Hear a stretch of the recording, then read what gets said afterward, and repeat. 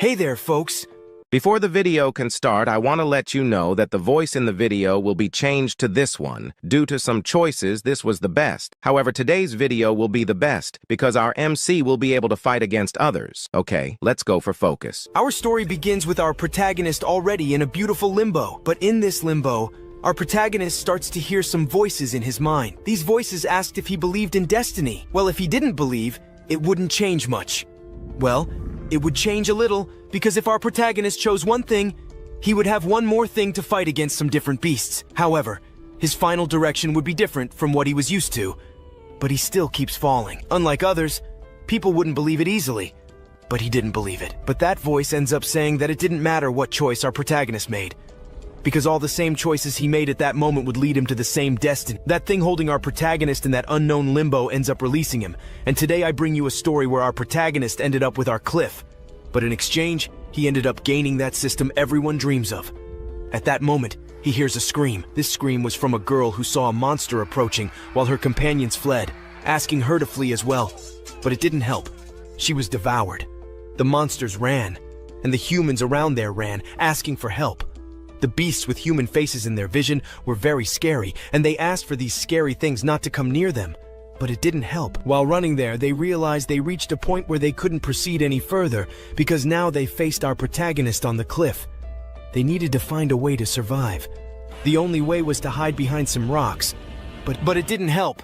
The monster was giant and could see them, but they hid quite well behind those rocks and hoped everything would go right. If it didn't go right, they had no choice but to jump off that cliff. But then, the first to be discovered by this creature wished from the bottom of her soul that this monster with a human face wouldn't find her. However, she ends up feeling a drop of something falling on her arms. At that moment, she starts trembling with fear and gets scared. But looking ahead, that deformed human face appears right in front of her. Seeing this unknown girl, it simply opens its mouth. And she was about to be devoured, but still begged to be spared. She didn't want to die, but it didn't help. That thing ends up dragging her up while she suffers her last moments. We can see from behind some rocks our protagonist watching this ghost devouring the last human left there. But now we wondered what was the point of having this. But the test was supposed to be beginner level. In our protagonist's view, they weren't strong people, but the beginner level tests were much more advanced. Ignoring the ghost, our protagonist puts his arm in front and starts to comment that by managing to change jobs, he could complete it automatically as long as he could survive in this place for just 5 minutes. But the normal people around here were being eliminated one by one, and he feared for some reason that it would be quite difficult. Survive, even if it's just for a few minutes there. The last humans end up being devoured. And our possible next protagonist, Jiang Chen, is passing through the novice test on this planet called Ghost ST, a phantom star. This is a huge star that approached the planet Earth of our protagonist more than 50 years ago. When that train appeared out of nowhere in front of our protagonist's world, they didn't even notice something starting to happen. In the face of this, they began to live a fairly normal life. Humans lived somewhat normal lives, but the plants and animals of the worlds living on our protagonist's planet suddenly began to transform into monsters, earning them the title Gods of Beasts. These are the monsters that can wreak havoc on the entire world, ultimately destroying everything. Humans ran to save themselves. This so-called God of the Beast is something that human technology has not yet managed to resist. Bombs and weapons had no effect on these monsters. Their appearances pushed humanity directly toward a certain direction, that direction being extinction. There was no salvation for humans in this world. However, during this period of pure despair, the humans who managed to survive discovered some certain things. By using them, they gained powers that changed our protagonist's world considerably. These humans, upon noticing some strange portals appearing in front of them, began to enter them. As the humans passed through the teleportation matrix to another place, they could be teleported to a digital format phantom star. Soon after being teleported to this place, he is surprised by the place they arrived. The humans then discovered that they had managed to reach the phantom star, and there they discovered many things. One of these things was that Ghost Star seemed to be a digital world, not a real one, as giant monsters and giant natures were basically surreal in their views. But the humans who entered there began to explore. Here, humans could apply for jobs to obtain various different professions. In this world, you could become a knight, a wizard, or even a regular human, but all have a numerical value. This thing will allow the person to evolve more their skills and equipment within this game character, and they will be able to earn many attributes to level up their own status. He ended up discovering that if the Phantom Star is upgraded to a certain level, you can sort of transcend to a surreal power. And with that, you can possibly return to Earth. But many choose to have these powers to fight monsters. With the help of this power, people who had the power in the Phantom world managed to return to the real world as well. But they returned with the power. With these powers, they managed to make their real world as strong as the Phantom world. The monsters that appeared in this world could be dealt with by a simple sword movement. But to get their powers, you will need to go through situations. Quite risky to survive, and if you manage to obtain, let's say, a little bit of that Ghost Star power, you'll have everything, but you'll have to go through challenges, and one of them failed. This creature ended up kind of possessing this weak human. Meanwhile, our protagonist stayed just behind a rock there, just observing. And now he has discovered that he is the only survivor around. But now he had no way to escape anymore because everyone was dragged up and the monster behind them already appeared. But our boy who was totally injured had no way to escape, and the monster was about to attack him. He didn't want to exist. He just came here to gain power. This is the reason for entering this Ghost Star. And our prota doesn't want to enter a completely new world like this just to return dead. Because if our protag returns empty-handed to his world, he will be sad because his sister and brother were left behind. They both did their best to survive in this world, while we also find out that our protagonist's sister suffered a little to make our protagonist enter this Ghost Star. Her brother also suffered a lot. He worked hard for our protagonist to at least get in there, and he wouldn't make his siblings work that hard there. No, our protagonist wanted to do the most possible to survive. And moreover, if he doesn't get the job change, he will be wasting the economy that his family saved, suffering there. So that monster prepares, and that spear he had in hand just throws towards our protagonist.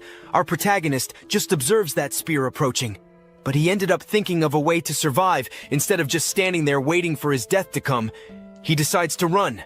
But he runs in another direction. This direction is towards our Cliff Sand type.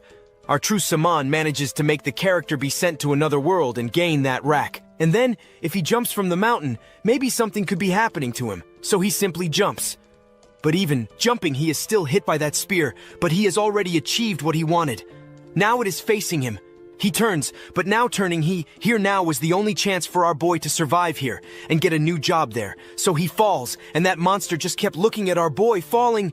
And there, while falling, he just looking up, he sees the face of Beauty looking at him. But he still hasn't given up, wanted basically to try to survive this fall. But it was at this moment that whistle appeared there. The system appears to our protagonist in his vision. There, our protagonist looking up, notices something different happening. He managed to survive this monster in exchange. So how did he manage to survive? He ended up awakening a hidden career. Our boy, who there only saw the ugly face of that monster, now saw something superior to that. But now our protagonist ends up receiving those congratulations from the system. The system ended up saying that our protagonist finally completed his job change. Now he unlocked a hidden profession, which he just needs to accept now in front of him. A world begins to appear, and shortly after, some data appears alongside it. But the system arrived at a good moment, for our protagonist is saved. Then he simply faints, but minutes later he wakes up. Now he finds himself in front of a gigantic forest. But upon opening his eyes, our protagonist sees that he is still alive. However, looking to the side, he can see the stake from that monster that attacked him. Now he tries to assess the situation he is in, whether he is well or not. But then he gets up, starts looking at his wound. But looking at his wound, he is surprised because there is nothing there. Just a moment ago, he fell from the cliff, but the wounds from just now have completely disappeared. So he wonders how he was healed. Then a new prompt appears in front of our protagonist. This thing connected to the system there. So our protagonist sees a new thing happening in this short space of time. A girl appears there, ending up telling our protagonist that because he managed to change jobs successfully, his attributes and basic attributes were updated. What this means is that our protagonist kind of died but came back to life. Now everything was basically like this for his life and everything there. She floated towards our protagonist, but he ended up asking her a question. He just asked if she was some kind of AI brain that only existed in the Ghost Star. But at this moment, he is totally ignored by the system. At this moment, the system starts commenting on a new thing that our protagonist unlocked. This was the double talent. So our protagonist he would receive a reward, but at the same time a punishment. But the system would be doing a thing there. It would be duplicating that thing. There would be a 100% chance that An effect that was active there would be kind of duplicated maybe by 10% or more than that. If he receives a reward from the system, that will be duplicated. And as he just unlocked a kind of ability now, the system is now at this moment duplicating that talent of our protagonist, so he will be gaining 2 talents. And at this moment, that talent of our protagonist is duplicated. The big boy is already happy there. He realizes that he now has 2 talents. But now he wonders if by changing jobs, he would have a chance to have 2 jobs at this moment. The system answers yes. Now his new talent is simple. It will be duplicating our protagonist's damage. Now his damage will increase 200 times more than he has. Our protagonist is already quite happy with that. The total attributes of a normal person after changing jobs usually stay around 20 points, but our protagonist was surprised to see that his reached 36. But the system already answers him that this was thanks to the talent duplicator that could be duplicating twice the points that our protagonist will also be receiving. So in this case, our protagonist realizes that by updating the Ghost Star in the future, a normal person will be receiving 10 attribute points. But our protagonist will already be receiving 20 points in double, and then his current level will be much higher than other people's, and he will be much stronger than anyone else in the future. But also our protagonist has a second talent, critical hit. The critical hit of a normal person only causes twice the damage of their opponent, but of our protagonist causes 200 times more damage. And although the critical hit rate is only 1,000th increase, our boy is already thrilled, clenching his fists. He realizes that he might also be increasing the critical hit rate currently. His future damage will be much more than scary. Our guy is even happier to perceive that people in the future will sort of respect him. Anyway, the one in front of him is that weapon used by the beast with the human face just a while ago. So our protagonist just wanted to be using it since he managed to change jobs currently. Now that he has, he will start evolving because he came to this world to earn a lot of money for his brother's surgery. And now, no matter how weak his profession is in the Phantom Star, he can still make money there. But he didn't expect that he would accidentally awaken 2 types of talents at the same time, and that allowed him to become an extremely powerful guy. But as he stops to think, maybe he can reach the value of his brother's surgery expenses as soon as possible, thus allowing his family to have a decent life. But at this moment, he looks at his system because now he needs to complete the job transfer test. This was just the first step. The next thing to do was to reach a certain destination. The current location he's in is below, but his destination is Lenerbao. But right now, he needs to complete this objective, and after that, he could be completing the beginner tests. So, he uses his fastest speed. He flies like a lightning bolt. He also needed to reach Shengguio City in 7 days. But for our hero, this will be easy. His speed was very fast, but it would be very difficult to achieve this thing. First, the test area is full of monsters that are very strong, and if he slacks off, he ends up dying, and the test he was doing would not be worth it anymore. Everything he did here would be in vain because before he was defeated, he would be sent to the Earth. But he won't allow this even if he ends up dying in the Phantom Star. He won't suffer any damage here when he returns to Earth. But even if you return to Earth, you still have that chance to return to this world. However, you need to be extremely rich, and that's something he isn't. So he needed to be careful all the time. Entering the Phantom Star requires a lot of money, and rich people can take the test once or twice or 3 times, since the poor at this moment basically need to spend their entire lives trying to pass for the first time in these tests, and still have a chance to fail. But at this moment, he gets scared because in the background, he hears a scream in the middle of that forest. Our protagonist starts running towards the noise to try to find out what that noise was. But getting a little closer, he ends up discovering that this noise was a little familiar to him. So he thinks this could be that something was happening, and he heads in the direction of that noise. There, a serpent flies with its mouth wide open, but it's too much of a macho. With a punch, he ends up smashing that thing, but well, he ends up asking those snakes not to come near. She, all shy, ends up saying she was afraid of that thing there. She remembers that he fought in the most manly form of the world. It was his longtime friend, and Anzu, he fought against those snakes. He saw that even though Yanzu fought with all his might, he wouldn't be able to defeat those snakes, because at the moment, he was surrounded by them. And he had a bit of bad luck at this moment here. These snakes are completely poisonous. Just one bite from them is enough to send him dragging up, and what he's facing at the moment are 3 of them. He ends up asking him to stay calm because he would be able to win, but turning around he sees someone coming and shouting for him to chill out a bit, because now our hero comes there to save his friend's life. He held that piece of wood in hand, and our hero, who held it quite firmly, saw him going full steam ahead against those creatures. But the snakes wouldn't let go of his friend's foot. They approached, and at this moment, one of those snakes was about to bite him. But he all shy, was happy to know that his friend hadn't forgotten about him and hadn't left him alone. He comments that these snakes have very high attributes and are extremely venomous.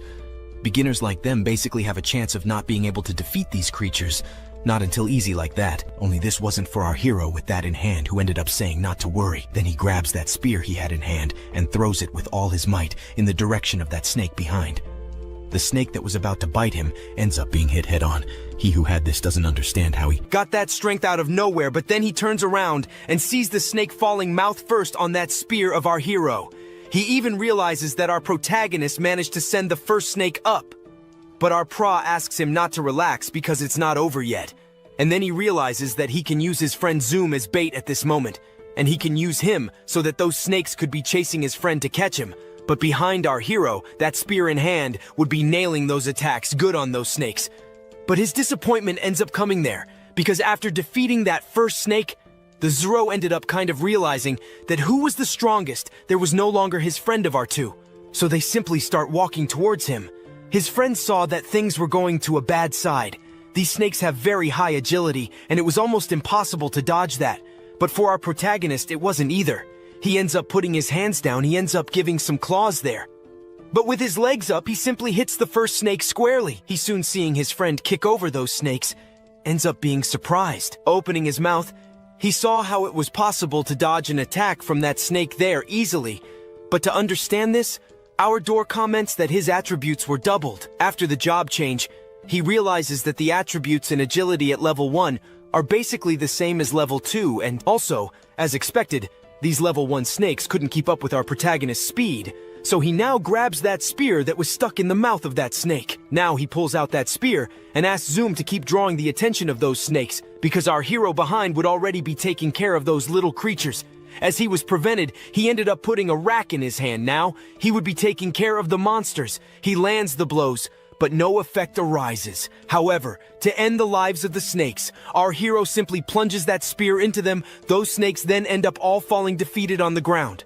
Our hero there does some hero poses, but his friend again gets wide-eyed. He ends up realizing that even using all his power, he managed to distract the snakes a little bit, but didn't even manage to hurt one of them. His friend ended up sending them all to F. But here the system appears in front of our protagonist. He realizes that even killing these snakes, he realizes that his current profession was very low already. This was affecting his strength and agility. But for some reason, he really managed to cause a little damage enough to send those level 1 monsters dragging upwards instantly. But that was already good for him. He thinks that this iron spear in hand would be able to kill all the monsters even more. He was lucky to be able to get that spear of iron from those monsters with human faces, because soon after he collected that spear, he realized that his strength and also area damage increased a lot. The force in this world that our prey is basically the attack of the ghost star, but his friend already sticks behind our pra. And with those weird little talks, he ends up thanking our hero for being able to send those snakes up there for him being the beginner. He would have died if by chance he had not been saved by our prota. So he thanks our protagonist. He owes something to our protagonist. He could charge anyway, but does not support refusal because he ended up kind of lucky, because he managed to complete his job change and got a player profession. But he asks his friend not to go out there telling everyone that he got this. But he is surprised to see that his friend really got what he wanted so much, to be a player. But well, he doesn't understand what a player really is. He just agrees that our protagonist got a good profession, only that not wanting to belittle our PR, he also comments that he got a pretty good profession. The system already appears in front of our PR. He ends up finding out that his friend got the martial art. This is a very powerful art, and our protagonist is surprised to see that his friend got a very good thing, because this profession that he ended up unlocking is ranked in the 5th place in the Kingdom of Divine Glory, something that not even anyone can get. But how many professions exist in the Ghost Star are pra? And no one in this world knows, but the first thing that all explorers who want to try to pass and enter the Ghost Star and manage to pass, he ends up getting the job change as to the type of profession that this will depend on the material and the change of work that you bought before you started logging into the Ghost Star. This depends, could come good things or bad things, but usually the rich will spend millions and millions to get first-hand materials so that later they can get the best jobs there, and already in this way they manage to get the strongest professions. When they get to the Ghost Star, they can first-hand get martial arts, like your friend there just got, or maybe might be awakening as the paladin, but there's also the assassin class that's extremely rare also, if you manage to get its pure luck or just being rich because there's a chance to get the good stuff. But now looking to the other side, the poor might be managing to buy small materials for changing jobs that are worthless. Type the cheapest materials, and the professions you get with them are extremely weak, like getting the profession of drunk, which I don't know if it's effective literally from that in real life, good for some things. Or you can also get the beggar class. The professions are randomly assigned to the user, but you need 50 million to awaken this martial arts class. Our next almost thinks he went to a shop with a smiley face. He says no, he ends up telling me it's a long story, and then he would tell everything to our protagonist, right? Actually, in the Ghost Star, you can exchange any loot you get for money, and he's planning to help his family with money he'll be getting from the loot of this Ghost Star. He can take the materials or rest or ores. Everything has to trade for money. Only, he can also be collecting items from the Ghost Stars, while collecting that our protagonist can be using it as equipment. They basically turn into cards, and after you've done all that trading, you can be sort of exchanging that for something, or you can just be selling your items for a decent amount of money. Our guy keeps that item, that is, that snake inside his inventory. But the player profession is based on fighting some stronger beasts, only that, however, getting martial arts was something no one would get easy, but his friend ended up looking at a point. Only looking at this point, someone there who was inside the bush ends up talking to them. Our protagonist's friend already sticks behind him. Only our black ends up shouting to the person who was hidden, showed up. She then appears, she introduces herself as Sue, I.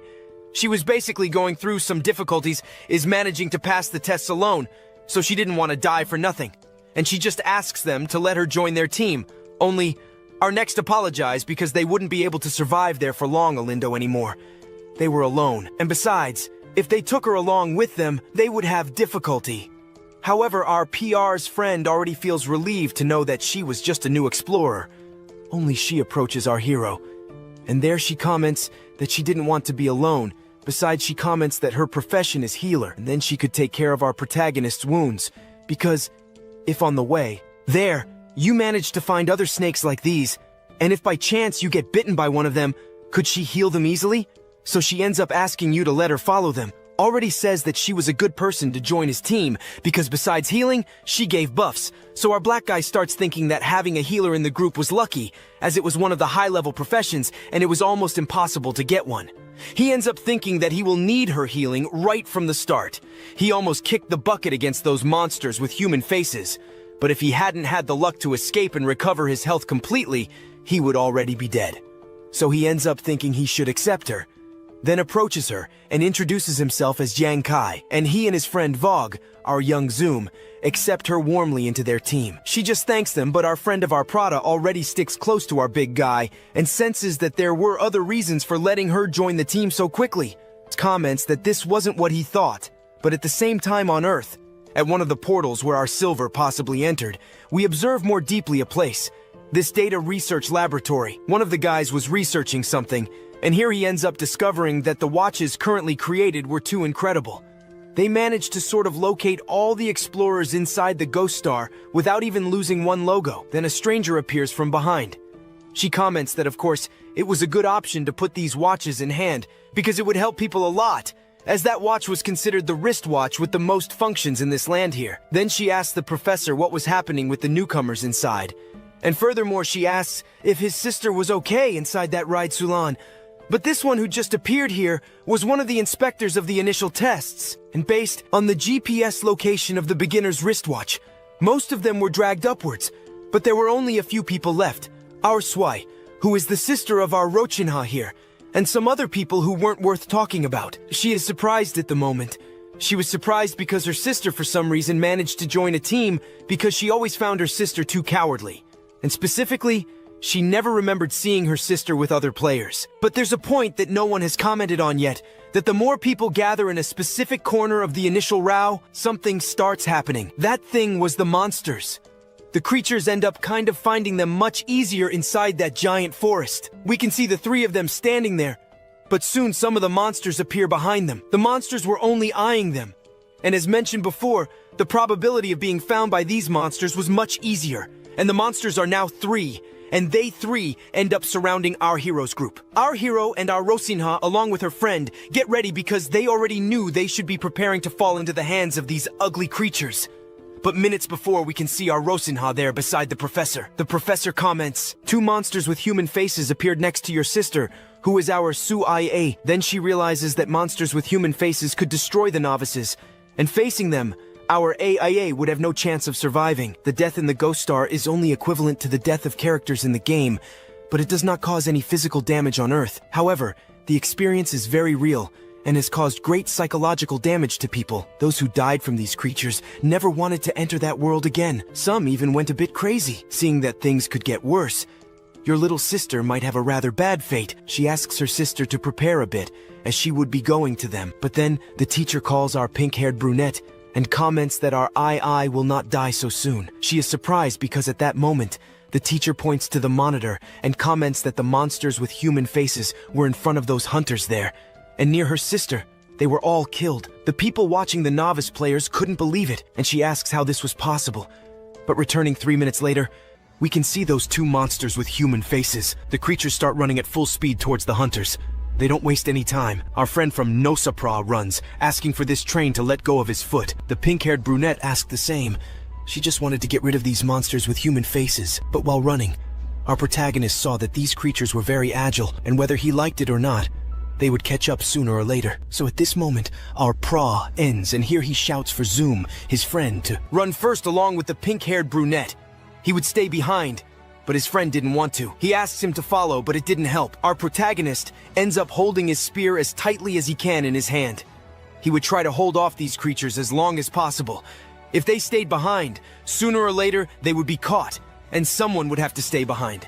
So at this point, our Menenau holds that spear, and now runs with all his might towards them. He at least wanted to take down one of those monsters with a human face. So as he jumped at the monster with a human face, he thrust that spear he held in his hand with all his strength into the creature's body. Here he comments that it was a bullseye. He even thought he had won. But the creature just gives him a dry slap on the side of his head. He uses the spear to defend himself, but it doesn't help much. The monster with a human face simply throws our protagonist against the wall. Now against the wall, our poet realizes that these monsters with human faces seem to have more life than usual, so he wouldn't be able to push that train forward with just a single attack. Now fallen on the ground, he saw it approaching him, and he couldn't do anything more. The creatures would now do whatever they want. Thought his end was here. This is something he didn't want to happen to him because he had come this far. Dying would be sad. The pink-haired brunette is worried, but more so is his friend, who is trembling. However, he wanted to test his strength to the maximum. He had mastered martial arts, the strongest thing. Lost entirely in his thoughts, we can see a chat running on the ground in an area where ordinary people live, but they are low-income people. Soon, we observe an extremely happy person thanking a stranger for giving her son the materials that would be extremely difficult to get. However, she comments that he ended up kind of setting an extremely high expectation on our Zoom, because it seems he discovered that our Zoom had something extra inside him. But approaching this stranger, she comments that even if he comes face to face with those monsters on that phantom star, he would definitely be fleeing. But this was what he thought, because this one comments that ordinary people are quite weak, but the cowards who stay in the battlefield are quite cunning, and they can basically escape any danger. But he noticed that this guy is extremely strong, but he becomes extremely strong when he is scared, so he just needs to be in a situation where a friend of his would be in danger, and at this moment, he will never let his friend suffer. So at this point, he starts shouting, and now he asks those ugly things to let go of his friend. Then he jumps on them with a punch, and he manages to throw those two monsters with human faces backward, and they end up falling back. They are then surprised by the strength of this human who just appeared. Then, facing our MC, he comments that last time he protected him when he was the most lost. So now in return, he will now be protecting our protagonist. At this moment, he then turns and comments that they are basically almost brothers, and letting him die here would be a tragedy. Moreover, he has some brothers on Earth, and he needs to return alive. Our MC can't believe his potential, and at this moment he starts preparing again. Now with the punch ready, he ends up simply punching in the direction of those two monsters that were in front of him. The punch he prepared lands on the belly of that monster.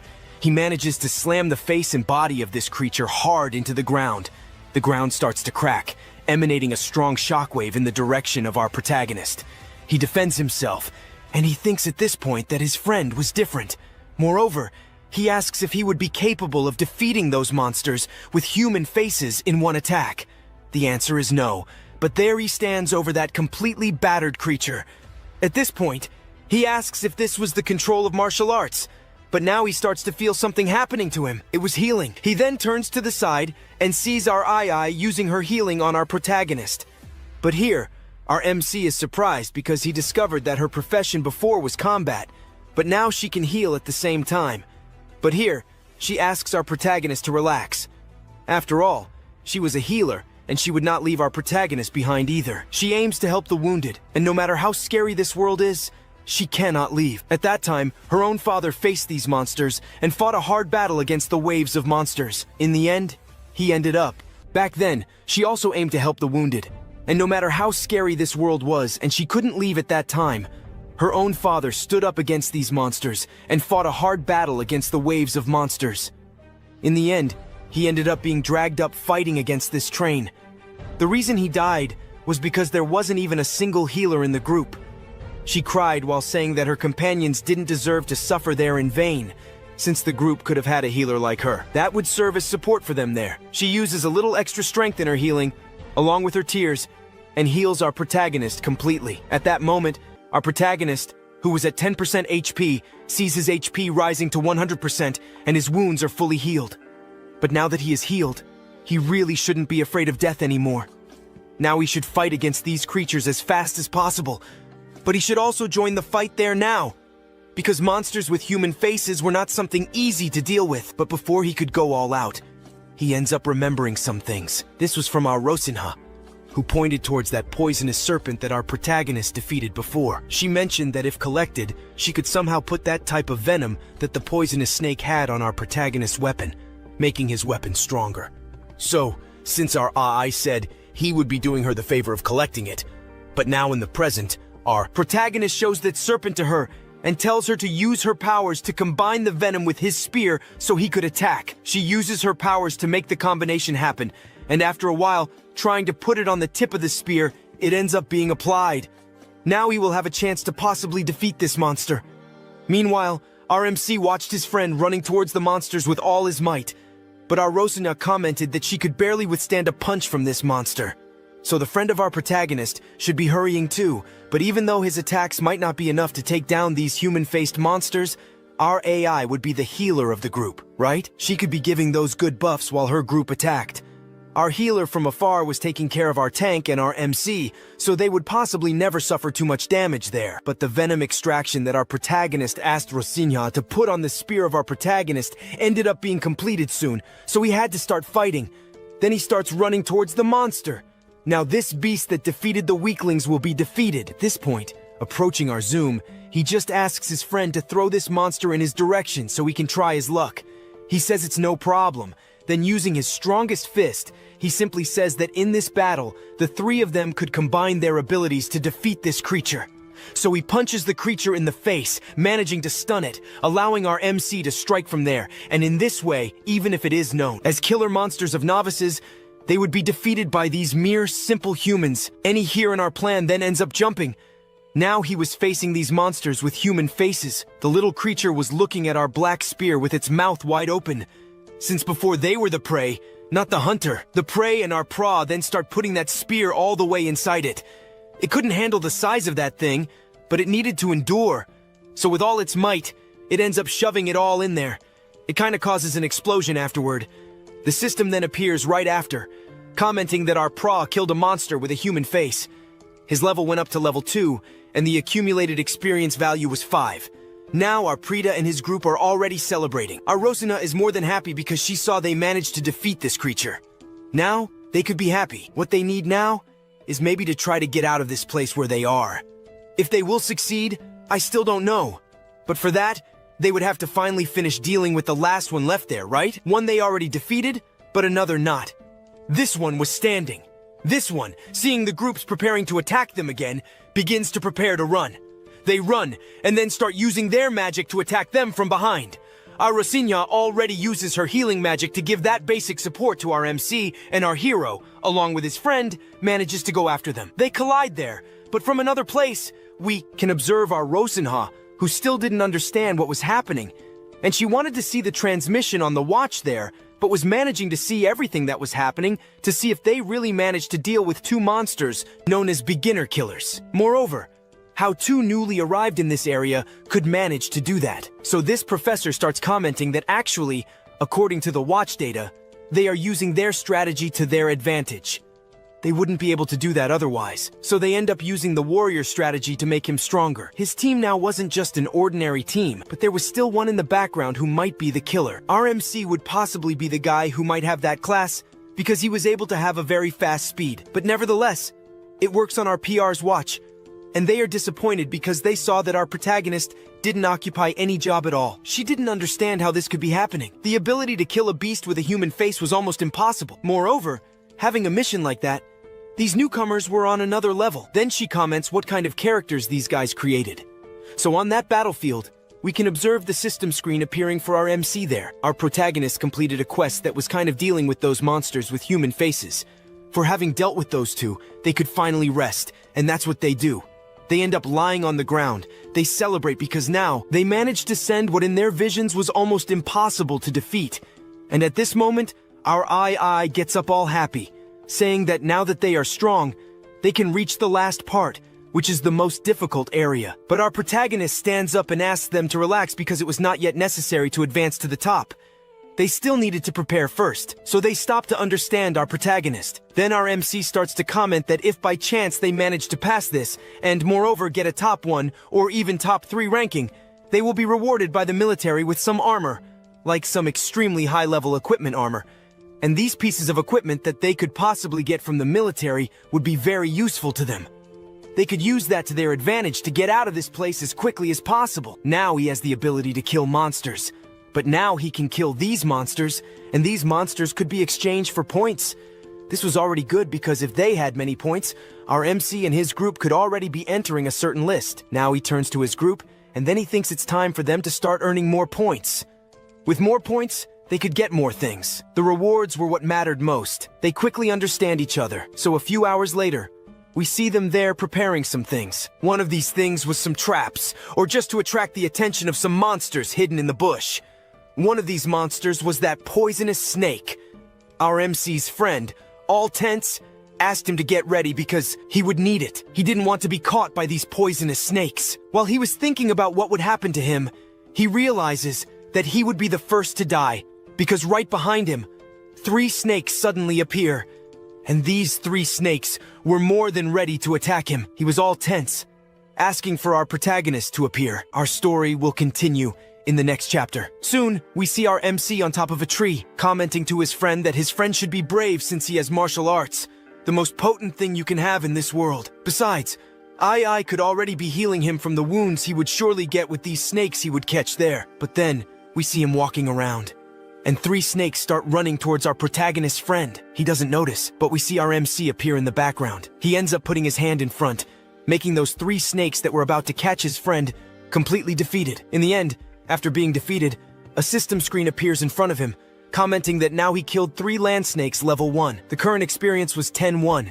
He needed to kill many things. But talking about this, next to him, several snakes already appear. They start to circle our protagonist, preparing to attack him, but he also gets ready. However, the snakes were much faster. They start running with their mouths open towards our boy. So seeing this, he starts preparing himself, and in one leap he disappears.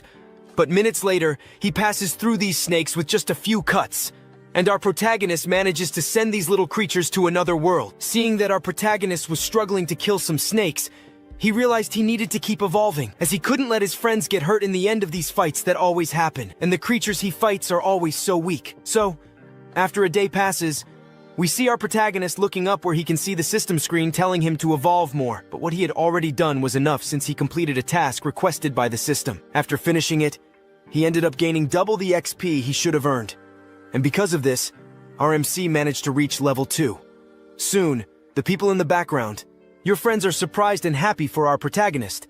But changing the subject, they soon comment on what our MC put into his new status since he managed to gain a lot of points. He simply says that he divided them among his normal attributes. It doesn't change much, but the new things are helping them in the fight from then on.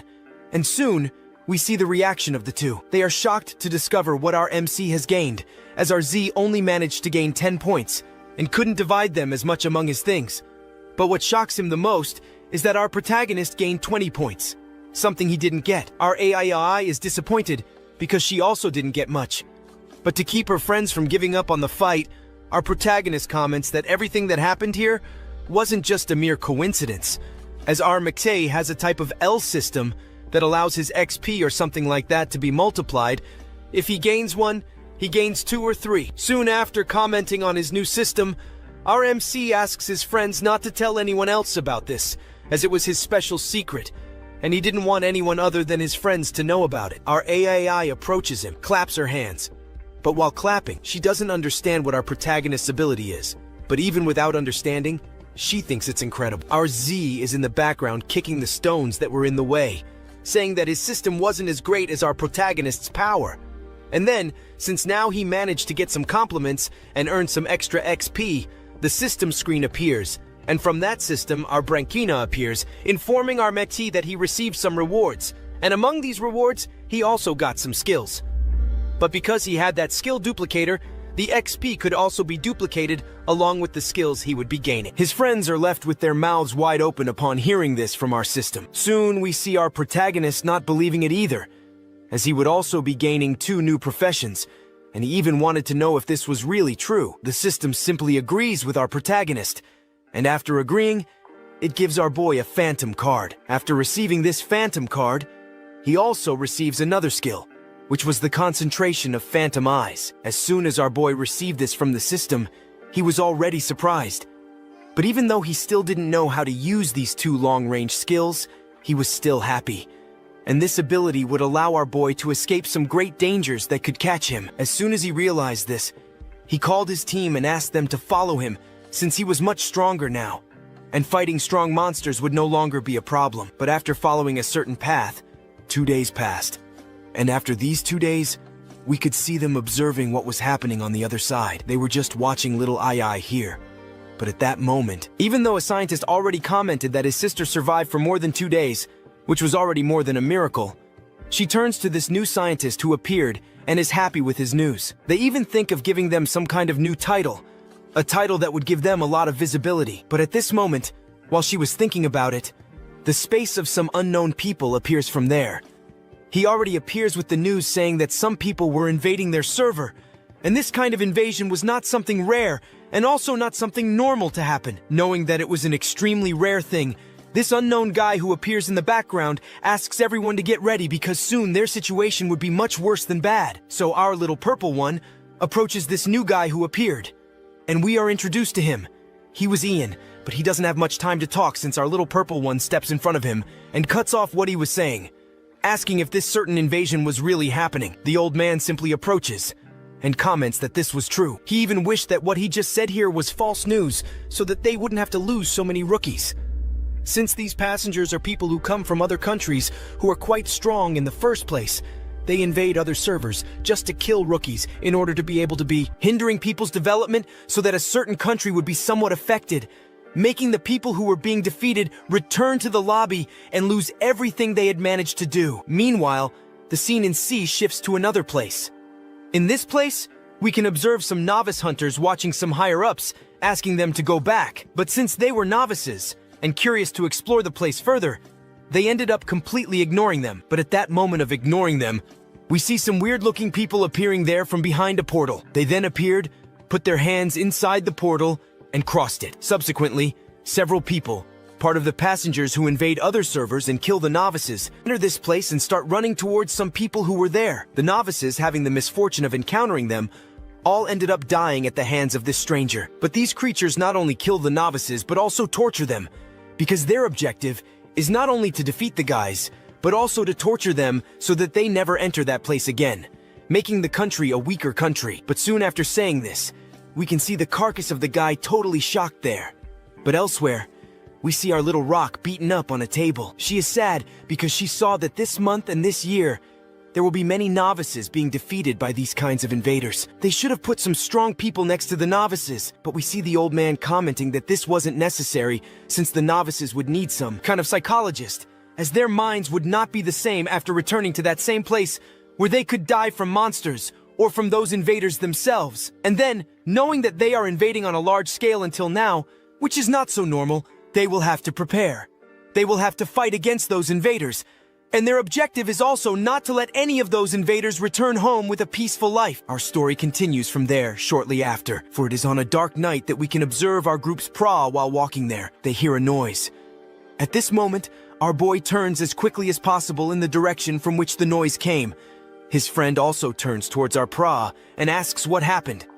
But he pulls out his spear and holds it firmly, as maybe some creature would appear to try their luck, saying to them that in the direction they came from, there was something strange approaching. We see the two there already trying to refute it, saying they came from that direction and there was no way there could be a person or monster there. And it is very likely our protagonist is crazy. Our AI says this. Then our boy wanted to prove his real story. So he takes his spear, which he had held in hand, and then he swings it in another direction and wanted to test this direction since a type of aura was coming from that direction. Then, after throwing it at high speed, we see it passing through the forest at high speed, even making a streak of movement, but it then ends up hitting something. Our prota realizes it hit something, so he walks in the direction of that thing he possibly shot at to check things, while the two behind him remain without understanding what was happening. After walking a bit, he reaches the point where that spear hit something. Upon arriving, the system already comments that our protagonist killed a level 2 boar, earning 1 more point. Now, only 1 point is missing to complete the 200 that were needed. I never noticed the boy hitting a level 2 boar. Now they were leaving with a profit, since finding a level 2 boar wasn't for just anyone, right? You need those extra skills, but for our protagonist, it wasn't luck at all, since it was part of his abilities. Soon after killing that boar, he ends up receiving some rewards from the system. He just had to accept, which he does. He accepts it. After accepting that, in front of our protagonist, some cards appear, granting him some new abilities. This thing he received will allow his Phantom Hand card's ability to have much more powerful damage, but combined with another ability that will allow our protagonist to detect monsters from a great distance, he can see a monster as if it were close. He will be able to kill monsters with high precision without missing any monster that appears to him. In other words, our protagonist will be able to kill low-level enemies from a long distance without those monsters being able to detect. Newly, this thing he received will allow his Phantom Hand card's Vive skill to have much more powerful damage, but combining it with another skill will allow our protagonist to find monsters at a long distance. There, he manages to see a monster as if it were close. He will be able to kill monsters with high precision. He will not miss any monster now that will appear to him. In other words, our protagonist will be able to kill low-level enemies from a long distance without those monsters detecting our MC. But he still has some points to distribute in his stats to improve some things in his stats. And as soon as he completed that thing there, they end up following the path. But while they were following the path, shadows of some mysterious people passed by near a lake. But these mysterious shadows commented that they were lucky because now they will have a second prey. These preys were our protagonist, but they continue to follow the path. Only at the moment, water that was there starts to form some bubbles. And it didn't last that long, as from those bubbles began to emerge some kind of people. Well, these people are very problematic since they were those who were hunting the beginners. They were lucky because their prey today will not have more luck because here perhaps will be their end. And now he asks his group to take care of these new newbies here. So our protagonist, noticing the threat, asks everyone to be prepared, as he also asks them not to be afraid, as they wouldn't do much harm to them. No, they would only make them be devoured by some monsters.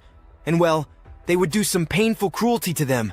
But this wasn't bad. And then at this moment, they get close enough to manage to surround our protagonist and his group. Right after surrounding our protagonist and his group, we can see another one appearing from under that water where the same appeared. Well, as he is the boss, he ends up asking everyone there to take care of these newbies, as his goal was to make sure no newbie could pass this test. He needed to make everyone fail the test. So we see there the reaction of our AI, which doesn't take long to recognize these guys, as these guys are those people who like to hunt newbies. Upon commenting about this, we see the reaction of our protagonist and his friend, who didn't understand that this could possibly be for possible, and also wanting to fight against them wouldn't be a good idea, as she uses her watch that allows detecting their levels, and the levels of these creatures here below are all level 3, which means they have no chance of fighting hand-to-hand with them. Moreover, it's not just these that are level 3, because as soon as she looks to the side, she finds that guy who just appeared, and the same one who, at the moment, was level 5. Fighting against this was asking to die. Also, fighting against him wasn't a good idea. Our protagonist here, even using all his power, reaches level 4. Fighting against someone level 5 was too much. He didn't understand why these people suddenly appeared here to face them, and at this moment when he was thinking about what he would do, we see the reaction of the boss shouting for his handsome companions to take care of the newbies, and we see them smiling. They come to know that the hunt will be starting. As soon as he talks about it, we can see them starting to run toward the newbies. At this moment, our protagonist runs in another direction and shouts for his companions to run elsewhere. They need to split up, since the two there were strong on their own. He would try to deal with some critters right there. So, seeing in the background, we see the boss saying that he found many cowards today, since they preferred to run rather than fight. Then he asks for the two there who were level 4 and level 3 to chase after the guy who ran alone, who was our protagonist. He would take care of those two who ran in another direction alone. At this moment in the forest, we can observe several people running while chasing a single person. This was our protagonist. They managed to catch up to him and wouldn't allow him to escape. So he runs to catch him. But the moment he thinks of catching our protagonist, he ends up noticing something happening because, out of nowhere, he ended up doing that vanishing act and disappeared. Their eyes couldn't follow his high speed. He then ran around them. They were surrounded trying to find our protagonist, at that moment standing and smiling. They were happy because they saw a new target. They wanted to play hide and seek. Then he asks his companion to not enter the game of their new opponent, that they here would have the honor of defeating our protagonist. He even asks his opponent to join the game too, since he would be defending from his first attack. He would give the first honor to our protagonist. As soon as he talked about this, we see him launching that spear in the middle of them. They who tried to defend from the attack were startled and saw that they wouldn't be able to defend, so he steps back a little. And the other one who tries to defend from the attack, our protagonist, gets red and at the same time asks who this guy was.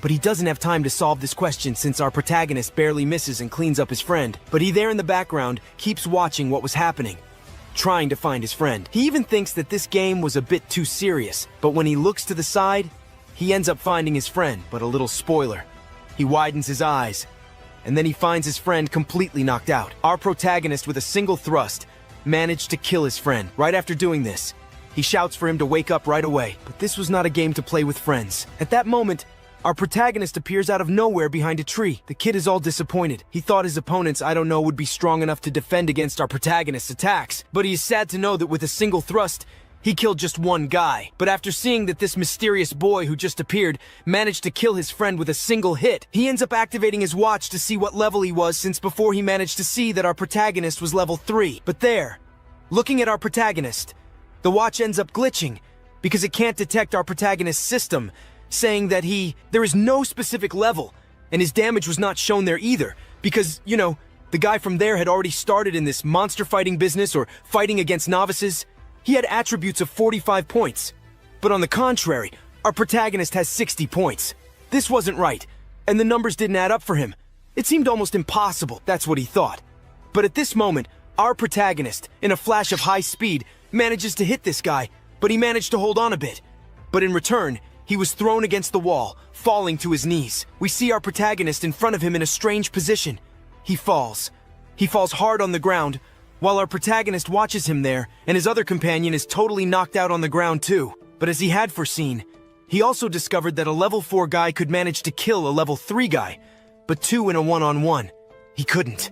What he did was just divide them to be able to hunt them one by one, which was enough to kill one of them. And then it means that his group might be able to defeat the people there. But what our protagonist also discovered in this place was that he could be absorbing the defeated people there to get their points and attributes for himself. As foreseen, our system fairy appears, giving our protagonist 100 experience points for killing those 2 hunters who tried their luck in capturing him. Only at this moment did he end up discovering a new experience. He saw that by killing a player, he would gain much more XP than killing a monster. A smile appears on his face because he saw that he could also be gaining some things from the defeated player, perhaps a skill or even some good equipment. It was at this moment that our boy discovered a new way to level up faster. Then he asks the system for help to suck those guys he defeated. The system, as refined as it is, ends up supporting our protagonist. Then he manages to completely absorb these guys lying on the ground, also reaching level 3. He even celebrates this, but now there in front, he bends down in front of a bystander to pick up some important things. Now his total attribute points are 76, and those passengers who are fighting against them are level 5. Probably for our protagonist to reach level 5, he only needs 60 points.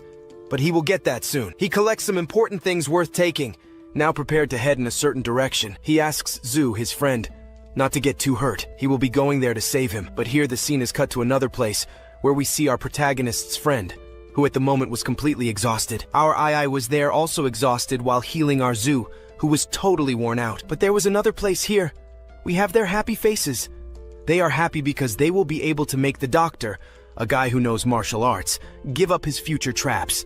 This was a big victory for them. So, they need to do the best and greatest torture on these two. But speaking of that, and at the same time searching for them. We have our guy there, healing our Zhu, who at the same time was just a wreck, couldn't take it anymore. But at the same time, she was also thinking about our PR, because she thought that our menin wouldn't get hurt too much, since it was 2 guys against our protagonist. She didn't know if our big guy would come back alive, but the friend of our PR asked her to relax. Our big guy wasn't someone who could be easily defeated. He would arrive here sooner or later. While they were laughing at the boys below, we see someone in the background approaching quickly. But to end their happiness, the invaders had the brilliant idea to finish off the newcomers, since the main parts of what needed to be done with them were already done. So, what was left to end this suffering was to send them to the afterlife. They then prepared to send the 2 Jeffs to kill the 2 there with just a few blows. As they were slowly approaching our PR's group, we feel an extremely high pressure, and at the same time, someone saying that he would appear whether they liked it or not. At this moment, we see our big guy preparing. He takes his spear and throws it at high speed in the direction of those extras who were surrounding our MC's friend and our AI, who was completely defenseless. They are hit hard and thrown to the side. Looking to the side, we see the 2 falling there because our MC hit one direct. As predicted by our Zhu, he is happy because now the best and the strongest has arrived, our protagonist. Then, that level 5 guy widens his eyes and at the same time asks himself what was happening and where this unknown person was who was wreaking havoc on his team. In his humility, he even asked for him to appear right away. The request was almost fulfilled, but he wasn't going to show himself so soon. He looks around trying to find this invader who was killing his comrades.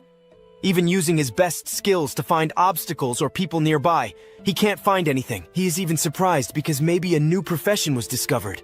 One of those professions was escaping from a specific area.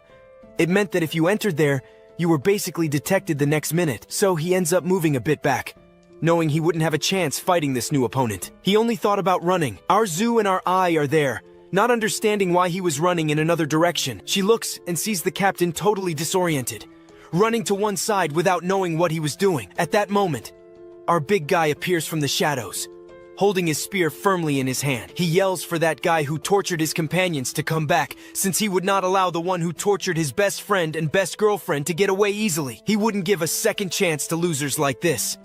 So he asks him to go straight to a very hot place, and with these words, he throws that spear in the direction of that extra. The extra didn't even have time to react. Defender. Since at the next moment he is hit squarely, he ends up falling from the tree along with his buddies who were totally defeated there. Now they are all lying on the ground.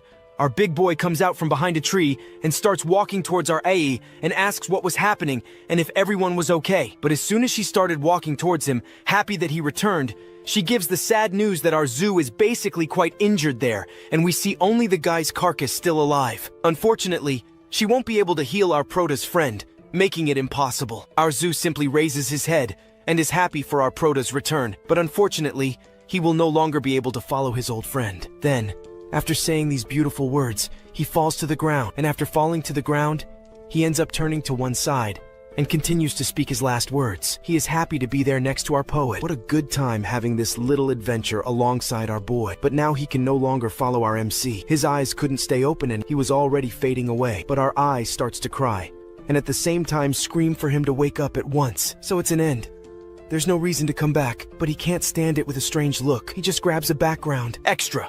Grabs that and throws it in the middle of our Prota's friend's belly so he can get up already because he couldn't stay on the ground for a long time. Since he left 6 passengers not dead, only a little crippled. They won't be able to walk anymore. But what they were going to do was simply drain all their power to fully recover his life, making his life increase to 100%. And since those who fell to the ground were some kind of players, this was possible. Suzu stands there understanding and didn't know about this novelty, because for him this was a new attack. But our boy, who already knew what he was going to say something like that, simply smiles.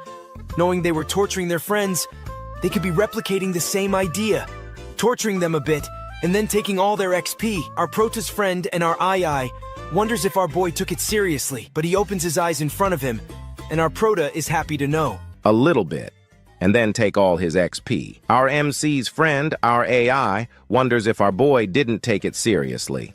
But there he opens his eyes. In front of him, our MC is happy to know that he woke up. It was actually good, but unfortunately, he will need to take a little bit of his life. The three, with not a macabre smile, get closer to him. He begged for them to spare him. He didn't want to be near those people since those three newbies, were scaring him. But from there, the scene cuts to another place. In this other place, we can observe those who invaded the territory of our protagonist. They woke up scared and afraid. They didn't want to enter their server anymore, as there, they were tortured and also lost all the XP they had gained by killing the newbies.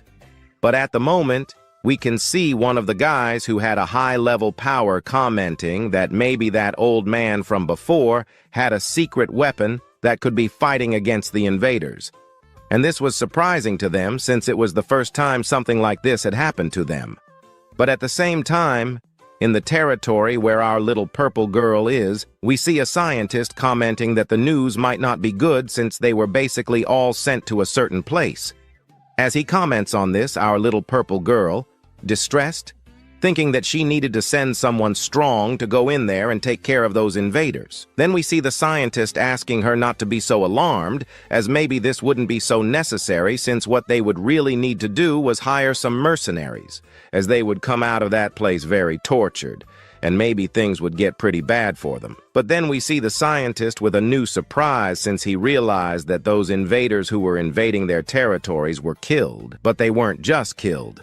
The people who were fighting against these invaders were leveling up. Then, the old man, along with our little purple girl, opens his mouth in surprise and disbelief. We see the reaction of the old man who thinks that the invaders wouldn't be helping the newbies. Their goal was to kill the newbies. They even thought that maybe the invaders were helping them to kill monsters. But the scientist doesn't believe in this idea, since the levels they are getting are many levels. So there is only one possibility. This only possibility, he thinks, is that the newbies inside were fighting against these invaders and were managing to win since they are getting enough levels to surprise everyone because they are killing the invaders and getting their levels.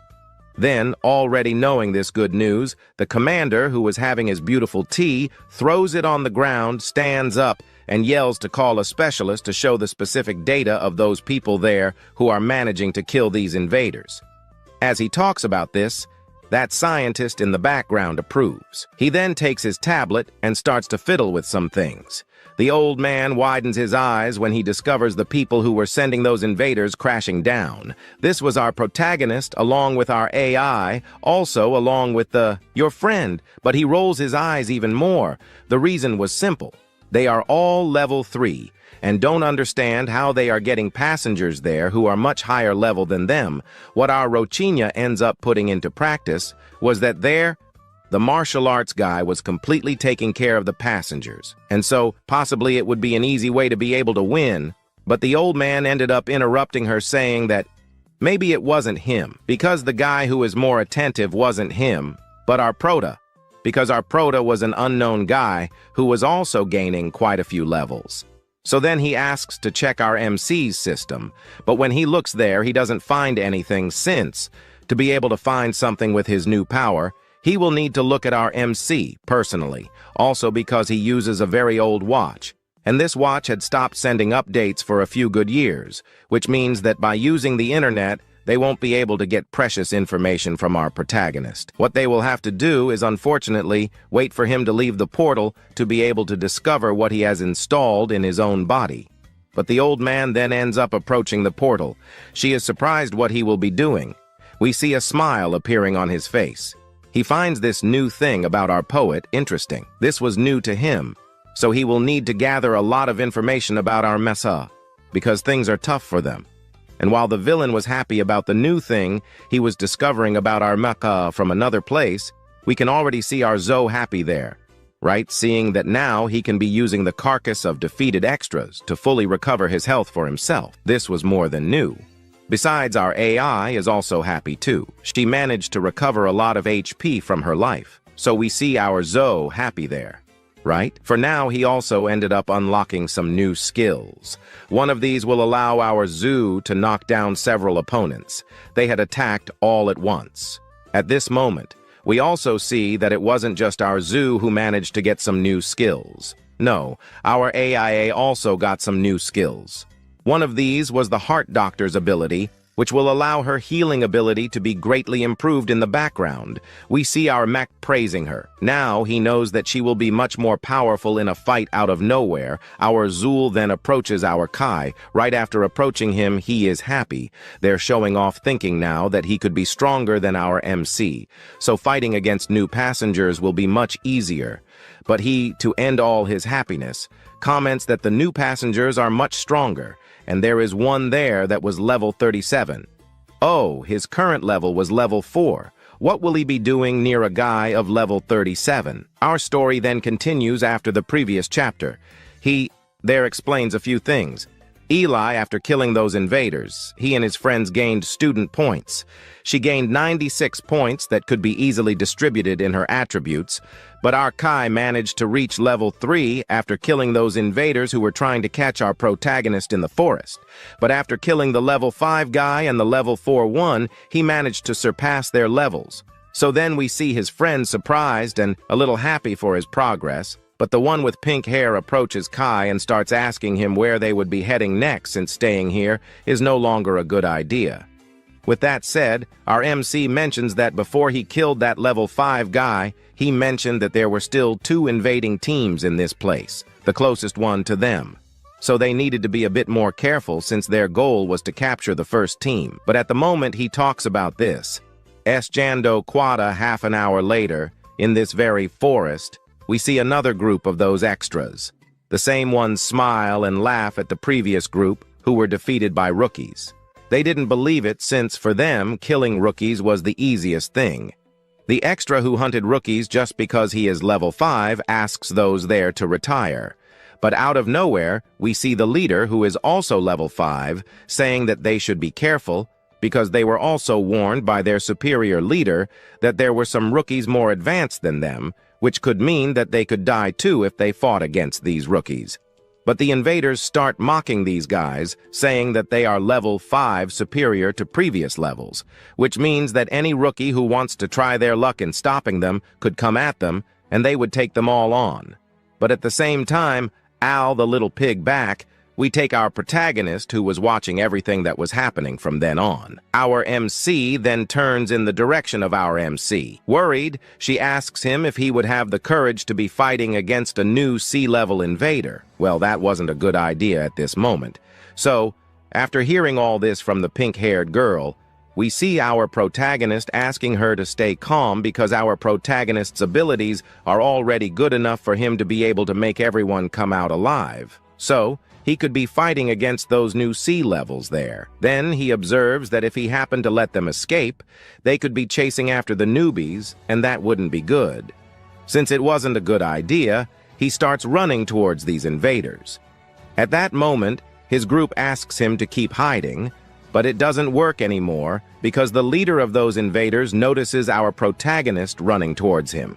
He asks his group to be careful because someone was getting close to him. They then observe and comment, laughing at our protagonist. They were laughing at the statistics of our MC since the kid was level 4. They were even surprised that the newbie was there trying to invade them or trying to fight in an area like this where there are strong monsters. At this moment, as they talk about it, we see the leader with a smile on his face. He asks his group to take care of those little guys too. They then start running at full speed. He asks them to maintain the formation he asked for, as with that, they could be fighting against several strong people. So, they run towards our protagonist in their formation. Our MC runs, but now he runs in another direction because right behind, we see that whole group of people running after our MC to try to catch him. But this was already boring because using this strategy, he wouldn't be able to defeat these creatures. Before, with his group, he had come up with a plan. He would serve as bait, while Sue stayed behind. At the right moment, he would come out and use his new ability to knock down some invaders to defeat them more easily. After that, he would take the opportunity to finish off the rest of the invaders. But now, they were at a disadvantage since the whole group was separated, and Zul couldn't use his ability there. He already knew that he couldn't use his strategy against these extras, but he had another plan. However, they wouldn't let him. They started running at high speed towards our MC, determined to catch him no matter what. At that moment, he suddenly stopped. After stopping, he used a new ability, because he heard that the invaders wanted to finish everyone off. So he turned towards the invaders, and they began to realize that our MC was attacking with all his might. Standing there, they were stunned to see that this child was running at high speed towards them. For them, this meant nothing since what they had just seen, and what our silver did was an easy victory for them. They didn't like to win against someone running well they could catch. After catching them, they would do that basic torture. And since our silver spoiled all their plans, he then ran at full speed towards him. Now closer to our MC, he used his knife to finish him off. Getting close enough, he slashed our protagonist, even cutting our MC. With a smile on his face, he commented that victory was already assured. Our MC felt the small sting on his arm, but he didn't stop. At that moment, he started running in another direction. The strongest one stayed behind, just watching him run towards the group that was a little weaker than him. By running towards them, the invaders understood that he was willing to die today. They then tried to catch our MC with everything they had, with their small knives in hand. However, getting a little closer to him, we see our MC easily dodging each one of them. Dodging, he also managed to slash the creatures with his knife. The invaders were defeated. In the background, we see the leader of this group just watching his group being defeated one by one, not understanding how it was possible for a guy to fight with several level 5 people. At that moment, he also pulled out his knife to try something. As he drew his weapon, we could see the reflection of our protagonist in his eyes. But at that moment, he, who was level 4, was defeating the level 5 guys. They didn't understand. The other quickly pulled out his watch to confirm this. At that moment, he ended up calling for his captain. But even using his watch, he couldn't discover the speed or power of our MC, however, after researching a little, ends up discovering something about our boy. This thing was his attribute, but it was the agility attribute that was very high. But when looking at our protagonist, we observed a look of anger, pure anger, wanting to defeat the figurant. However, the one who used the watch ends up shouting for the captain to be careful because he was around level 30. Shouting surprised, he couldn't believe how a guy like this had level 30. It was impossible. Shouting again to his companion, the one with rocker hair, he yells at him to look at this damn watch because he only had level 5 and 20 attribute points, and if his agility was much higher than his, he had already lost this fight. There was no way to fight against him. It was certain defeat. So, understanding the reality the kid lived in, he then shouts for his companions to protect him because the kid was just shaking there. Well, the Wi-Fi doesn't go through, but there he comments that the watch doesn't fail. The kid doesn't even imagine the strength our protagonist possesses at that moment. However, for thinking too much, he discovered that our MC was just playing with them. This means that all this time he was superior to these guys. So again, he shouts to his groups. Now he shouts for them to run away because they had been deceived. They had to get out of there as quickly as possible. The guys, not understanding, simply react to the news of their leader who needed to run, but now that a bunch of idiots finally discovered his strength, and now that he also managed to deceive their group formation, he has no way to keep running. Shouting as loudly as possible, he yells for his companion to come out of the fight quickly so that he could help the leader. Then, looking up at the moonlight, he observes a ray of light appearing there, so he ends up saying that now it was his turn. The turn to play. The kid jumped as if jumping on a trampoline, and the guy jumps on them. They don't even have the option to run because now everything was gathered in one place. So our MC's friend, with just one jump, manages to knock down several people. So at this moment, our protagonist could already be proceeding with his next plan. In his hand, he held some daggers, enough to finish off some extras or invaders who were trying their luck and killing the newcomers. Now that his plan worked, our MC, with those knives in hand, just asks to leave things there with him. So with that hand, he slashes each one of them. They didn't have a chance to defend themselves, thus they end up falling defeated to the ground. Some were still floating, but everything fall. But there, after everyone falls to the ground, our protagonist turns around and now realizes that the rookie hunters are all defeated, just as always, with open mouths, not believing in Kai's strength. Kai managed to kill 9 level 5 people. He can't believe that maybe this is possible. But at that moment, the system appears showing that Janai, our MC, managed to reach level 5 due to him getting 200 points by killing these rookie hunters. So in the end, he reaches level 5, gaining several points to distribute in his attributes, gaining in the end some points. The pink-haired one approaches him, giving those compliments at the same time. There also, Kai and Zhu are disappointed for losing again in the dispute of our McButt. He won't lose forever. It's just that at this moment, our men doesn't ask his group to take care of capturing the XP from the remains there that ended up being left behind because there were still some invaders who were low on health and they should kill them to get their levels.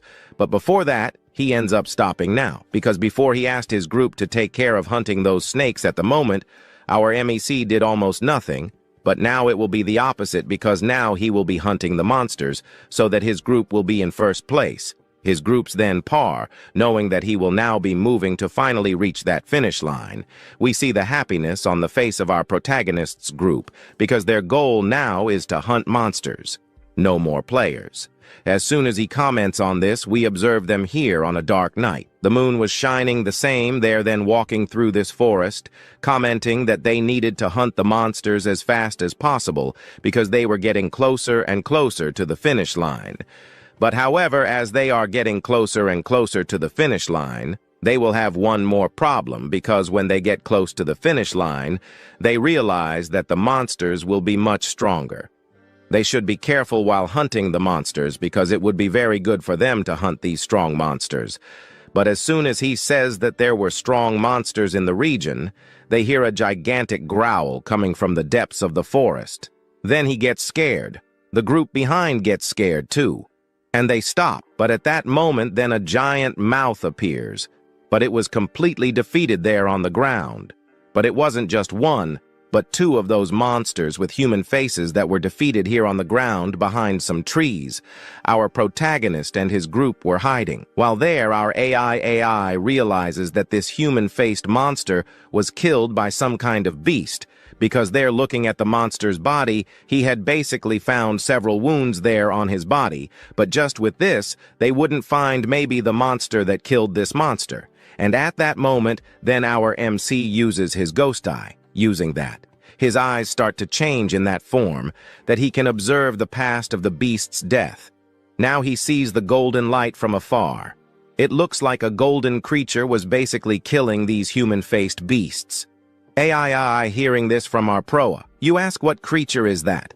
That's shown in a slightly golden color behind suddenly a slightly shining golden light appears, and this shining golden light, guess what? Goes towards our protagonist and his group caught off guard. This shining light then starts to run at full speed towards them, but for killing 2 monsters that had a human face, which for them were very strong. They wonder what kind of monster was that managed to kill these 2 human-faced monsters. But when asking about this, that mysterious light from before runs towards our MC's group, passing through our AIA, and we realize that this monster was a bit, I don't know, perverted, because the little creature ends up tearing the parts well. Specifics of our AII, on the other hand, that creature ends up tearing a bit of our Zoe's clothes at the same time. However, that does not stop him. He is happy to have torn a bit of clothes, but now this slightly golden light occurs in another direction, But this direction was of our protagonist, who was already prepared there to be grabbing it with his hand. The creature goes full steam towards our MC, then widening his eyes with quite a bit of surprise because this light is approaching at a high speed. We observe in the background Zul shouting for Kiki to be a bit careful because this creature was running at high speed, causing quite a bit of damage, so he should be careful, because if the bite gets him, he might die. After commenting on this new occurrence, then that light ends up stopping in front of our MC. Well, not stopping. Our boy didn't hold it, leaving his group surprised with the strength of our protagonist. Our protagonist, with a single hand, grabbed that slightly golden light, but observed it a bit closer. That light, in the end, turned into something else. It turned into a rodent. Our MC is grabbing that rodent in his hand, surprised with the little creature. The little creature is surprised that something so fast was stopped by our MC at such a fast speed. Rosina, quite surprised with what our MC did, covers her mouth at the same time, surprised that he managed to grab that.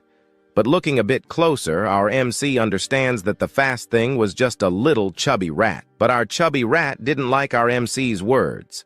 Quite irritated, it starts to move in our boy's hand. Our protagonist, understanding that the little creature didn't want to be let go, we observe then him letting it go and asking it to try its luck again. Thus released from our protagonist's hand, it activates its lightning mode again, making a beam of light appear in its eyes. Its eyes change in a different way. After this, it ends up changing into that light form, running at high speed backwards, but it was to catch Palo. It then runs at full speed towards Kai. In the background, Zul shouts for Kai to be careful because getting caught by that was not good, because that little chubby rat wasn't a monster you should be messing around with. However, again, our protagonist with a single hand grabs that chubby rat again in his hand. But now he says that this rat was too slow again.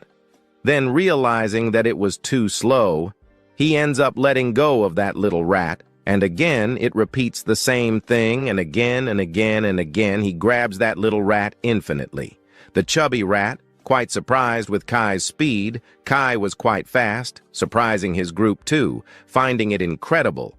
However, several minutes later, we observe the result of that. The chubby rat ended up in the end surrendering, right? It ended up kind of understanding that our protagonist was no longer its opponent, an opponent that perhaps it would be able to beat at high speed. Now that the rat has surrendered, our MC realizes that the rat was self-captured, it would no longer be running.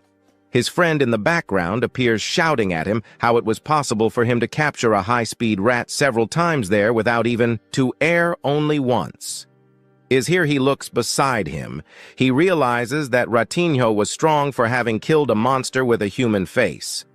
Then he thinks to himself if he would be capable of taming a creature like this, but now understanding that he could be taming the little animal he ends up putting that in his clothes.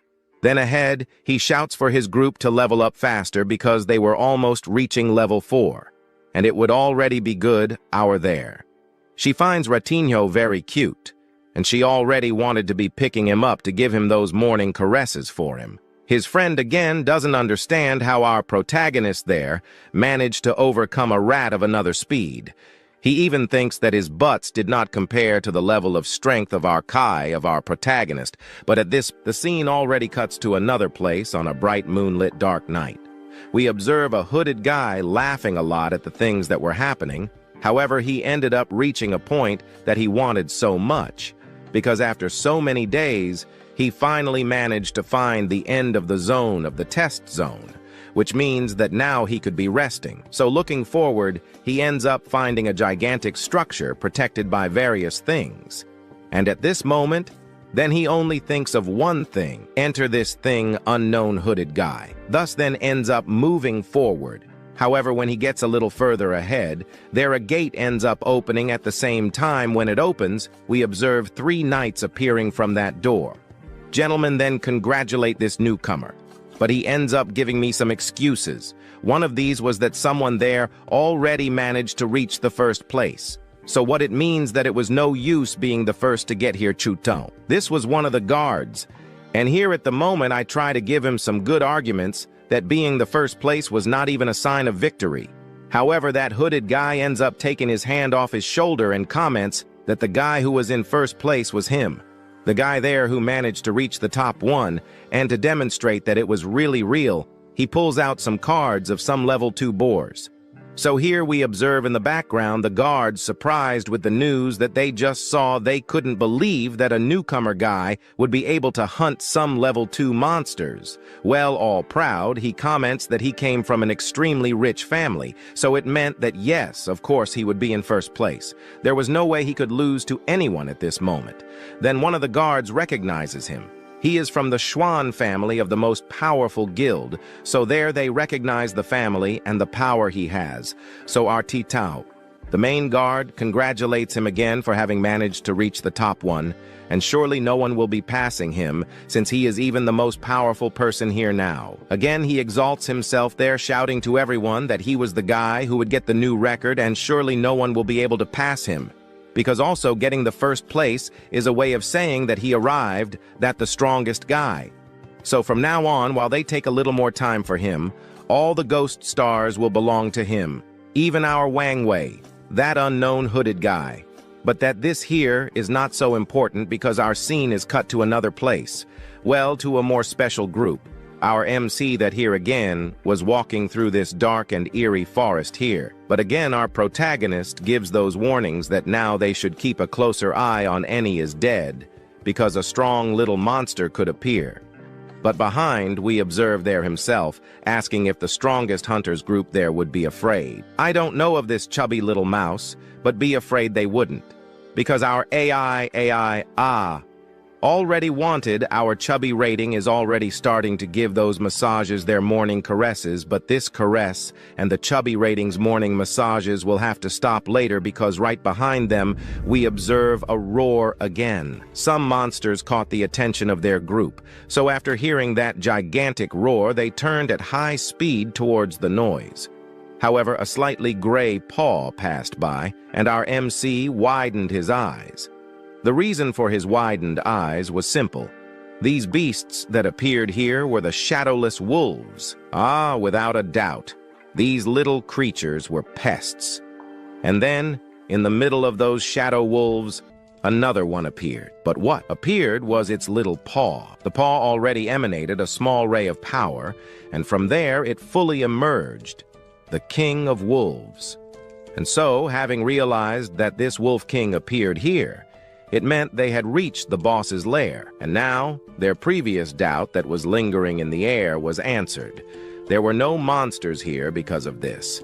However, at the moment they were thinking of fighting these beasts, but they didn't have much time to think as the beasts surrounded them, and they then asked to prepare for the second round. As soon as he commented on this, and seeing the situation they were surrounded in, Z quickly locked himself up, for he had heard that this Wolf King had never been defeated in a mano-a-mano fight, so they had no chance of fighting these beasts. But our protagonist, already frustrated with his plans always almost failing, gripped his spear a little tighter. They couldn't fight here as our protagonist could easily escape. However, Zhu and our Eye would not be able to escape easily from the two wolves, and at the moment he couldn't flee. He would have to fight to the death. So he shouted for his group to flee, for he would manage to kill some wolves to earn some points to pass the test. But to kill the Wolf Kings, he needed their help. He then asked for their help. After asking, he ended up jumping towards the wolves. The wolves tried to bite him, but failed. Behind, we observed two who ended up trying to help our protagonist in any way they could. Zhu then used his ability, that ability he had gained earlier, to knock down some of the monsters. At that moment behind him, an explosion occurred. As the explosion happened, our protagonist then began running in another direction towards the Wolf King. But behind, we saw Zhu using his ability to use himself as a springboard. After using his body as a springboard, he jumped up. Minutes later, he ended up falling, hitting the ground hard and also hitting some of the wolves close enough to kill them. But after using this ability, we observed the pink-haired girl asking for a little bit of snake venom on her weapon to fight more seriously. While taking it seriously, our protagonist asked the two to watch him, for he was about to make a feast of the wolves. So he used the concentration of the Phantom Eye and the Flying Hands cards. Using these two combinations, tea with that poison, the pink-haired girl launched a combo, and this combo went full steam towards the wolves. The Wolf King then observed that type of power approaching, but the little beast did nothing. That kind of power he used with all his strength was repelled with a simple movement of Wolf Chan. Zhu, our eye, and our MC were quite surprised by this turn of events, seeing that their plan had failed and they couldn't fight anymore. But this left the little wolf very, very angry. The beast growled in the direction of our plan, and the weaker wolves also growled at the same time. Running towards them, they surround our protagonist in their group so as not to be caught. They tried to defend themselves, right? But this was not good. The Wolf King was sending the weaker wolves to hunt our MC's group, and at the moment, they were at another disadvantage. Our eye was being hurt, while our Zhu was using his hand to attack there while worrying about Kai, who here was trying to use everything in any way to defend himself from these wolves. The wolves had no chance, because this defense of the Wolf King was very strong, and now the wolves are much more surrounding them, and they had no more advantage. And at this moment, there our MC was shaking a lot. And at this point, he ends up waking up our chubby rat, who here gets irritated with what was happening. Show is hidden in the clothes of our protagonist. He observes 3 little wolves running towards him, hidden behind that clothes still. He looks in that direction of the 3 wolves, and they see the wolf approaching as fast as possible from our protagonist, only that here he uses his lightning ability again. His lightning ability was enough to knock down some, but this was not enough. Our chubby rat uses his maximum power, making it much stronger after using his maximum power, and jumps from the lap of our protagonist and goes in another direction. Well, these directions were random, but ends up in the end hitting a specific animal. This was the Wolf King.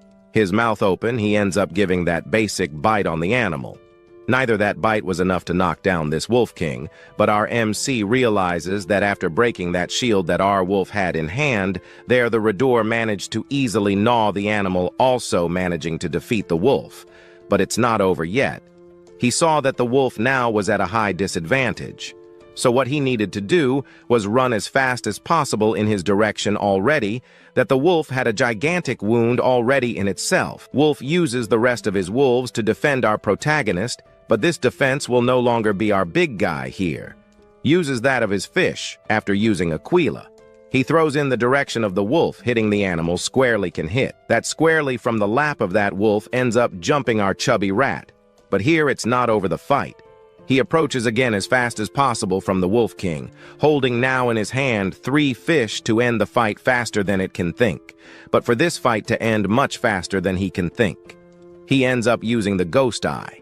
In the Ghost Eye, he will be able to look closer at the wound of the attack that our rat made in him. Yes, approaching, he realizes something happening in the wolf had a type of crystal. That crystal out of nowhere starts to appear. Several rays enough that those rays there was to manage to kill the wolf. The wolf falls hard on the ground, leaving there. The pink-haired one surprised what just happened, and the Wolf King ends up being defeated there easily by our MC.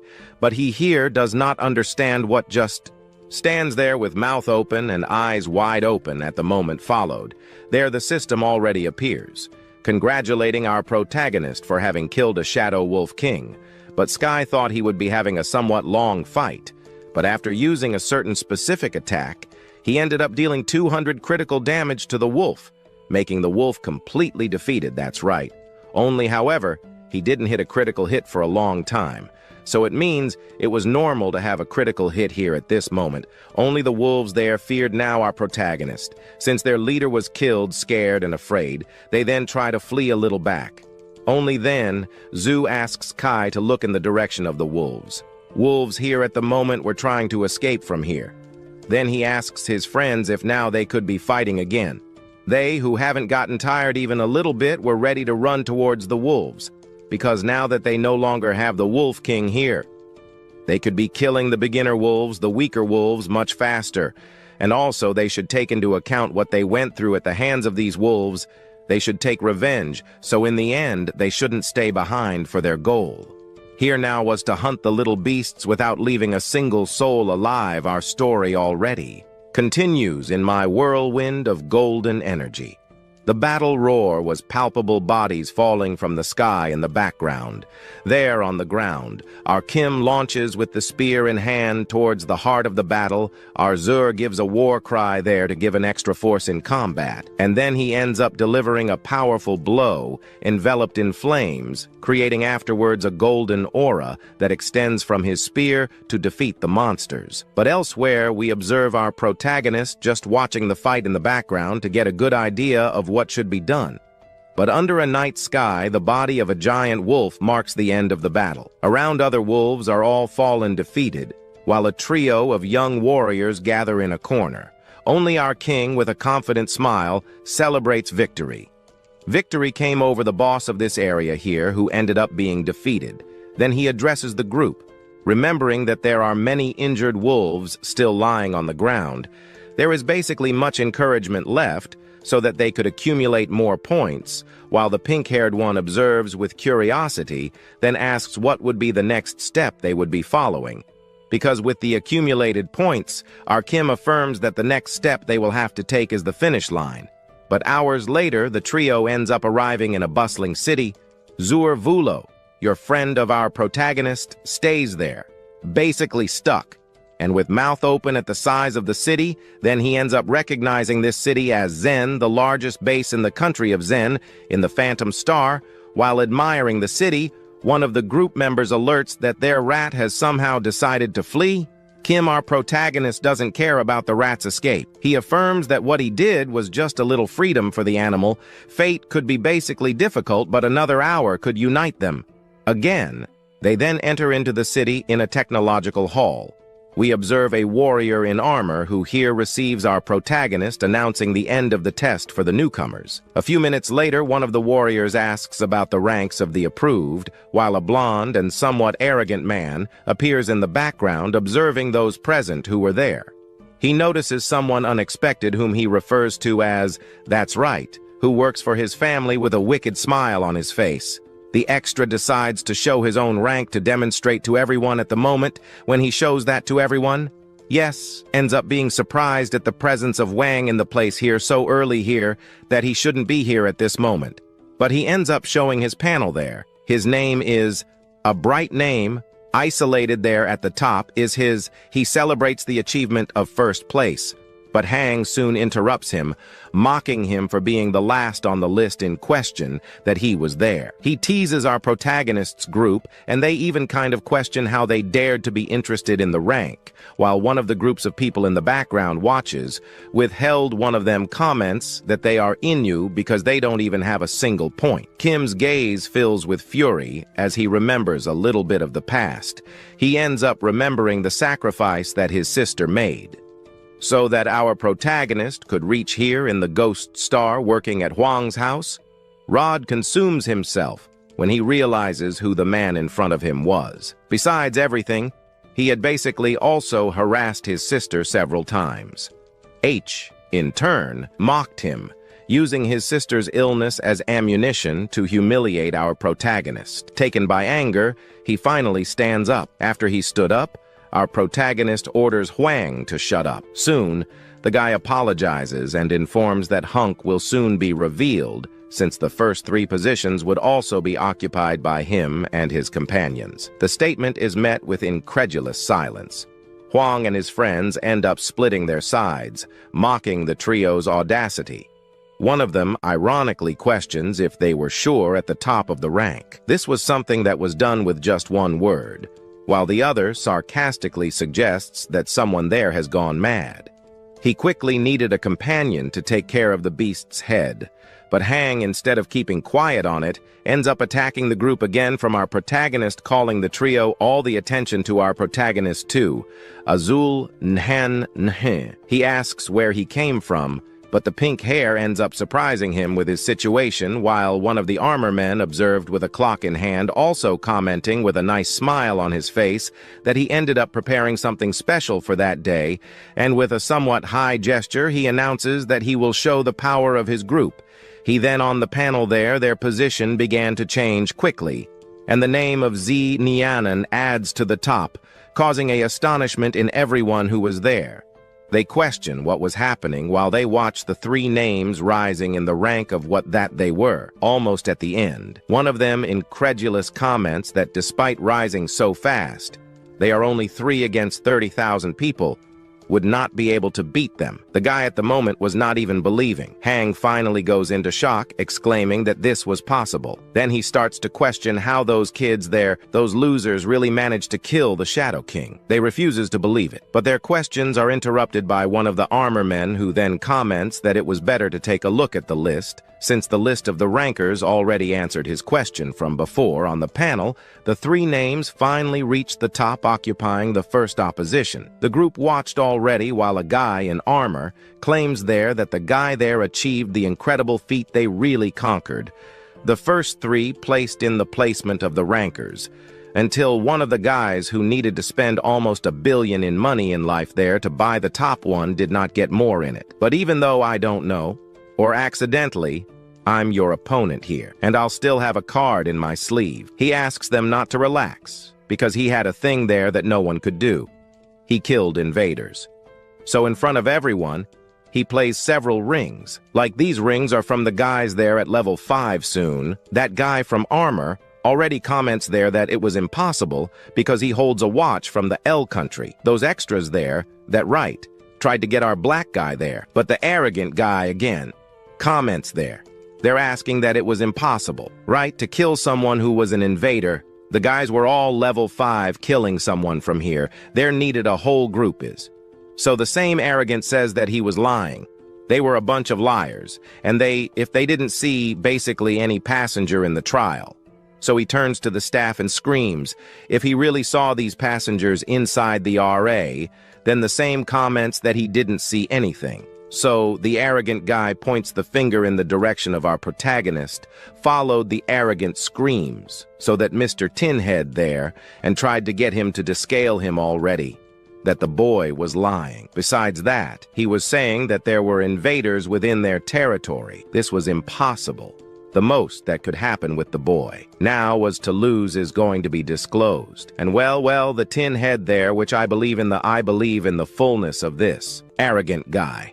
Right after commenting on this, he ends up turning in the direction of our MC, but a background voice appears commenting that there was no need to worry. It was actually, yes, some passengers appeared, but fortunately, they didn't have time to be counterattacking. They all were also surprised to hear the news that someone there managed to kill them, and also one of their strongest superiors asked him to come here to give some congratulations and praise Janai, our Jiang Kai, and his other companions for their significance for having killed several invaders there, so that arrogant guy gets a little pale because who was in front of him was a vice commander. So it shouldn't be a lie, what he just said. So our protagonist really killed some guys from their neighboring city. So then that vice commander approaches Yanai, our protagonist approaching, then he ends up kind of deciding to give our protagonist some extra kinds of things. Like now, he will be giving our MC some high-quality military equipment that arrogant wonders what was happening. It wasn't possible. But ignoring the arrogant, the one with glasses, the commander comments that the original rewards for second or third place were changed from rank B to rank A. The first place, which is our protagonist, also ends up receiving the greater rewards. Since he is at level 16, he kind of changes the reward of Jiang Kai from A to S. The boy, upon hearing that he would receive S-level equipment. The shine there begins to appear on his face at this moment. Then his group approaches our protagonist and at the same time begins to praise the boy. He just thanks and found those background groups that, until a little while ago, were humiliating. The boy could not believe what was happening. The guy does not believe that our protagonist already got an S-level equipment at the moment. Then Jiang Kai ends up explaining some things already in the Ghost Star classroom. We observe one thing, that currently the Ghost Star equipment is divided into quality, but they are fine. The best, but they are fine to worsen at any time. But the best class is S, if you get a class B until it's a good thing. But if you get an S class, it was a better thing than anything. And usually also A or B level grade equipment are pretty bad. But out of nowhere, you can find a little rank. You are lucky. but the rarest ones of A level is S level, and that's what he just explained. It's something every explorer desires. The H, the arrogant guy, still doesn't believe that our KAI there took his first place. He was at the top one, and thanks to our protagonist's power, he now fell to position 4. And he is not liking this at all. For him, this was humiliating. But our protagonist starts commenting there that even having a commander approving the idea that he really managed to defeat some invaders, he still didn't believe it. But at the moment, our protagonist heard there that he was humiliating our protagonist's family. However, he asks him to stop, but H suddenly pulls the knife from his system and asks that our Jiang Chen prepare because his family was worth nothing. He was just a failing and poor, and again he starts already to judge our KAI by his sister, who was quite sick. His brother was basically a failure too, and he was just a bastard who could not be defeating N. And at this moment, our protagonist asked him not to speak ill of his brothers, but as he broke his promise, he then gets a little more serious. But that there, the failure Wank prepares to contract with our Jiang Chen, and he prepares while commenting that our protagonist's sister will be in good hands after finishing this kind of thing that he will be doing with him. But at this moment, our protagonist crosses him. He cuts the guy. The guy, without understanding anything, just looks at his chest. There was a cut. The people from his group are in disbelief, along with our Na, and along with our Zo, the extras, after seeing this comment that he was one of the sons of the family. W, which is one of the 12 best guilds in the country, but in the background, we also observe the commander, who there does not pay much interest in this extra, because he saw that he was just any failure. On his knees, this unhappy still wonders if our protagonist really knows what he just did, and due to what he did, he will have no escape. But there our protagonist turns and comments that fool. There ended up attacking the family of our protagonist, and at the moment wonders if he cares about who he is attacking. But Kai, after a little while, he just keeps watching the other fool, but thinking to himself that the opponent had 6 points of experience in a row. He ends up questioning if that there would be the strength of the family Beng sword. Another man with a somewhat astonished expression exclaims that he really had managed. He recognizes the powerful technique that the boy uses. He states that it is the secret technique of the Bing family, the energy-devouring sword. He explains that although it does not seem so powerful at first glance, it drains the energy of his opponent to 0. Being extremely difficult to deal with, a man with dark reddish-brown hair just stays there, just watching. He seemed calm but recognizes the danger of the situation, thinking to himself, even if that move was dangerous, he ends up being interrupted because the man with dark hair asks if he knew the opponent of his friend. He confirms and reveals that his name is Lufan, and that he was basically one of the members of the Bing sword family, but for some unknown reason out there, Lufan ended up being expelled and became a wanderer. He ends up concluding that for having used some techniques out there, he ended up in the end not being able to return to his family. Determined, the boy with dark hair launches into combat. He shouts that he will help his friend facing the enemy with the Bade Fur, delivering some quick blows to him, but the opponent, with a sadistic expression, enjoys the situation, attacking. In turn, he on the ground, wounded after the fight. He reflects a little on the situation. He thinks that in these final times only his own strength really mattered to protect those who were precious with a determined look. He states that he could even be the most important guy in the world. If he took the attitude of wanting to hurt the family of our KAI, he would be basically ending it all, but before he could do anything, the voice ends up retreating by this place where that they were. The reason was simple. He ended up kind of realizing that Huan Kai was the one who started that fight from before. So, since he basically finished the fight, there's no reason to continue this. So here the scene is cut to another place. Right away, the commander took them to a certain place. The commander, after a long time, apologizes for the delay and shows our protagonist there the level 6 military equipment. Then there, we observe someone in the background asking for Kai to open then the chest. Next, Kai observes a bit. He opens there, of pink hair, the same. She opens, and while there ends up kind of getting some type of jade jewel, Jazoo, on the other side, there ended up receiving some type of leather armor.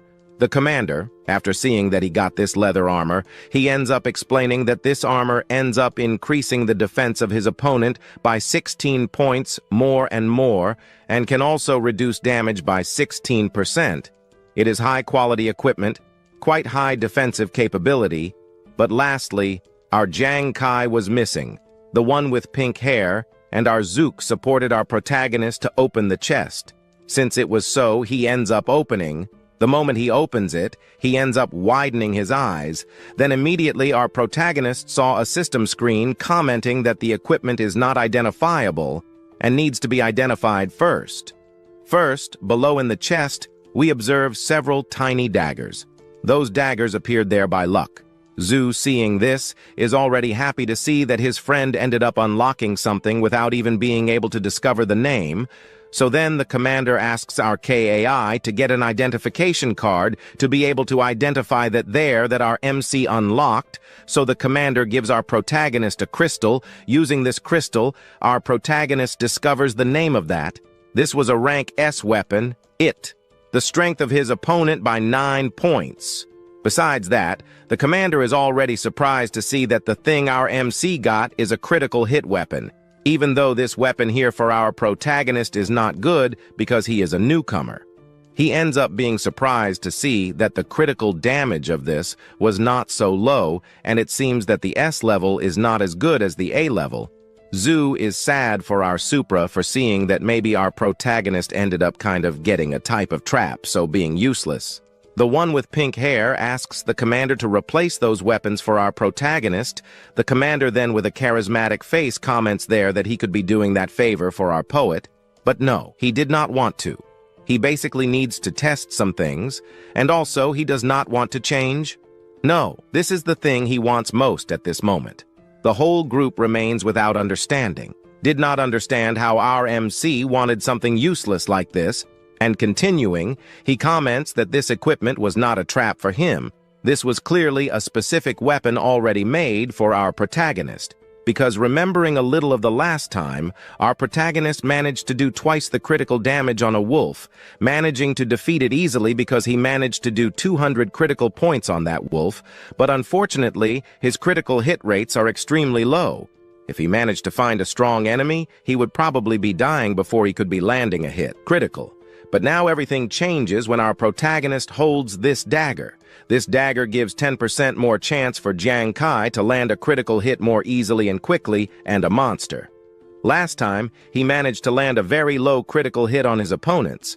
But with this, the chances increased a lot. Holding that high more possible, our MC is happy, and he can even say that this was the exclusive artifact for this player V with our poet. So, already knowing that our poet doesn't like to change equipment, he comments that now was the ideal moment for him to go back home, since there he can be going back to the land. Only he gives a warning that when going back home he should be careful, since at the moment there were some types of people looking for our protagonist. The kid gets confused while watching the commander leaking there in the background. But here then, he ignores this a bit. The scene here already cuts to another place on Earth. We see our MC riding a bicycle. He didn't expect he could pass the rookie trial so smoothly as he did, and also he wondered how his sister and his brother would react when they found out he returned. But upon arriving, he ends up wondering why there were several luxury cars in this place. Here, he also wonders if the rich moved here. But ignoring this, our protagonist goes back to his house. But upon opening the door, he ends up saying that he returned. But he ends up being surprised, because in the reflection of his eyes, he observes a person sitting there on his couch, while around we observe several extras holding some things, nothing threatening in hand, with some looks a bit crazy. Our protagonist gets scared. Huang gives I don't know what, but he is happy to know that our protagonist returned after a long time. He is also happy to know that our protagonist was so amazing in the rookie trial. At the moment then, he ends up discovering that this was the brother of that guy there that he beat and humiliated a little right before in that other world. But he tried to run, but it was no use, because an extra from the background appears and ends up grabbing him.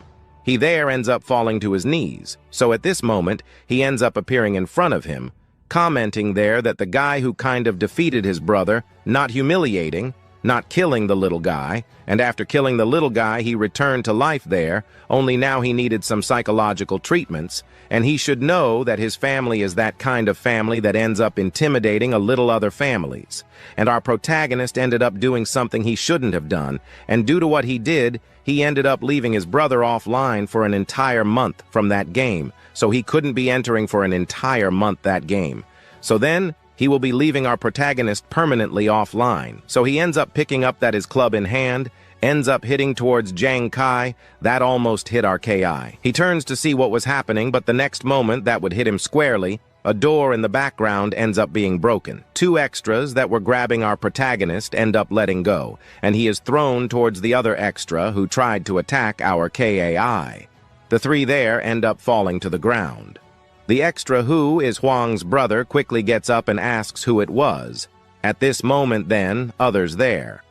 Appears the little grandpa comments that he asked for someone there to take care of the support, and also asked to warn him so that he would be careful on the way back home, and he did not take seriously the word that he said there before. In the result, it ended up in this. But for us here to really discover what will happen from then on, we here will unfortunately, our story from here will continue already in the next chapter of the previous one. Before there, the door is broken. After the door is broken, we observe two figures entering with a piece of paper in hand. She asks that this not be moved because this thing he was handling was military business. However, he and his other companion do not believe it, or because the supreme commander of the city middle was here in this place, they did not believe it until also the commander does not believe in this. But he was here only for Jiang Kai, our MC. And today he offended someone he should not have offended. The arrogant guy starts sweating from his face and wonders why the chief commander was here to see Jiang Kai, the most failed guy he had ever seen in his life. And here he observed Jiang Kai getting up, and at the same time wondered what kind of identity this boy has, what kind of person he is. But the only one who was not surprised by the presence of the Supreme Commander here was our Jiang Kai, who also looks here with a slightly serious look and wonders why a Supreme Commander was here to see Jiang Kai. Without further ado, the police there soon appear, arresting those arrogant ones who tried to ambush our hero while they... But that commander was behind there. He was taken away, but we observe there then, our hero thanking the commander for saving him on this day, but still he did not believe why he came here. Only our hero here is interrupted. The commander asks that he not worry because the commander came here only to look for him for a certain unique purpose, since in the rookie test, Jiang Kai and his friend Zhou, and along with our Nuan, our pink-haired girl also managed to pass the test with excellent points. However, what he still did not know was that they were invited to join his army group and they kind of end up accepting. So their goal was only to invite our protagonist also for this business with the cigarette in his mouth. He blows out the smoke. He ends up sighing a little after a while. He comments that he had a new profession in Yanai, soon after he ends up feeling the pressure. But then the sister of our pink-haired girl comes then with the new talks, saying that our protagonist managed to do something impossible since their people upon reaching level 20 can be upgrading class or getting new jobs. But with each job, change the attributes of the explorer's skills could be changing to something much stronger or to something much weaker. But also currently, many professionals are basically awakening useless skills, and they are not so useful for them for this group of military, but this group of military here who are first line of combat are always looking for people who have new powers that give them the chance to have enough strength to fight against strong monsters or invaders. But well, the explanation is like playing chess. You 1 hour have a strong tower, another hour you have a weak tower. But here today, Kai now has a profession, pretty very strong. Then they offer to Jiang Kai there a thing. But before he asks himself if Jiang Kai was interested in entering the military career, and yeah, right old, the military for sure will not force our protagonist just a little bit, because she there ended up researching a little about the family of our hero, and guess she discovers there that his brothers have a type of disease, and well, only the military there maybe have the cure, right? The cure to be able to cure the little guys, and if he happens to be refusing, will also be refusing the proposal of the cure of his brothers. He then stands still while there. We observe from the background military retreating, because if by chance our Jinan Kai wants to be enlisting in the army, it was just follow there the next day that there will be accepting him easily. So they end up retreating, only that our protagonist calls his attention to him for a minute. He ends up apologizing, but our MC ends up refusing the proposal of being able to join their group. Soon as he refuses, we see there the reaction of the sister of our pink-haired along with the old lady beside. Then he ends up explaining, the things that entering the army was the best thing he could be doing. But however, this was for new professions that are already kind of certain to have a development, well, like his friend, and the pink hair that have already discovered their classes. She was a healer. While the other was a guy of martial arts here, our MC. He has a type of different talent. He has a new profession. And to demonstrate his strong point of view, he ends up citing a certain drunk that appeared there with the new profession. They basically welcomed the drunk and gave everything he needed. And guess what? The drunkard with all certainty achieved fame there inside, only that the superior guards discovered that the class of drunk would not be helping them much in a war fight, so simply, they abandoned the drunk. So if you get drunk, you will not have an end as good as that guy there. And his goal is just to help his family. He wants to have just a kind of dream, conquer everything he wishes, and he will be doing everything right, of course, to get that. So he, there with his power alone, will be getting everything he wishes. Only that our purple interrupts. Our MC asks him to join her since the end of time was coming, and his power was more than essential there to fight against their opponents. And at the moment, they need more than ever our hero, but he apologizes. He was not as good as they thought, since he was just someone who wanted to be protecting his family. He then was going to say goodbye, only that here our purple did not want to let, only that our commander interrupts, saying that it was not necessary anymore, seeing that he was persistent in his speech. He ends up understanding our poet, only that here the commander asks that Jiang Kai be careful. Since his brothers do not have much time of life, he lives a totally different life. Changes. The habit would be difficult, and also survive in an apocalypse like this here alone will be difficult too. So he makes a propo in a month. He will be protecting the family of our protagonist, Arador Huang, but he will need to do a thing there. In a month, will he manage to get the money for his brother's surgery?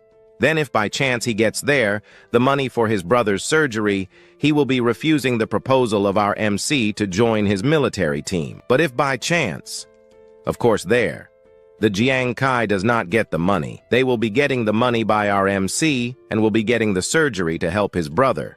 However, he will have to join his military team. Then thus he, hearing this, ends up stopping. The wind comes there. Our Kai ends up smiling.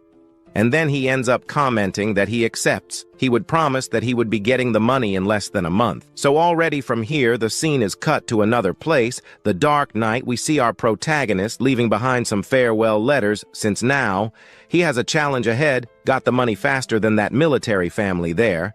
But also due to some threats from the Huang family. The three brothers can no longer be living in this place here. He should be moving to a slightly higher level area with greater security that could guarantee better security for his family. So he will need to be entering the ghost taste there to get the money. People were commenting in the ghost taste that after passing the beginner's test, things got a little more interesting. Maybe now they would get everything they want.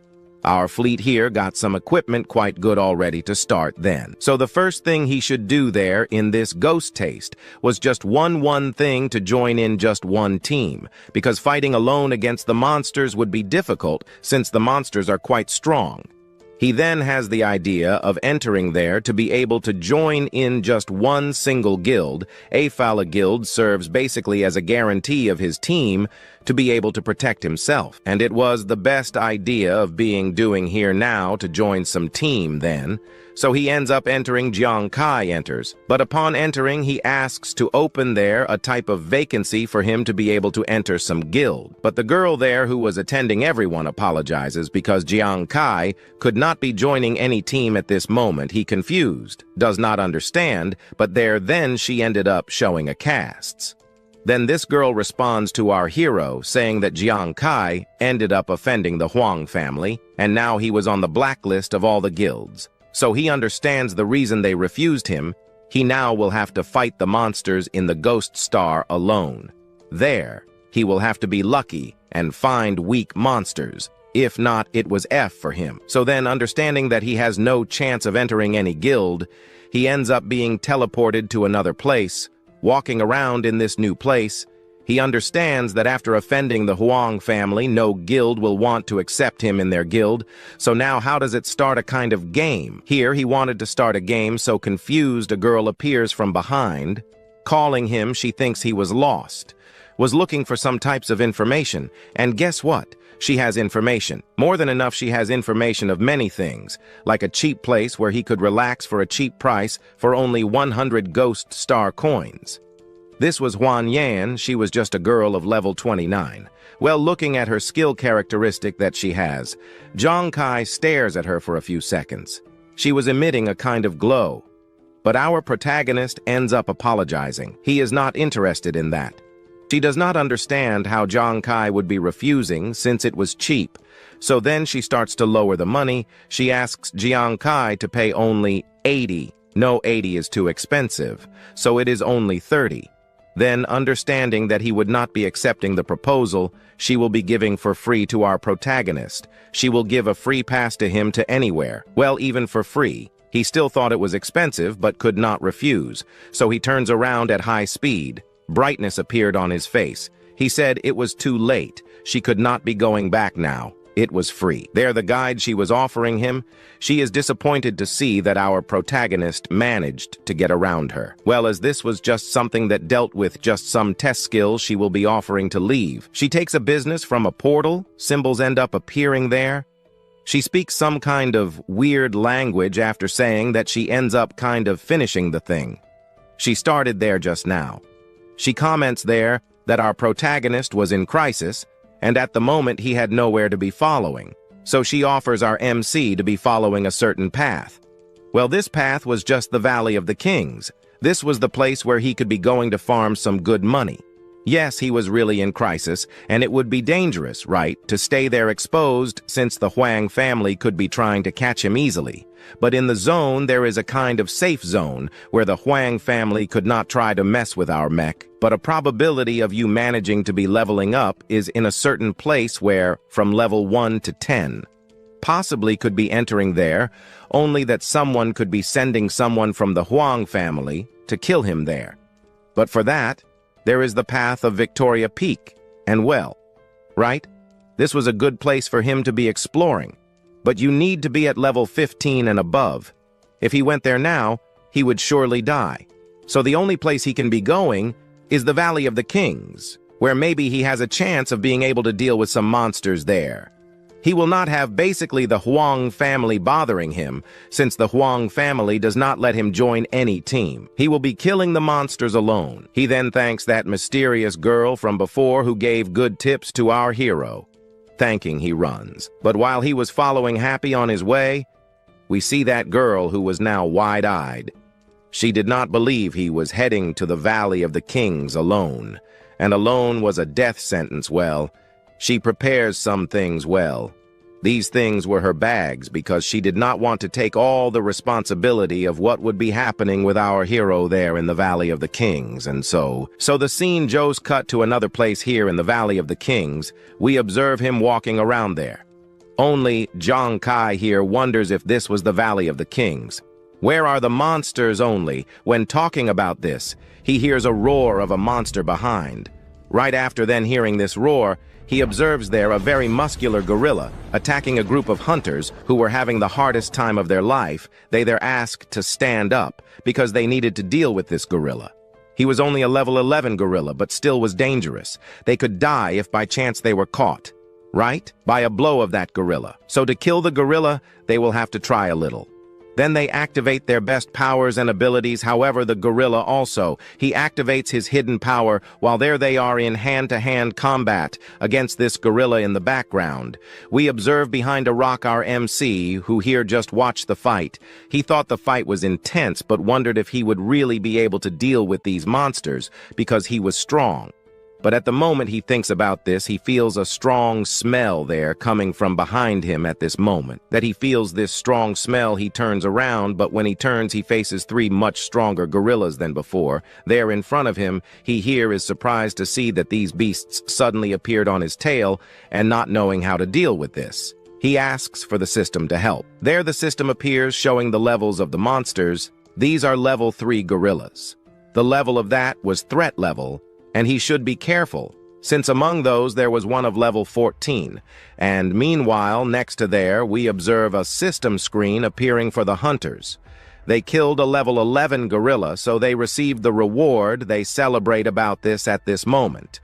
Then, while they were celebrating, a tank appears commenting that he was a level TR guy, but managed to kill a level 11 gorilla. While he was boasting about this, his captain, we observe him getting happy about this.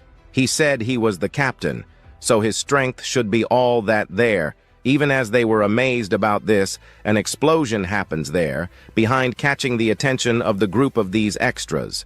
Right after the appearance of that explosion, we observe 3 giant monkey gorillas running after a single person, who there was easily dodging the blows of the monkey gorilla. While running away, he ends up discovering that he accidentally entered the territory of these monkey gorillas. While there, he runs from these 3 gorillas. We observe the group of our extra asking for help, because seeing the fight there, maybe he would die, but it was no use. It was already too late, since even the captain ends up commenting that these guys were idiots to think of helping that guy there. That guy is already dead since he attracted 3 gorillas on himself. Not even he has a chance of being able to deal with that, only there. When talking about this, he ends up being interrupted by an explosion that ends up happening there behind him. Well, this explosion came from the direction where he was there. Armak, right? He crushed one of the gorillas, throwing the creature upwards. Jiang Chen, using his claws, he manages to do that. He stands still in a superhero landing at this moment. He thanks those weapons of his, because by using that he ends up dealing a critical damage with that. He managed to kill that gorilla. But we observe next the captain with his mouth open, right? He couldn't believe that he sweated until the last of his soul there to defeat a single level 11 gorilla. But there was a guy here, right, man? He managed to kill a level 12 gorilla easily in less than a second. They fell, but soon behind appeared 2 of the gorillas trying to catch him, but he ran. But now he wonders who would be the next. The next one tries his luck, but at this moment he throws that dagger of his that he had in hand towards them, hitting him after hitting. We observe there his gorilla companion, surprised to see that his strongest companion ended up being defeated. He smiled, thought it was incredible. Since that 10% critical damage attack, there was already enough. However, he used a type of buff there to increase the critical damage rate. We observe below there the captain's open mouth. He couldn't believe that again. He killed another giant gorilla, but this one was a level 13. But there was still one left, the last gorilla. He then prepares to launch a new attack that now he shouts there for him to be careful, since he was level 14 and was much stronger than everyone who was around here, and he wouldn't believe that if by chance he would be able to kill that one easily again, and then.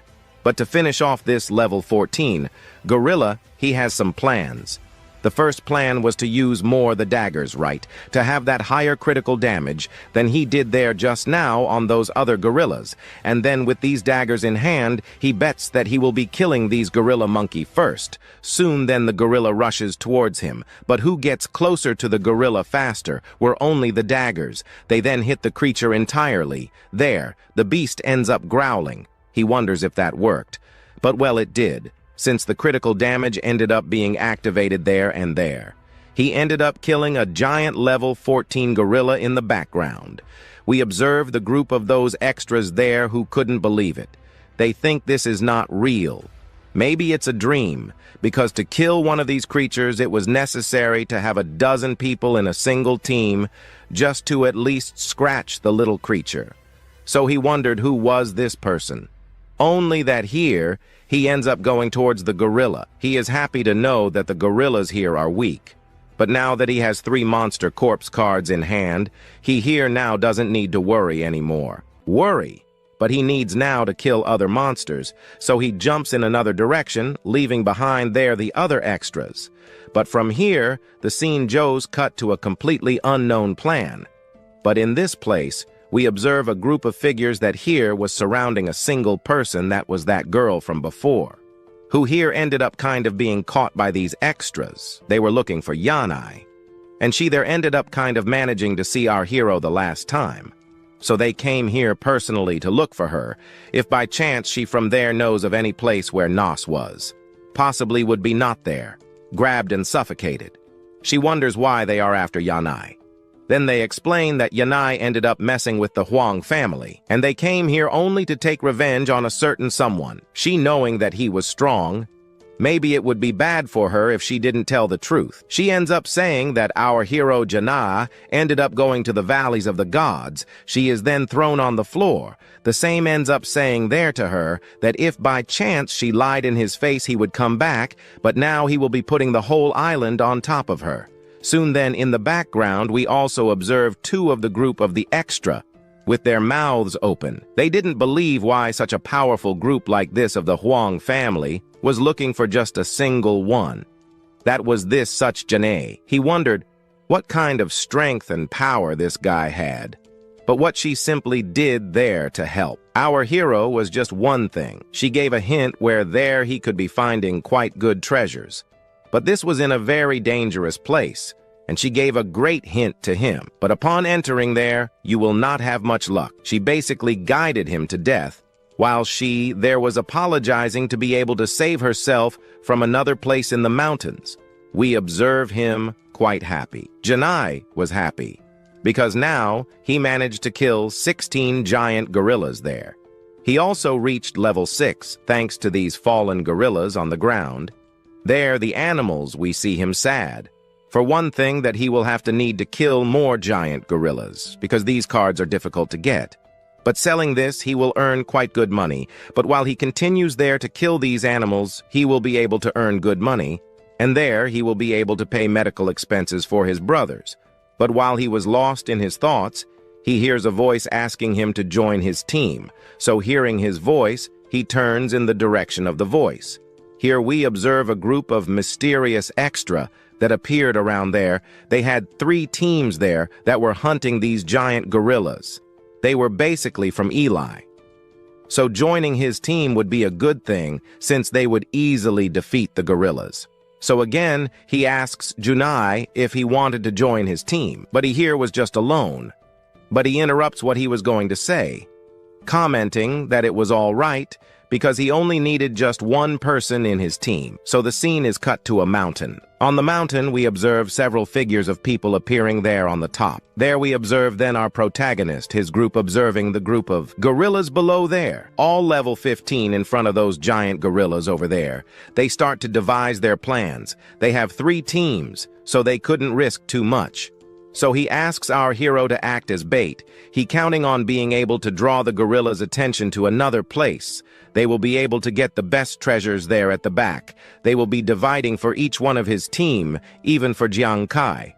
While they're listening to this, they hear something new, that there were elite chests there. This drew a lot of attention. He needed to get these chests to be his own, because just getting each monster wouldn't be enough to make good money. So he looks at his group thinking he could be fighting alone.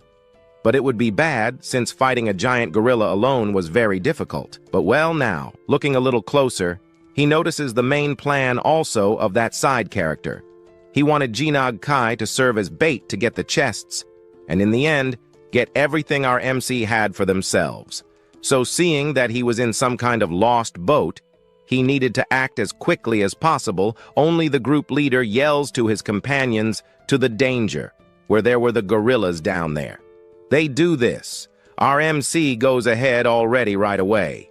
Drawing the attention of the gorillas, he asks his brother to do a great job. Our protagonist asks to look at him here. He was the main focus throwing in his direction. a cutting ray, hitting one of the giant gorillas, taking a huge damage, but he got angry with the attack. He then runs towards him to try to catch our big boy. But Janai quickly runs in another direction to save himself, and going quite deep, we observe the group leader calling our fool idiot for having followed that path alone. Well, it didn't help anymore. Now that there was his group, they could be getting the best treasures there for themselves. They will be doing everything there to kill those giant gorillas. As for our protagonist was focused by several level 15 gorillas, he wouldn't survive. But here, right, old man, for us to really find out if our protagonist will literally manage to escape from those tons of gorillas that ran after our protagonist, and will also be able to capture those side characters who were trying to take everything he had for themselves. But our story from here already continues with Jiang Chen. Our hero turns quickly with some daggers in hand. He throws in the direction of the monsters or gorillas that were approaching near him.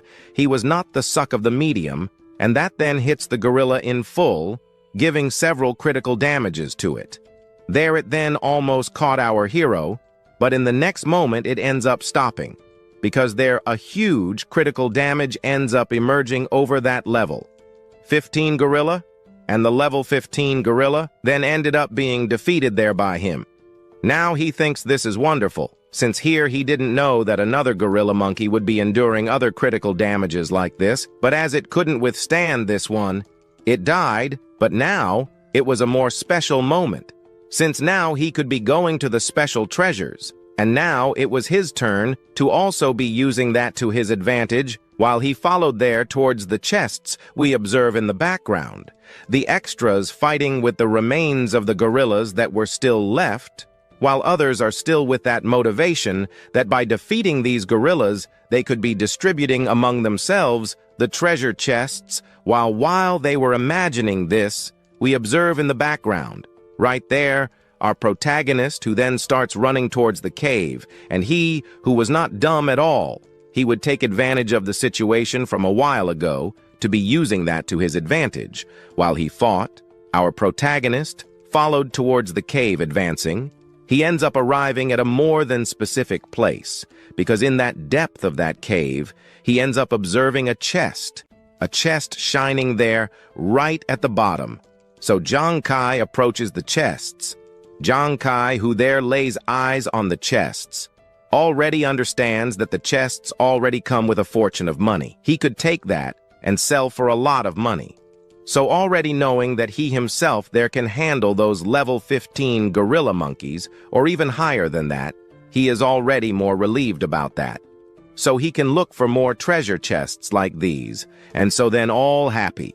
Our big boy puts his hand on the chest, but at this moment, Jiang Chen ends up feeling a drop of something dripping on his shoulders. At the moment he sees that Jiang Chen ends up feeling a huge pressure behind him, but looking up a little, he ends up seeing the face of a not at all pretty little creature above him, that then ends up smashing the ground where he himself was around there, but quickly he jumps back. But now back, Jiang Chen realizes that this new gorilla that appeared here was level 20, but he wonders what was happening here. There shouldn't be a creature like this here because the system was not working.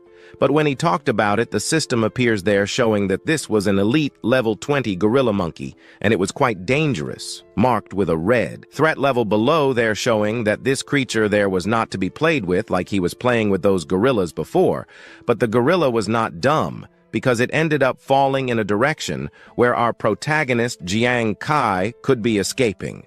He finds the little creature smart, but to run from here, he uses his daggers that dealt some critical damage, even to the monsters that it hit. And well, right, Jiang Chen ends up counting victory before the victory. Those daggers end up hitting him right. But then he realizes that the daggers were thrown a bit back, leaving our boy quite surprised. But what surprises him the most was the dagger not having penetrated his eye, and this thing was wrong. But for the system, no, because the system shows that his current attacks cannot be feeling an effect on the monster that was in front of him. The dagger does not work. Nothing works. The point he has there that he would use in strength also does not work. What will he be doing? But he knows nothing, because there. The superior gorilla ends up raising one of his hands up, then that hand was with everything up Jiang Kai. But after our MC is hit by that and thrown against the wall at this moment, Jiang Kai felt danger. He there took a deep breath and tried to concentrate a little to try to get up. And now he realizes that here, everything was hurting. The difference in attributes between him and this gorilla was huge. And now he does not know. Maybe he knows that one thing that will happen. One of these things is to die. However poor as he was in life, then he thinks about many things that could be happening. If he dies here, he will have to wait for a month there. This would be a form of punishment. If you die inside the ghost's taste, and this was not good. The boy was poor, and he needed to also pay the costs of his family. That was there going up to the heights. And also, if in this case he also lost the agreement, he has there against those military, this gorilla monkey, with the mouth with the fingers out smiling. There puts our Junefall in front of him at this moment, there with his eyes a little closed. He saw that there was no more escape, so his brother and his sister will have to be forced to rely on those military. Only this maybe was good, but at the moment he feels sleepy. He was very tired, so he just wanted to be resting a little. But while he closed his eyes, someone shouted, "Wake up" or "wake up" several times. He needed to wake up, and he could not sleep at this moment. At this moment, he was carried by a person. While there, he was just dust on this guy's arm there, since also his big brother here would be protecting him. He could not sleep one thing. Only he asks his little brother to stay there awake, and he ends up refusing completely to leave him here in this battle to die by these weak monsters. There, then it is shown to us a past of our protagonist a few years ago where the main disaster happened there in our protagonist's world. Now waking up, he thinks how could he be sleeping here? He was just weak but dying now. He cannot only that the monster was about to devour him, he was thrown towards the monster's mouth since he ended up kind of being saved by his brother who risked his life to save him and his sister in a battlefield of the beast gods. So how can he stay there pretending he was feeling like sleeping while saying these words in his hand? A new dagger emerged. He put that in hand only now a little stronger. He will be sending this monster to another universe or to another world. The daggers get stronger and stronger. Only our protagonist ends up in the end being devoured by the monster. The monster ends up swallowing him whole inside the throat. We only observe this superior level gorilla laughing at the situation, but minutes later, the same one who was laughing at the situation ends up feeling something strange. Lights coming out of his eyes. There then, an explosion. Well, nothing so impactful happens. He ends up kind of losing his head there without knowing what was happening. The beast falls to the ground, the system screen, then minutes later appears showing that our hero Jiang Kai managed to kill a level 20 monster, there fallen on the ground. We observe him standing commenting that this was a success, since he also managed to defeat this monster by its stupidity.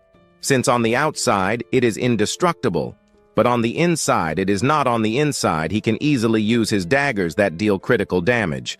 This was enough to kill this beast here. Jiang Kai just did the same thing he did there with that Wolf King, before which was necessary for our Fat Hatting to have launched that fierce bite, and then that critical damage was done to the Wolf King. Only now he is happy, right? Because the best thing just happened there, next to Jiang Kai. We observe a glow emerging in the unique direction of the chest. Now he realizes that the chest is only his, and he will not be allowing anyone else to take this chest, and that belongs only to him. But half an hour later we observe the group of extras from there who were trying to kill the weaker gorillas. They finish off the last living gorillas after sending that F. We observe one in the background shouting that they managed to kill the other. But at this whole hour here, possibly that boy who was sent first there to advance to kill the stronger gorillas must already be dead. They advance celebrating that he must be dead anyway, since the chests that were there would basically be just for them. They would not share with anyone else, and with that they would earn a lot of money.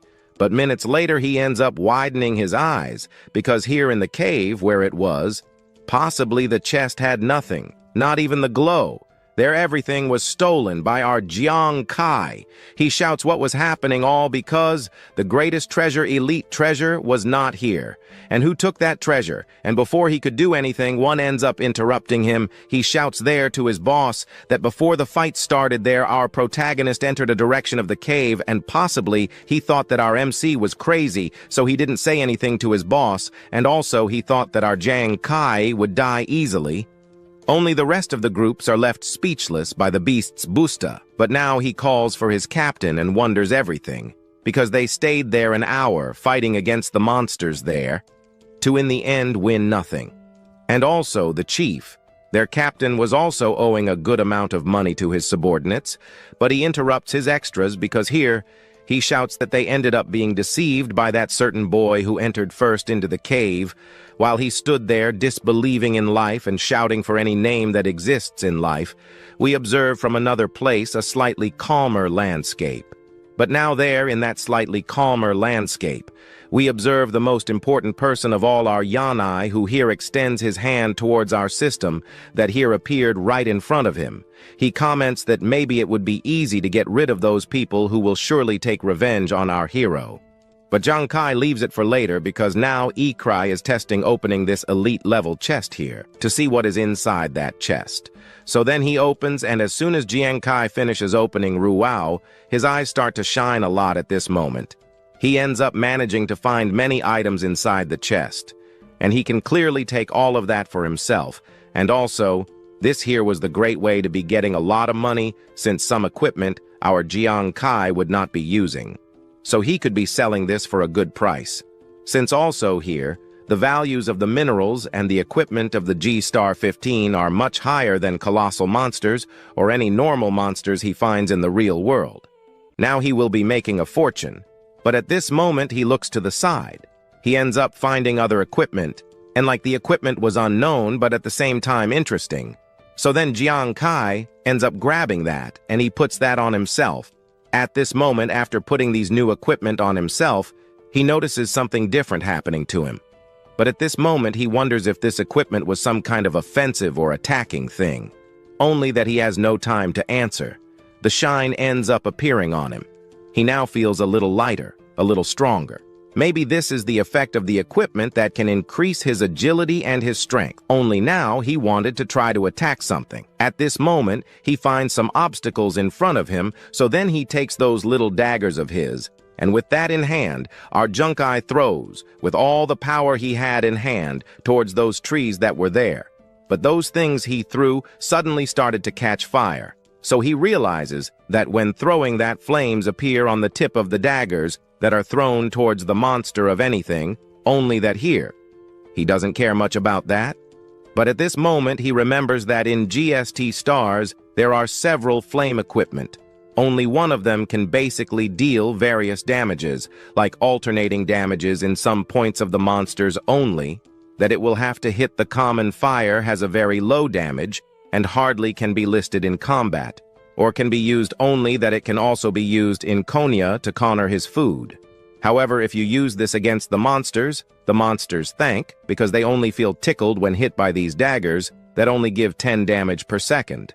But what he had in hand now was this weapon he just mentioned that when thrown towards the monster only deals 10 damage. And since he knows that this doesn't matter at all, he thinks he's using it to his advantage to roast some barbecue. But at this moment, as he thinks about it, he hears a very loud roar coming from deep in the forest. At this moment, he thinks it might be a second monster, and it didn't take long for our protagonist to see in front of him several level 18 elite gorillas appearing there to face him. He quickly realizes that several of these giant gorillas have appeared, so he steps back. He now thinks about using those daggers to his advantage here. As he threw those daggers towards the gorillas, he thought that before he had a lot of difficulty dealing with these monsters. But with this new glove in hand, he could possibly try to kill the gorillas a bit faster since he discovered their weak point, which was the mouth. He tries to throw it into the mouth, but the gorilla, which had its mouth open, quickly closes it. The daggers end up being thrown back a bit and don't hit the monster. Again, the system appears saying that his current skill is not enough for devastating effects to be effective on these gorilla monsters. Then he sees that it wasn't good. Last time he managed to defeat a monster through the mouth, but now these monsters were smart and managed to protect their mouths well. At this moment, they run, but they run after our hero. Our hero also runs, trying to find a way to defeat these gorillas, since defeating them through the mouth, he now realizes, is no longer possible. Knowing this, he sees that there is no escape. However, one of those Jiang Chen daggers was still stuck in the monster, but that dagger was dealing 10 damage. Suddenly, it started dealing 10 damage to all the monsters around. At this moment, Jiang Chen turns and sees how these fires were quickly emerging. Turning around, he sees several 10 damage points being effective on the monsters. However, suddenly the damage increases, and the fire also increases. At that moment, the gorilla widens its eyes because that dagger our MC threw in its direction ended up causing 2,000 damage to one of the gorillas. The others are startled by this absurd damage it just took. After taking this absurd damage, we see this level 18 elite gorilla, which was quite dangerous, falling completely unconscious. But even so, that wasn't enough to kill the gorilla. However, that dagger started dealing 2,000 damage to that gorilla once, twice, and 3 times. The others watched this, and our Jiang Chen wondered what was happening as several powerful fires were running rampant. However, the other gorillas, which still had those daggers stuck inside them, started feeling 10 damage effects on them, but the gorillas found this too little. However, this was their mistake. Then, in that place, several gigantic fires emerged, causing 2,000 negative points on the monsters. Gorillas and he then ends up stopping. Tianai is surprised to see that the gorilla monkeys were quickly all killed dead without sequences. They fall there on the ground totally blacked out. Waking up, maybe not waking up. So right and not so late. They're not at this moment. The system appears showing that our MC killed 4 mutant gorillas. They're of level 18. At this moment, he has a small memory of those daggers. Those daggers every second caused -10, only out of nowhere, rose to -2,000 of HP that dagger ended up taking from his opponents. So after a good while, our Jiang Chen discovers there that this glove he just got from that chest ends up adding every second a few damage points to his enemy. But since the enemy does not notice that it ends up increasing to 2,000, or can rise to more than 2,000. But at this moment he wonders if these ordinary flames of his there that emit flames may be perhaps managing to pass those 200 critical damage points that our protagonist D in any monster. If he achieves this, he will be able to spread more easily since those daggers emit some flames quite powerful. And this was already good, so our Jiang Chen ends up testing this on other gorillas that were around the gorillas because they have a rather powerful defense. They don't end up caring about this dagger that was giving little damage. Only that this dagger ends up ignoring the defense of his opponent, and that ends up easily taking away 2,000 negative points of the person's life, now discovering this artifact that he now has in hand. He ends up discovering that this artifact is the best he has now.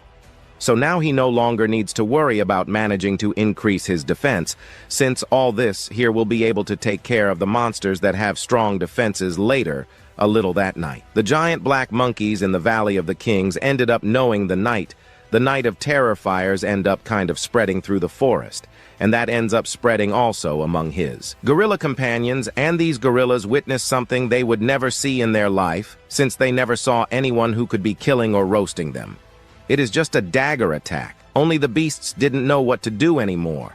They just thought of fleeing, right? That there was no chance to fight against that certain human.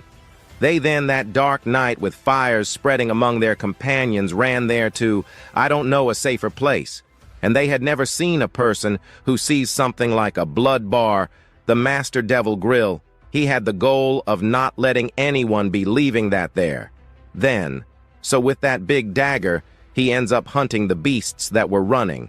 Since our MC, as a goal, has there to hunt the monsters to get cards and a lot of treasures. So there in that place where he was ends up spending 2 days in the Valley of the Kings. There the monsters end up kind of being evaporated. We only see in the background some circles being formed after the destruction of Jiang Chen. After a good time of farming there, he thinks he did a good job because there our MC managed to crush half a dozen gorilla monkeys in just a single night, managing to make his attributes increase a lot. His strength, that before no one cared about, that was of low level. Now is level 28, the boy's level ended up rising to level 7. However, what made our Janai manage to hunt the monsters quickly in these forests in a single night only? There was his dagger and also that blade that he ended up unlocking in front of him. Then several system cards appear there, showing several things here on. His hero will be able to sell for a good amount of money there in the nearby village, but just that will not be enough, since also there he needed more money. So for that, he will be selling 10 elite treasure chests level along with some groups of gorilla monkey corpse cups, and this will make a gigantic fortune for our big boy here, while our big boy followed Camille playing alone. He was sad for that, right?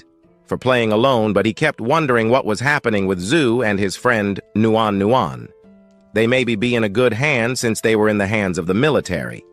Maybe what our MC thinks was that they were in a better situation than his. But in the Valley of Kings, in another place very close to our protagonist, we see Zhu yelling there with certain people. Well, that certain person possibly was Jiang Chen, because he got angry, because he spent days and days here trying to find a higher level gorilla monkey to try to crush it in his hand, but nothing of finding that our Nuan is very happy there. Right?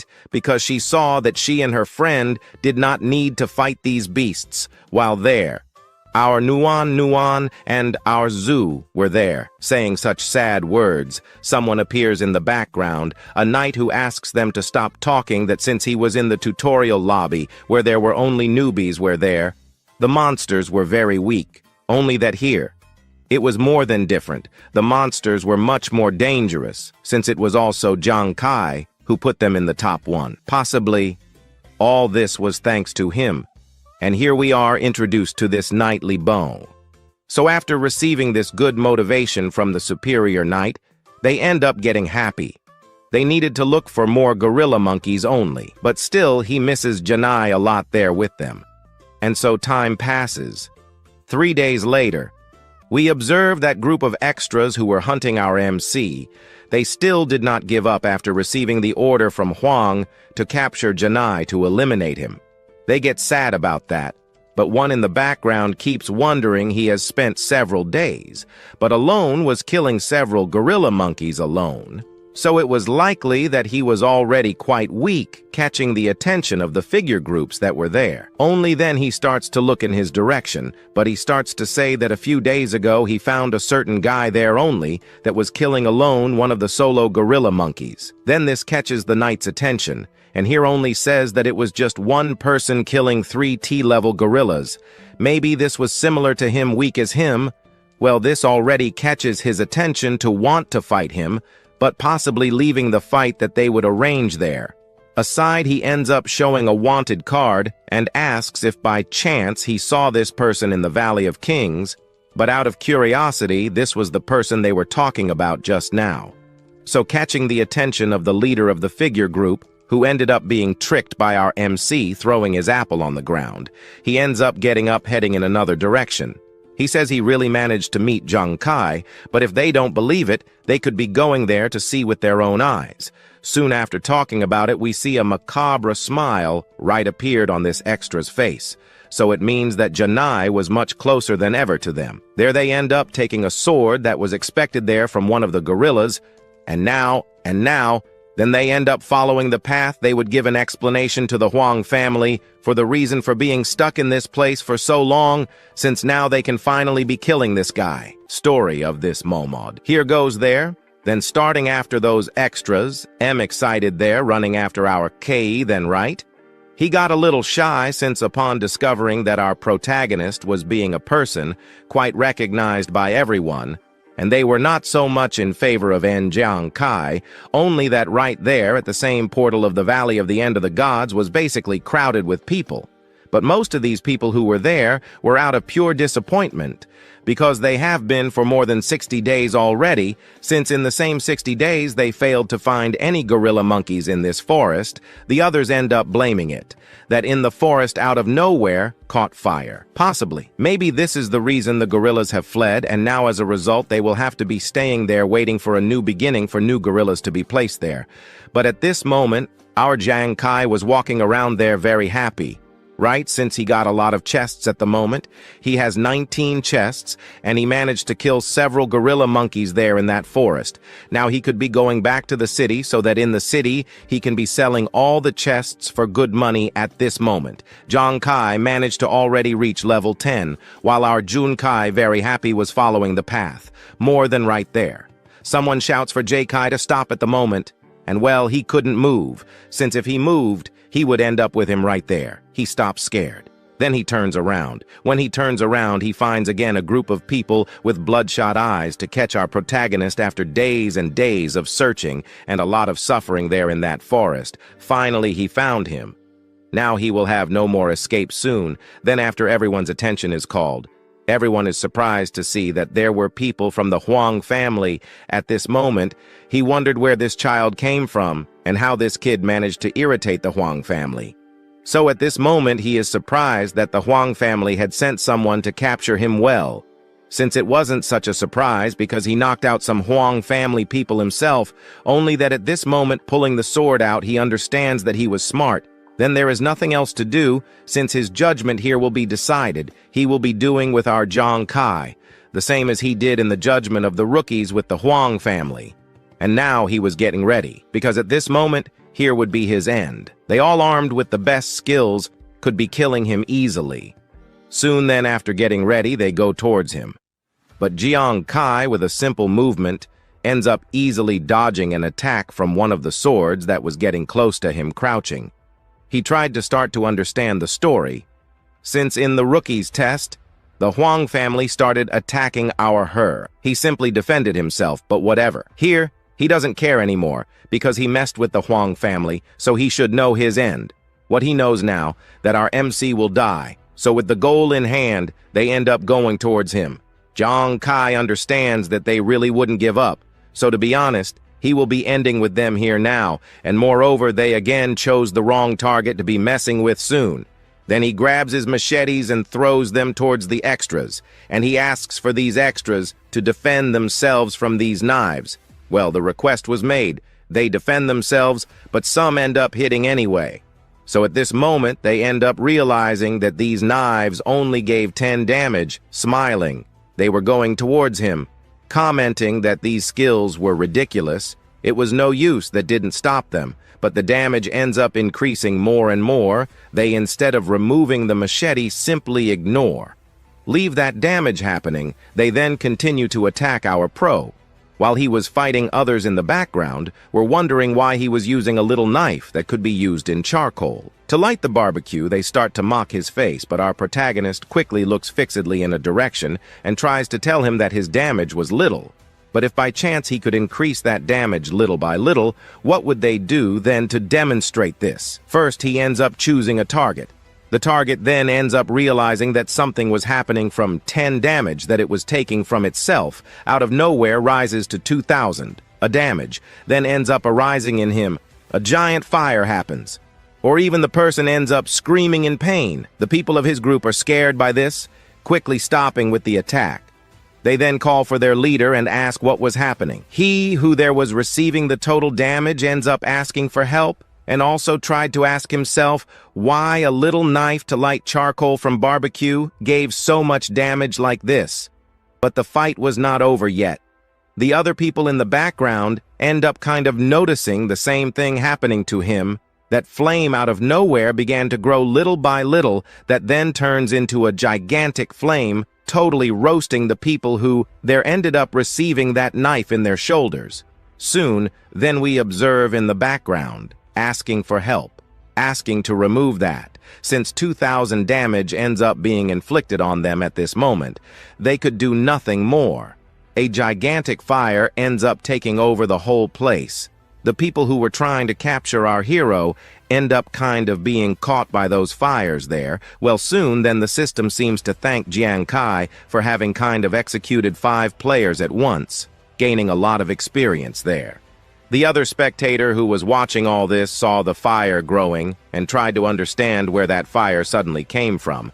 But since some crazy people tried to capture Jiang Kai, he thanks there for him kind of having tried to attack him since he ended up winning in the end some rewards. There also, our protagonist will also be taking as a reward their equipment soon. Then the guy in the background opens his mouth. They do not believe what they saw since our protagonist alone ended with the Falcon team there. Then they end up discovering that they were level 20 and above.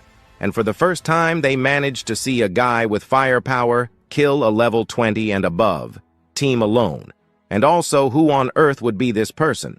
But this person, Jiang Kai, pulls out his last dagger that was stuck in the ground soon. Then he tried to use his watch, but why my watch was not working, he tried to find his information, but his information was private, or maybe he is a rich person. And if by chance he was a kind of fire mage who used a kind of secret or undiscovered address that no one knows in the world, that is using just for himself, then at this moment, they consider him a god of fire. But okay, this is a pretty powerful theory, but okay. They might not believe this theory that just created so easily. But what he is currently is the strongest fire guy they have ever known in their life. But our protagonist Jiang Kai at the moment was more caring for the points he earned, since by killing alone that group of people there who tried to attack, our hero for no reason ended up giving him unintentionally there something like 2 extra points for himself. But while walking through this forest, the system ends up appearing. But taking advantage of the system, he, by the way, asks the system why those extras could not find their own attributes, could not see the type of level he had or something similar that they could be using to defend themselves from him. Then thus the system explains that the duplication talent of his additional player was a lot. The additional attributes were a bit more different from the initial attributes they have, which was like, it or not, you cannot compare yourself also there with those common people. Common people could be using any kind of method that currently you won't be able to see the type of level and power our hero has at the moment, but even so, he ends up somewhat suspecting a few things. So, he looks back, observing several groups of people quite astonished at our hero, but perhaps it would be better if his powers were not detected, since this would attract some assassins on his trail. So here he ends up going to a town a little closer to the ghost taste. There, he ends up going to a kind of office where he could sell some things. Entering, he asks the saleswoman to buy his wares. But at this moment, the woman attending to our protagonist feels disheartened, since she spent an entire day doing nothing. On a regular day, she can sell plenty of items, but today she is quite tired. But this changes since our protagonist has some things he wants to sell. Jiang Kai then invokes his system while she rubs her eyes. She opens her eyes a bit to see what was in front of her. She thought that our Jiang Kai had nothing to sell, and assumed he only had some trinkets. But she ends up widening her eyes because in front of her she sees several very powerful gorilla cards. The same ones that had been missing for a long time. This was part of the lot where there were monster corpses. But there was also the lot from another place, which was the chests. The rare chests that no one had been finding. At this moment, 19 elite chests appear in front of her that he intended to sell to her. He could have opened these chests to get better items, but after much research, he discovered that it was more worthwhile to sell the chests because selling them might fetch a higher price. He then asks her what price she would put on them. Without reacting, she tries to understand what kind of guy was standing in front of her. Perhaps he was a chest-making machine. She is happy to see several elite chests for the first time in front of her. Thus, all thrilled, she shouts that there was no need to worry, as she had already bought plenty of those chests that our protagonist was selling. The girl then discovers that our hero at this moment was a customer, but more than a super VIP customer, a guy beyond superior to that, so she should give him more than special treatment. Then she pulls out her calculator. After a long time calculating, she discovers a good price she could buy from our Jiang Kai. After calculating, she finds that those gorilla carcasses could be sold for 10,000 coins of this world, but there were also the elite chests that our protagonist would also sell to her, which she ends up pricing at 180,000 coins of the money from this world and also from the real world. Wow, Jiang Kai gets thrilled. He had never seen so much money in his life, 180,000 ghost coins. He would be happy selling this to her. She quickly buys it from Jiang Kai.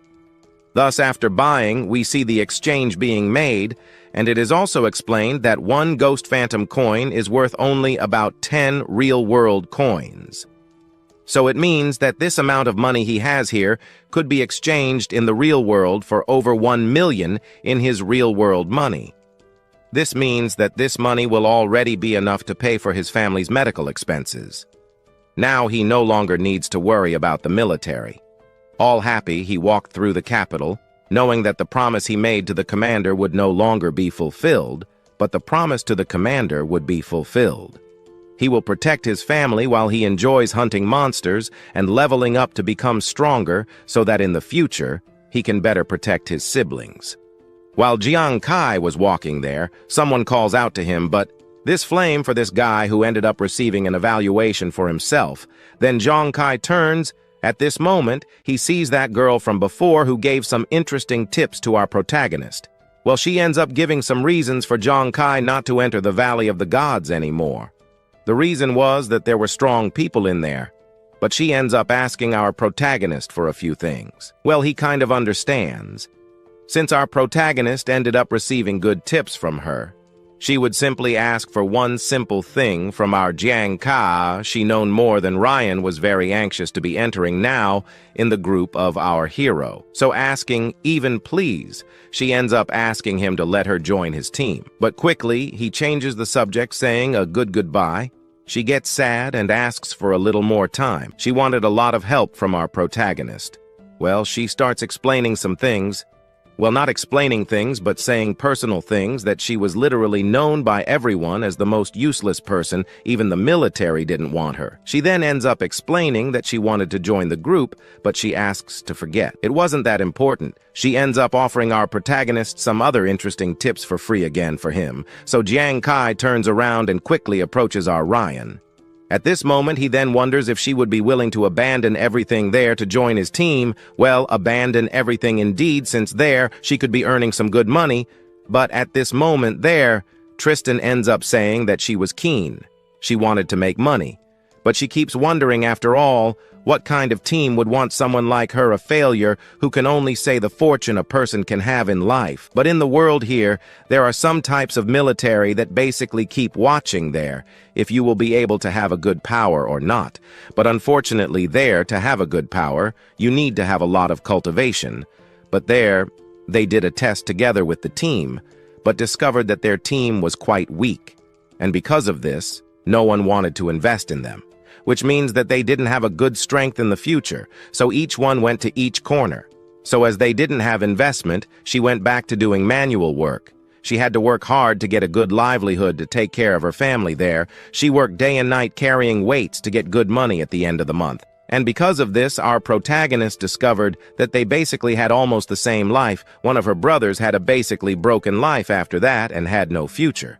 But she was definitely tired. But tired can be getting tired. She smiles happily. She ends up explaining that she was the only one of her older brothers, so she has to be the pillar to perhaps get a better future for her. Then at this moment, Y ends up having a memory of her brother. That brother who suffered a lot to give a good future to our hero, Jiang Kai, at this moment. Ends up having some good memories of his brother here, his brother H a long time ago. He ends up then running after a job, since also the brother of our protagonist also ended up adopting a sister, so he ended up dedicating more and more to a hard job to perhaps give a better future for him at this moment. There she ends up discovering a reality that maybe she will not have a good future, so she will have to go back to a hard life, and most likely she will not be able to log into this world anymore, so she will have to be working hard to get a better life. Maybe her brothers can get into this world and maybe get a better life than her. So she leaves, but he asks her to wait a little bit. She introduces herself as Jiang Kai. This is her name, but now she will have to log out a little bit, but not permanently. She will be back, and when returning, he will need her help for a few things, and hopes to find her there in this place to have some chats at this moment there, after discovering that our protagonist wanted to form some kind of team with her. We see a second later, her very happy, her shine dirty again. Very happy there, even trembling with happiness. Maybe this. Or maybe it is a dream since no one wanted her there by his side at the moment. So he leaves also commenting that if he lied there to her, he would never get money in his life again, since at this moment, he discovers that she was a good source of information to get a lot of money in the future. She there wipes her last tears, but now it's a tear of happiness. But well, her happiness could not be described simply with thank you. She then runs up to our Jiang Kai and simply gives a real hug to our protagonist, and also thanks him there for his help. But at this moment, he ends up throwing a tantrum there, asking her to let go since this was something he didn't like to do for now. While doing that, the people in the background were simply watching the whole scene happening. There, meanwhile, on Earth, Jiang Kai ends up finding himself at home. Then he ends up meeting with his brothers. At the moment, Jiang Kai wanted to give extremely good news to them. Jiang Kai comments that his brothers will no longer need to work, because now he managed to hold firm in the new job. The kid now has a lot of money. He can't believe our protagonist got all this, but is happy for it. But his sister suspiciously wonders if our hero did some kind of cheating to get this money. But suspicious as he was, comments that he got it all just in the world of Ghost Saint. But there he could finally have his brother's surgery, and that after maybe he could start all over again. His older brother is happy for his help. All he has done here must have been too much work, but Jiang Kai simply thanks him for what he did, because everything he was doing here was just to thank his brother, because he also did almost everything to make our Jiang Kai get into the ghost taste. But now worries should be left for later now. Jiang Kai managed to have a more stable life. Now he will no longer need to work. Now they could be living and celebrating as much as they want. At this moment, they take their drink to drink. They end up making a beautiful toast. While Jiang Kai there was happy in his last moments with his family drinking a drink, he ends up noticing something happening. His phone rings with an unknown number. Jiang Kai then takes it and answers it. This was the Supreme Commander, and now he was happy knowing that Jiang Kai managed to beat him in a bet. But he wonders if Jiang Kai was free. He does not end up asking the reason, but simply will send a car here to pick up Jiang Kai to take him to a certain place, so he ends up accepting the car.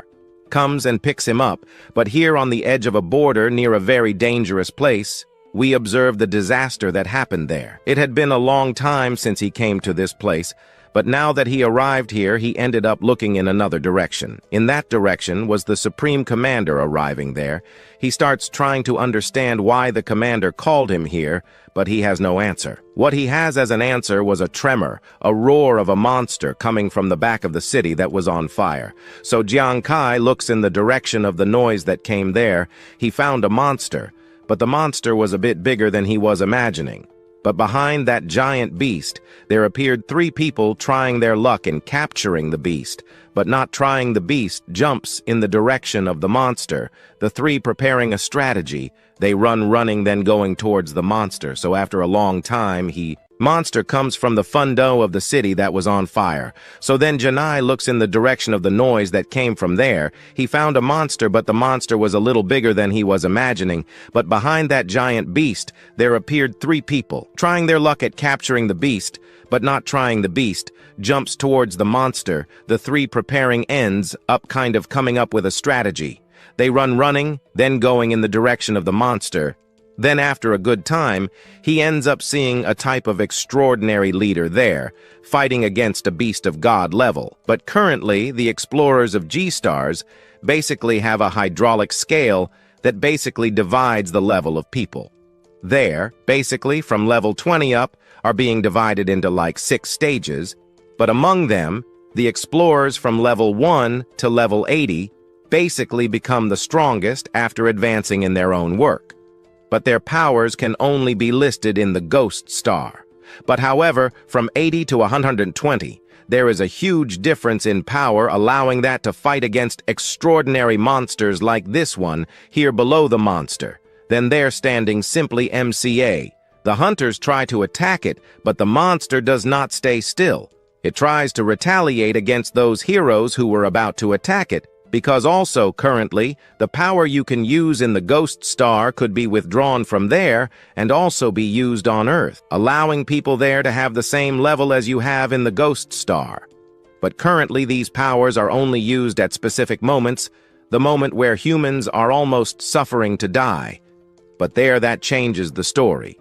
There that makes history also, humans with these powers manage to defeat quite powerful beasts. And this was much more significant and more effective to fight against these god-level beasts here, that these beasts that have just appeared in front of you are easily pierced. Giant holes are made in this monster by these mere hunters who appeared. Then these hunters are recognized by the maximum, most powerful potency of the world of our hero. But Janai also has the goal, something similar to that, to have the goal of getting close to this class or something like that.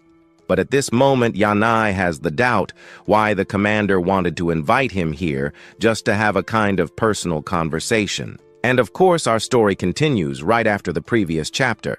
At this part here, we continue with those hunters crushing and also defeating this calamity-level monster from God quickly. Jiang Kai is very happy. He is delighted to see that these guys crushed this monster quickly in a fight. But the commander quickly interrupts him, since the monster they just defeated was one of the weakest monsters around here, and unfortunately in these skirmishes, they have already lost some very powerful people to monsters stronger than this one. So at this moment, he asks Jiang Kai if he really wants to go back to the life he had before, that life of comfort. But he asks Jiang Kai not to be happy about it, since he won't have that life for long. The monsters will eventually reach the safe zone, and they won't be slow to do so.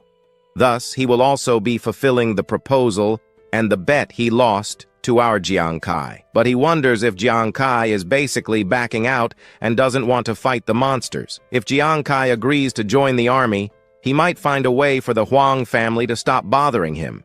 And he is surprised to see that such a powerful family was keeping an eye on just one person. But the commander has a forecast that Jiang Kai might become strong in the future, strong enough that Jiang Kai's family might need his help to deal with some things.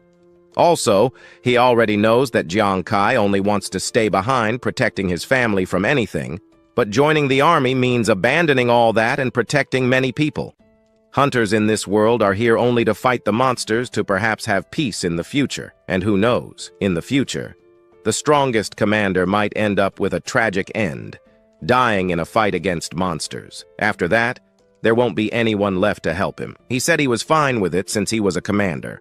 And if he died protecting humanity, it was more than enough. But he won't interfere in Yanai's life. He will have to make his own choice, follow a good path, or the other path of comfort. But upon hearing this, he realizes that he might need to help the city protect itself. So they leave, and other days pass. Already at Ghost Star, observing Jiang Kai entering there, he did not know that the commander would be so surprised and so optimistic about him, seeing that he might become the strongest person in the world in the future. But now Jiang Kai sets this aside, because he now has a new goal. He now wants to hunt new monsters, since the superior-level gorilla monkeys were no longer his main challenge.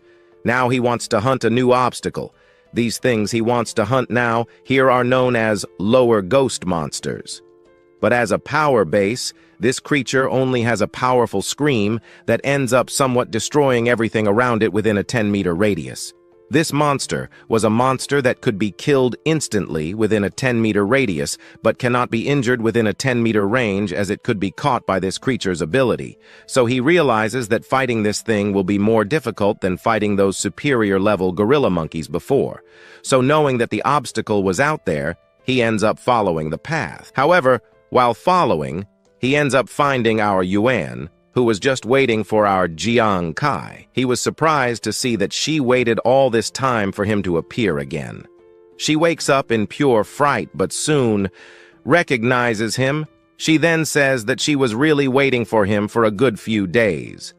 He understands that she really waited for that time. So here he asks for news, it is said. She comments that she ended up finding a quite important person who might be helping them clear some raids much faster. However, our protagonist Alv about this new news, wonders who this new person would be. So it is already presented to us, this was Ryan. With courtesy, he was the drunk Jiang Kai, who soon realizes that he was not a good person, already running away from there, leaving the two behind. And as predicted by her, she already knew that Jiang Kai did not want him in his team. But even so, she asks to take Yan along with our Jiang Kai since he was very obedient and would probably be following him for a good time and would be helping him a lot. He was listening to her defending him. He gets a bit shy, but still. She asks him to give a new chance since Yan could be basically any kind of person to help. He could light the fire or carry the heaviest weights of our Yanai, so he could not refuse such a good proposal. But he stopped at one thing she said that caught his attention, since he was not even so interested in joining the team of North. Jiang Kai keeps his eyes narrowed, but then raises his hand and quickly approaches and grabs Huan's hand. He was known more as Captain Jiang Kai, and now we are presenting him as a guy who did not have much talent, but now he is a talented guy and will be joining their team. So as captain, he should be taking him there to the certain boss, the Botch, who was the most powerful one they should defeat. However, our Jiang Kai became basically too realistic about things, even starting to confuse things like family. She, in the background, ends up explaining some things that make him understand a little more about Jiang Kai. So we see in the Valley of the Elite Monster Kings, in the Ghost Kingdom of Bach, an abandoned house, but from the door of that abandoned house, we observe a somewhat thin and malnourished hand. Minutes later, the monster appears there roaring up. He was a level 20 monster. While the beast walked through that darkness, we see the silhouette of two people in the background. So before he could do anything, he already warns that they should be careful since this monster here was much more powerful than those elite-level gorillas. Here, they would only have a single chance to kill the monster, since they would have only one attack available in 10 minutes. Beyond that, it is likely they would die quickly. However, this was a unique opportunity to end it. However, while Jiang Kai, understanding strategy, starts saying some things making her in the background quite confused with what our Jiang Kai was thinking, our hero asks whoever was talking in the background to shut up. But she, who was just quiet in her corner, wonders who was shouting. She was not, so he turns a bit backward, but when he turns around, guess what? He sees the drunkard having some drinks, while at the same time yelling at his wife. Here, the little guy will make the next toast to his wife. However, when he talks about it, the monster in the background ends up hearing them talking. At this moment, upon hearing, it starts roaring loudly and then jumps towards Jiang Kai. Then he just watches the monster opening its mouth, and then with some things starting to appear in its mouth. Now frightened, Jiang Kai wonders what this Yan was doing. Huan ends up saying before that this guy was joining their team just to help, but this was not real. She apologizes for doing this. She just ruined the team. Meanwhile, the monster ends up roaring towards Jiang Kai. However, he opens his arms to defend himself while we see only that drunk sleeping on the ground. But suddenly a shock happens. The three of them stop abruptly. At this moment, our protagonist realizes that there was a chance to fight against this monster, now seeing that we could no longer do anything. We observed in the background just our new integrant asking for Jiang Kai to step back and retreat, now that it was not the right time to fight against this. And the monster came at full force with its mouth open in the direction of Jiang Kai. But at that moment, we observed the drunkard. However, the drunkard was enchanted with the beer, commenting that in front of him was a beauty, and how such a beauty passed by him without him noticing, and then with his mouth open, he falls face down on her. He ends up kind of hugging her with all his strength, enough that he pushed her a little back. The two behind stayed there, not understanding how this was possible now. The drunkard was on top of the monster, and now he thought that fate unites the two. This beautiful lady would be having a nice date with him. Then he ends up putting his hand on her face and asks what happened to her, or why she had such a big mouth but didn't care because now he would be making good use of it. Meanwhile, we observe her asking him to move since the skill used by Bacha wasn't enough to control our Ryan. So maybe he was the only one who managed to get rid of it. But now, it was a more than perfect moment for us to attack. She, who was under Ryan's control. So Jiang Kai takes those small weapons in hand. Now, with those small daggers in hand, he simply throws them all in the direction of Bacha. While Jiang Kai's daggers approached Bacha, we observed our Ryan there, who did not forgive even the whole. He just asks this beautiful lady to prepare, because now they will have a beautiful encounter. Their eating should be right here, but well, he was getting closer and closer to the monster's mouth. However, when he was about to get close to deliver the final touch of the final kiss, an explosion descends, startling Janka and the rest of his group. And well, the explosion ends up frightening everything around. After a beautiful explosion happened, we observed Ryan just waking up to reality, wondering where his wife was. Soon then, he falls to his knees realizing that his beautiful fiancée, who was to marry him, was perhaps dead. And he blames Jiang Kai for seeing that Jiang Kai blew up his wife. So he ends up crying, saying that she was his wife, what motivated him to live. So there is nothing more to do. He will now be giving up on everything. And well, the end came for him. But the scene cuts to the two commenting on what was happening. Comes Juan, if he was crazy. So she says that this Juan Yu tends to get a little crazy in the head when he drinks some beers. But now she calls her captain and asks him to go with her to get some treasure chests. Bacha's treasure chest. But while she advances to get the treasures, Shanai stands still. He sees that this Ryan was quite strong. Strong, but he was strong when he was drunk. Well, he attacked that monster without even thinking twice. Now he realizes that maybe the drunk class has some advantages in fighting against these monsters, since this ruin doesn't fall under the monster's spell. So saying that, approaching with her beautiful chest. But she looks at Jiang Kai, and Jiang Kai was happy. Now he would be using Ryan as an artifact, like an artifact to deceive Bacha's defense. And there he is making her scream in fear, and he laughs there even loudly. She is left wondering why Jiang Kai was so smiling out of nowhere. This was scaring her. So they advance to another cabin of that monster. In the other cabin of the witches, we observe the beauty leaving the cave. She comes out all happy. She already starts to try to scream, but at this moment, a noise is heard from the side. She turns around, quickly to see who it was. She sees Jiang Kai and Ruan, but Ruan was tied up by one. And now he asks Juan to make his decision. He could choose whatever he wanted, and then he chooses since he just found a new beauty. The kid already falls with his tongue out, but the monster ends up shouting in the direction of our Ran, but this doesn't affect him. Instead of being stunned by the shout, he gets even more in love with her beauty. And guess again, he ends up giving her a tight hug. So there we observe that they will have a night more than passionate Jiang. Kai realizes that his sweetness was enhanced to another level. They can now farm level as much as they want now, with their daggers in hand. He throws those daggers in the direction of the wife of our Ruin the boy. Was already almost giving some nice kisses to them. But well, at this moment, the daggers end up hitting the monster. The monster doesn't even notice, but the explosion then happens and the arrow is shown to us Ryan, who also ended up being thrown upwards after that explosion. The system minutes later appears saying that the other batch was defeated by Jiang Kai. But at this moment, the scene is shown more closely.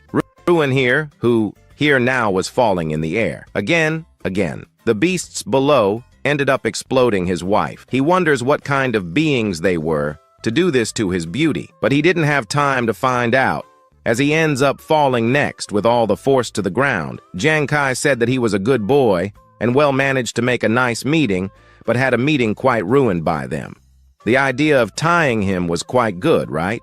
But things managed to be faster than last time, but this time they didn't even need to hide behind a bush. They ended up with the monster without needing it. But again, they go to the next witch's house, and guess what? There. He explodes again, his new wife, and again he asks them to stop since this would be his 11th wife. That Jiang Kai exploded, he fell. And in the cabin, we see a sad boy. Since now it was 23 wives that ended up being lost in these explosions of Jiang Kai. He is sad about this, but not for them, and if the two end up being happy, their eyes shone with the treasures, so they continued. Now here, it passed 35 wives that ended up being toasted by Jiang Kai. Jiang Kai didn't care about this. since what mattered in the end were the chests that were worth a lot, that all fell in front of Jiang Kai. But now that he defeated several 35 monsters, he already knows the potential of Ryan, so he could already be hunting more monsters. But after 35 of Ryan's wives ended up being dragged up, our protagonist managed to level up 2 levels. Then at the moment, our boy not here already reached level 14. Now they look in the direction of Huan and realize that Huan was heartbroken to see that 35 wives ended up dying there, so they should be helping him calm his heart. While there, she stayed close to Ruan to keep the boy's heart steady. We see Jiang Kai holding 2 cards in hand, and he was also surprised to see that he managed to still collect 2 cards in those abandoned cabins. Now he could be enhancing his skills. One of these skills that could be enhanced was the technique of praying for rain that, used by someone with a strong mental resistance, could cast an extremely powerful rain. This skill, you are on top of a mountain. You can widen the mountain, almost all of it. So knowing that he couldn't be using this skill, he throws this skill then in her direction. She didn't believe that in front of her was a skill card.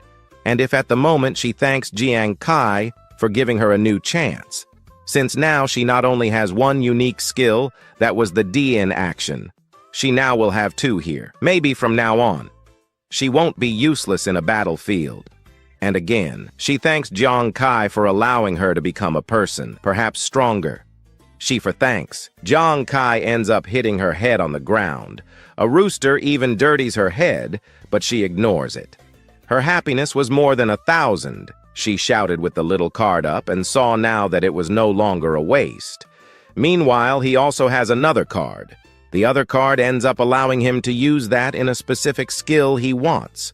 But however, when using that, it will automatically disappear from his inventory, so he ends up using it to test things. A blue glow appears there minutes later. He ends up able to awaken this ability. It was the ability to steal. She ends up being an extra ability, making the system appear in front of Shanai. It appears in front of our Shanai, showing his ability. His ability allows him to be more, but this hacker will only be useful when he is inside a casino. In the casino, he can use his ability as much as he wants. So this means that the effect of it was not to stop much. The system agrees that it was not to stop much, but he ends up somewhat irritated with the system. However, he is also pissed off with another thing. This new ability also allows him to steal a bit of the abilities of other people, but only steals half of it. For example, if a person has 100%, he will only steal 50% of the person's power. But at this moment, while he was lying on the ground out of pure disappointment, we see our Rian, who has just woken up. Now that he wakes up, he wonders what is wrong with him. He feels a bit bitter, as if he had lost several wives in the same day. So to recall a lot, she recounts that he ended up losing 35 wives last night and such. He was quite sad about this. However, after recalling all this, the boy vomits.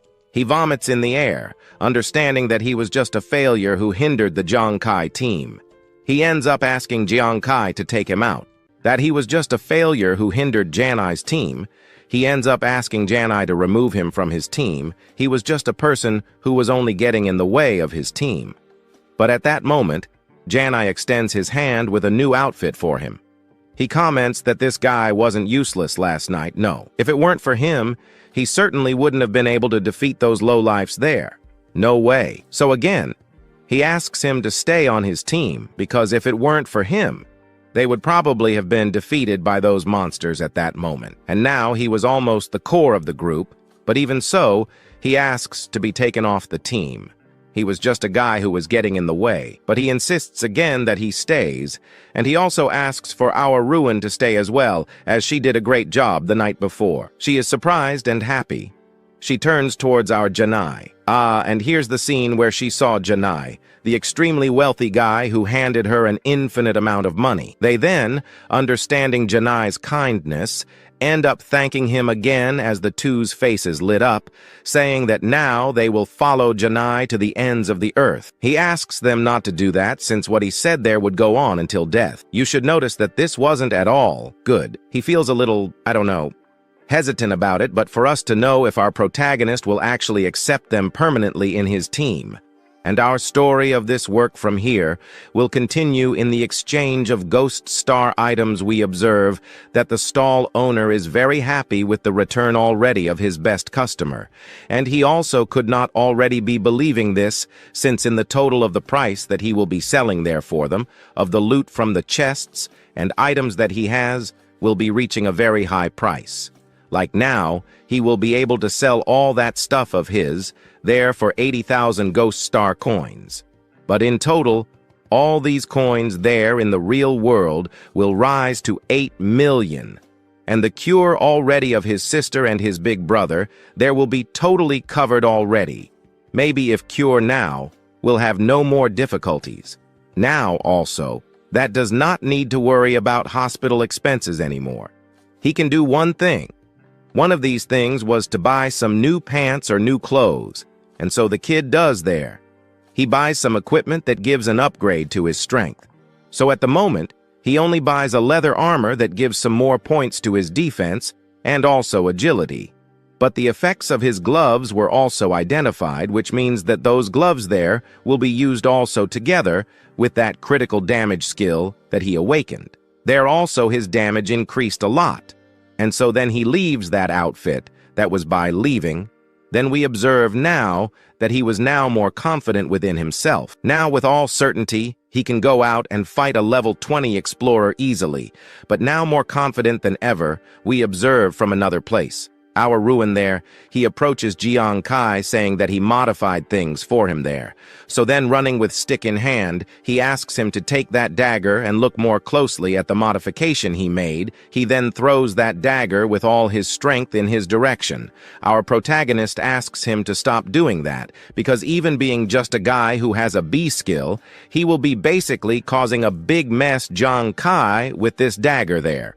So at this moment, we observe that the dagger almost approaches close to our hero, and that is different from his eyes, but Ruin asks for that thing to return to him, that stick that was holding him, throws up the dagger that was about to get close to our hero. We observe it turning around, and it pierces the stick, and then stops on Ruin's hand. The reason for making this modification was simple. He noticed that Captain Kai was always needing to get close to his opponents that he defeated. And due to that, a type of mistake could occur. The monster is alive. He could get screwed a bit. But with this, he can simply call the name of the knife, and it will return to his hand. But even if he decides to throw this dagger away, he can be using a charm that is inside it, that can be put into another knife soon. Then he is very happy about this, saying that he no longer needed to get close to his opponents to recover his dagger. Now he has more chance to see it from any monster, but to make things better. Ruin comments that this dagger there, when in the air, it can also cause a little damage to the opponent or the thing you are trying to hit in the air. And again, he thanks him. He did not think that Ruan was such a genius as he was. So then he comments that he only learned all this from some people. However, half of these things were with Jiang Chen. But Jiang Chen said that he swore to God that he had never taught this to anyone. But talking about this, a lightning strikes the background, causing a giant scare. Our protagonist, minutes later, the place starts to rain soon. Then we observe there Jiang Chen turning around to try to understand what was happening. But when he turns around, he ends up finding our new member, who here is happy about the new skill she was doing all this, and she managed to learn a little of this skill. Although it is not so useful, we observe Ruin refuting her, saying that this skill could not be so useless, not since people around here were running from her rain. We discovered that this rain is not even a common rain, because when touching that rain, he realizes that the rain is heavy, which he can modify the movement of his opponent. However, this ability can be so powerful that it can also be sending some extras to another world or to that she discovered that she has the potential to become stronger. We observe her there with her high ego, saying that she managed to learn the best ability in the world, but now that Ruan might be entering the battlefield, their Ruin also has this rain ability. They became much stronger, but at this moment, an extra passes, annoyed, commenting. What was happening with this rain? This rain was interfering with all his plans. They should be taking the equipment to the Huang family. At this moment, Jiang Kai discovers that the Huang family was coming up with another strategy. Again, he asks to wait a minute because he wanted to know more about this crazy strategy of the Huang family. So they start commenting on some things also, that here there is no internet access, so it can't be explained better. But the other gives a brief explanation that the Huang family is taking 200,000 people to a dangerous forest, there to defeat a certain boys defeating boys. He will be able to expand more his territory here in the ghost world. Also, he wonders if he does not know Daster the new news. This new news is basically that everyone here is responsible for the rise and the new fall of the new world. They end up leaving. Seeing that this idiot was interfering with their plans moving forward, we observed that our protagonist was coming up with a plan, since the Huang family at this moment was hunting a stronger boss. There will also be another family that will be after this boss too. So he realizes they discovered that a specific stronger boss of all decided to act, which also means that the land may be in danger. So for this, people will be using all the power they have. If they manage to defeat the boys, they will be gaining many rewards, but to get such equipment, you need to defeat the monsters in the Ghost Star. However, you need to defeat him to also open new territories. Only the monsters of this Ghost Star are divided into high and low levels, and they are known as Commander level, another as King level, and the last one is the Map Boss. But between them, there is the King level boss. To defeat a King level boss requires hundreds or thousands of people to fall into hand against it. So he wonders if the Huang family why change their fighting style. As said before there by our Hu Xin, that also all the people in the world are responsible for the rise and the fall of the monsters, and someone certainly has the right to be fighting against the monster. Monsters will be defeated sooner or later. So here at this moment he wonders if Yuang was not telling the truth. He should be dropping everything here but following the same objective as him, fighting against the monsters to protect his country. And so he would do a test. So we cut to another place at this moment, she was wondering. Or the Y was doing this frozen island. But since he came here, he wonders why the Y came to this place if he wanted to buy a single piece of cold protection equipment. But before they could start doing anything, he hears someone shouting this, that shouted, ask them not to keep walking around, since they could not be walking in this place before the fight could be starting. But this was his first time in this territory, so he wonders why he could not walk around here. So, for this, he ends up explaining that below this frozen island, there is a monster's lair, so they could not be walking around here. And what they were doing here was simply disturbing the life of a certain monster that lives there. And as he says he was disturbing the life of a monster, we see the monster appearing. This appears there. He was a level 22 monster, and the remains of the two extras who were in the background are left open-mouthed, but also happy to see that these newbies here would already be dying. So early, since this was a level 22 monster, to defeat it was necessary to have a level 20 team.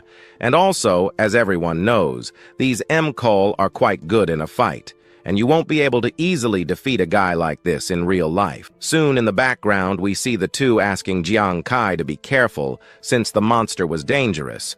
But the monster soon attacked, hitting Jiang Kai completely. However, Jiang Kai quickly used basically his cloak to dodge. We see him behind this monster now. Before, he had thought this monster was something like a powerful monster, but in the end, he realized this monster was just a trash fish. Even so, he jumped behind it and delivered a knee strike to its neck, but he also used a small explosion. This explosion hit the monster squarely. The creature is toasted.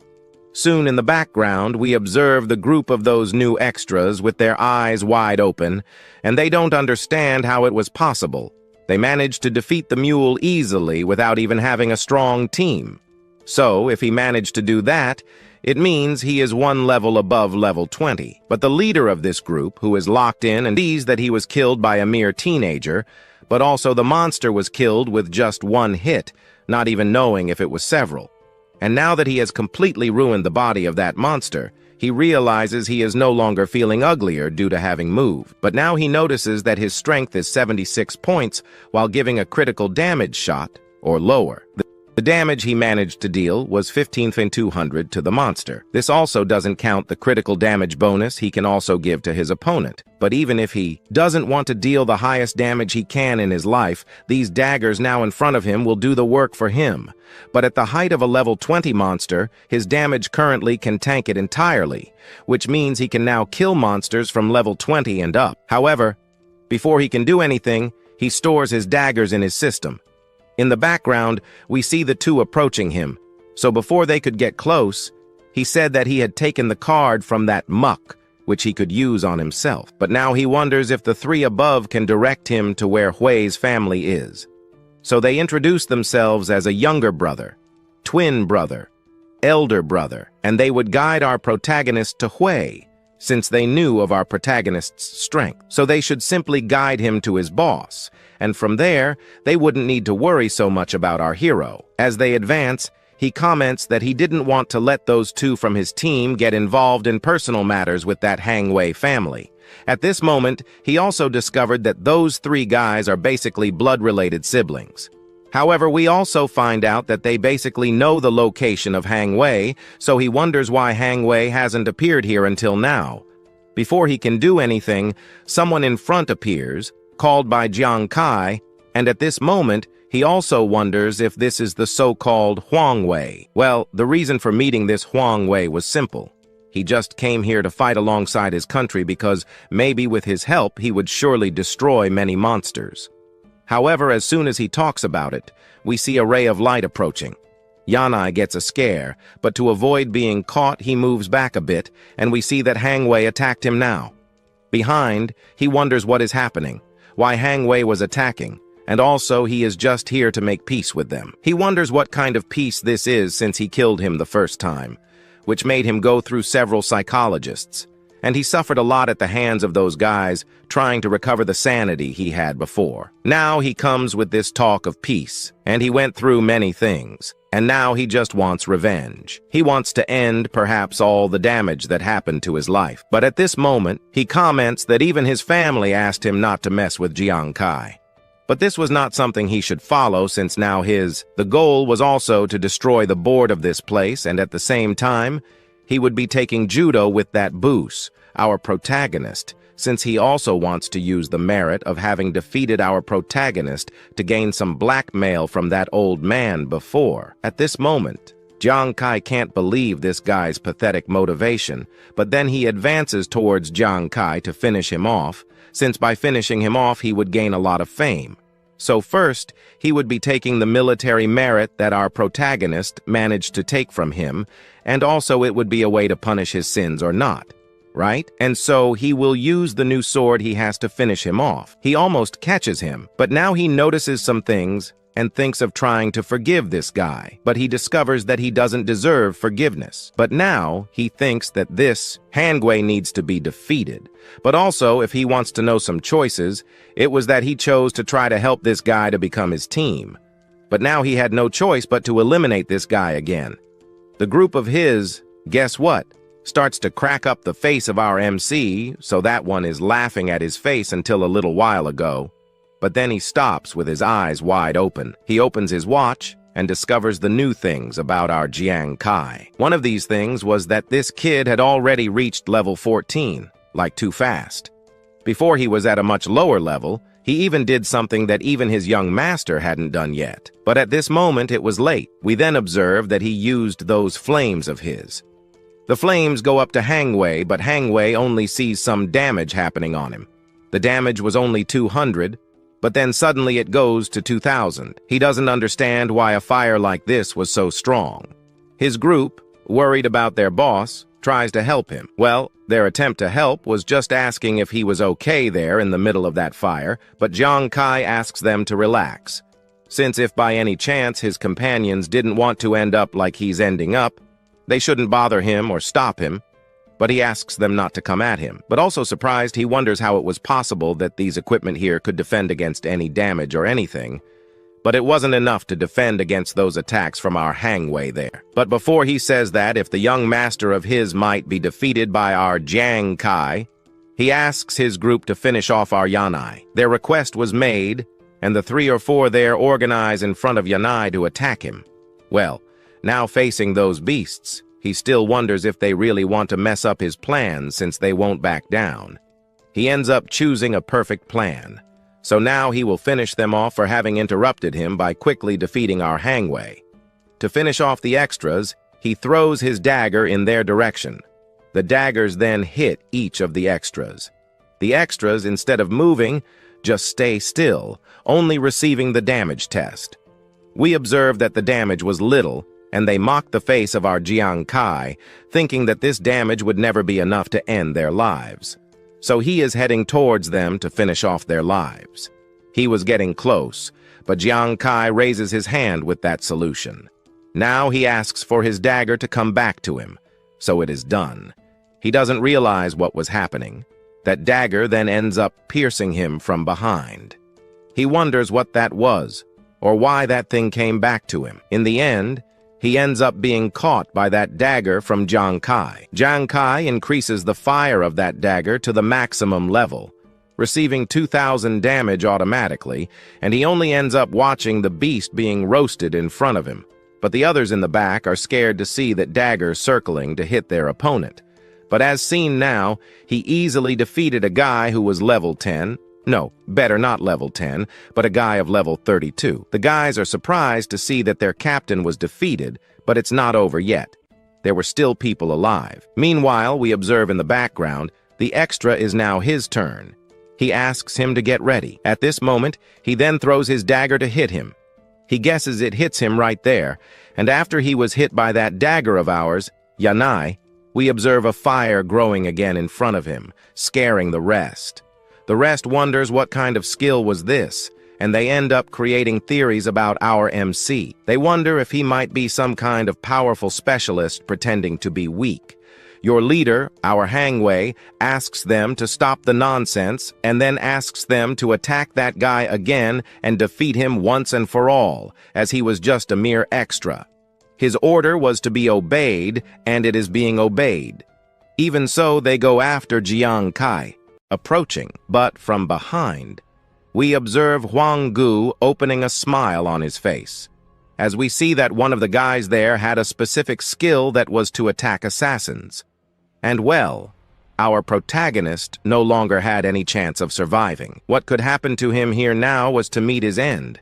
But that's what he thought, because minutes later, we see a giant fire happening again, and the two who were there were totally defeated. He, pale and completely shocked by what was happening, is now without reaction and trying to understand who this guy was.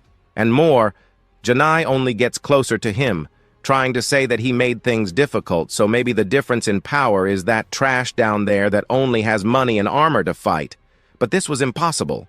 The level difference was so big, how did they lose like that? Then our protagonist, ignoring his question, advances. He pulls out his sword. He left the past in the past. But now Hangwei disappointed him. But now he wonders if Huangwei was still determined to want to kill our hero. Approaching, they wonder what he would do. Our MC said he wouldn't do anything. But since he wanted to kill our hero, he can't just stand here listening to what he had to say. He also has to be acting to defend himself. Last time, he caused him some trauma, but the trauma was small. However, now, let's cause bigger trauma. He then raises his sword up high, and he only saw a flash of a sword approaching him. Minutes later, in the background, we hear a scream. He was screaming there, and then, after several minutes, we see him looking at his system. But now he was surprised to see that killing explorers gets him more XP than usual. He kills a level 30 guy, and that rank makes him automatically level up to 17. However, because he kind of killed all these people here, he ended up receiving a system punishment. He is now a bloodthirsty assassin. At the moment, he is surprised by this, standing still, looking at the system.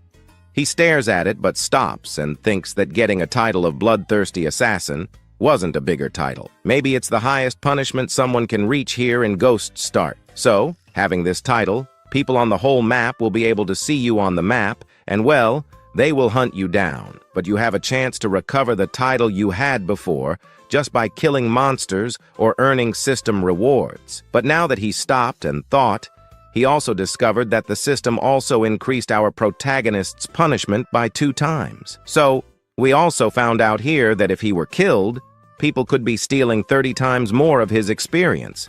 He could also return to level 1. This was bad. And he couldn't go anywhere anymore, places that are crowded with people, and he needed to remove this thing as quickly as possible, so he runs at the moment. Then here we cut to a scene at the Huang family headquarters. In this scene, we see their leader yelling at his subordinate because they didn't protect his son. He was also killed. He made a big deal with him because he needed that guy's son at least to fight against some monsters to get a lot of titles and power in this world. But now that the so-called loser died, what should they be doing here now? He bangs on the table and comments that they needed to kill the King Boys.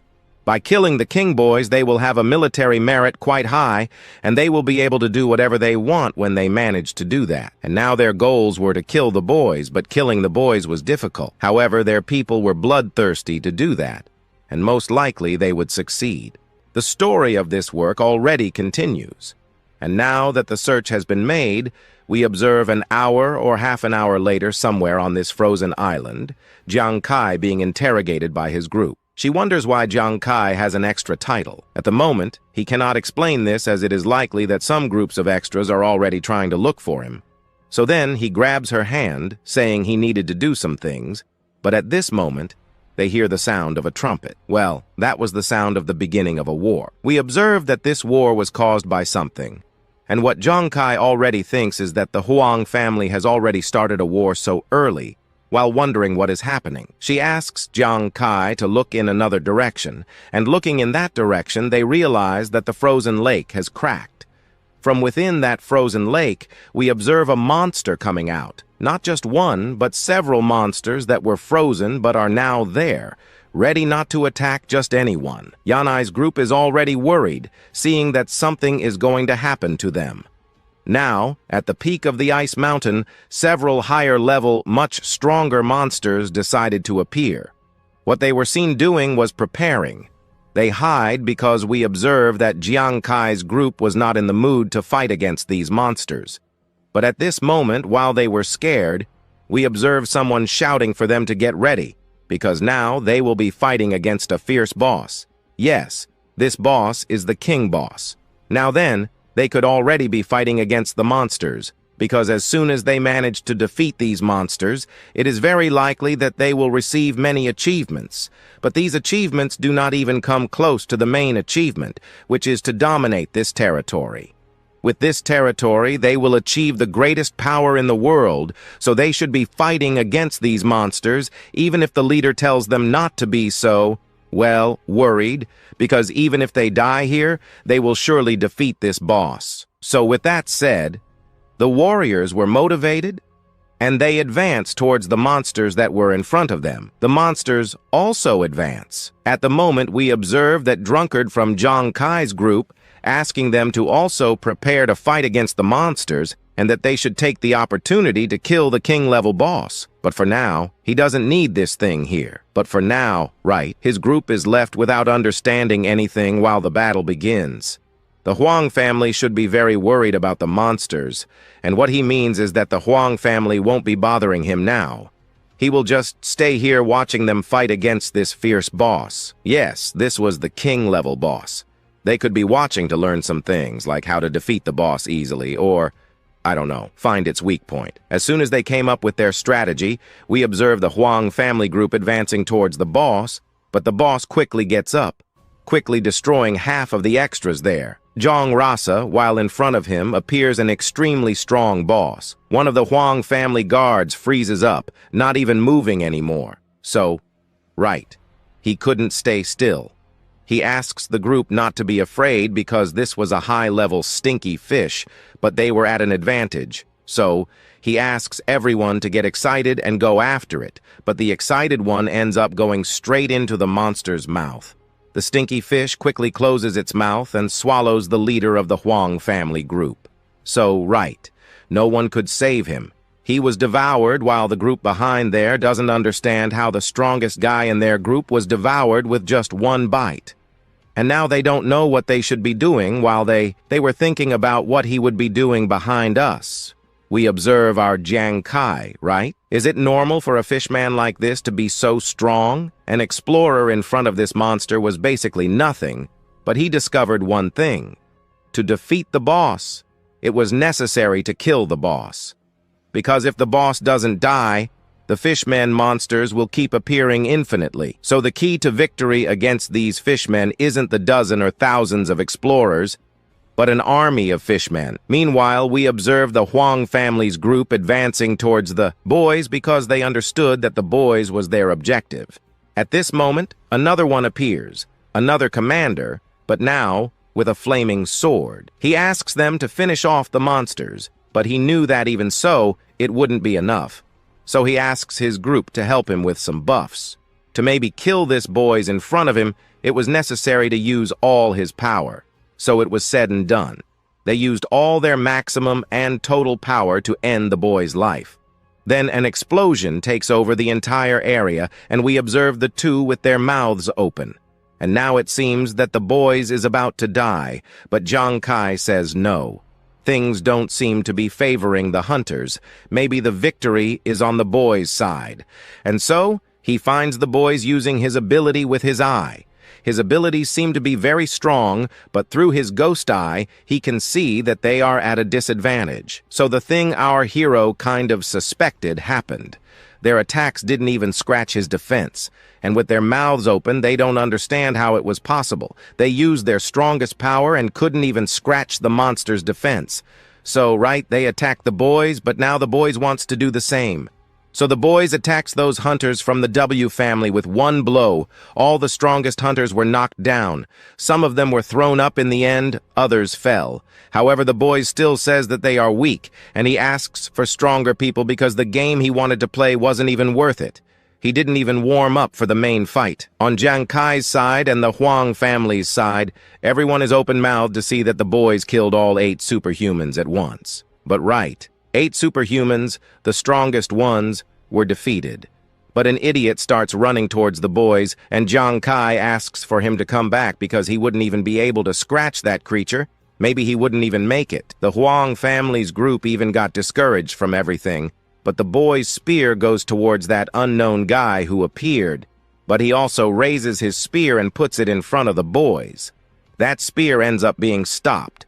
The boys is surprised, but so is Jiang Kai and his group. That guy alone managed to stop the boss's attack, right? Stopping that was almost impossible, but he's sad, right? To see that most of his group sacrificed themselves for that filthy thing to maybe be defeated. He also tells the boss if he thinks humans are something that can be played with at any moment. But in the name of his fallen, his weak creatures, he will be ending this human again. But this was what he was thinking. Because that human charges at him with his spear in hand, and he manages to deliver a blow near his shoulder. That blow was enough to cut it. The blow was powerful. Our protagonist even thought that the blow would be strong enough to break that defense. So right, for this guy to become strong, sacrifices were necessary. And those 8 superhumans were sacrificed so that this J-Fang here could become the strongest to end the life of this boss. But even without this buff, Jiang Fang was an extremely powerful guy. But now Jiang Fang, who alone was almost incomparable to anyone, could kill anything. And so he delivers a few blows to this boys. The blows were fierce. That would certainly kill the boys quickly, like if nothing unexpected happened in this battle, he would win quickly, and victory was certain. But the level 32 elite monster appears. But the scene is cut to the Huang family's group. One of the guys ended up detecting that there were many monsters suddenly appearing, completely surrounding them. He doesn't understand how that was possible, which means that someone stronger just appeared. But the monsters that are being summoned are all level 30 and above. Both, everyone who was there, couldn't believe that this was possible. And now what could happen is that Jing Fang could be focusing more and more on the boys, which means that for sure they will win, but over time. But now, based on the 5 levels, Daom Peixe, who ended up kind of discovering it on the battlefield, they are divided into 5 zones. There's the elite zone, the general zone, the leader zone, and lastly, the boss zone. And after a good amount of time, he ended up placing several people in one zone just to finish off the monsters, but they all ended up dying. However, he wonders how they managed to get into this situation against these stinking fishmen. But if by chance they manage to be entering from behind in the boys' battle for sure, they, Jiang Fan, will surely cut the line and will manage to reach the boys. What would happen is that they would beat the boys, but many people will die in this game. Maybe 200,000 people, maybe more. So he yells there to Jin Fang that he needed 30 minutes so that he could kill the boss. Then he wondered how many creatures, how many fishmen were still alive on the battlefield. He would then check this little thing, but checking, he realizes that there are many, many monsters in front of him. But at this moment, we see something happening. Several daggers go in a specific direction, but these directions were towards the boys. One of those daggers pierces, automatically defeating that creature. Our protagonist, for having killed that, ends up gaining a point there, a point that he could distribute in his system. Behind, the two people from his team see her asking Zhang Kai to run. As out of nowhere, several monsters decided to appear. They should get out of here as quickly as possible, but he said that now he couldn't be leaving because leaving now would be wasting time, as now the battlefield seemed to be a little more balanced at the moment.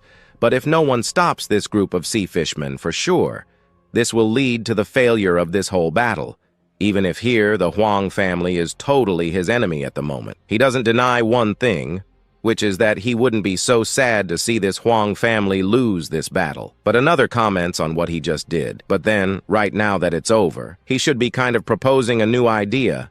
Even with 200,000 people by his side, they were at a disadvantage. Meanwhile, Zhang Kai closes his eyes.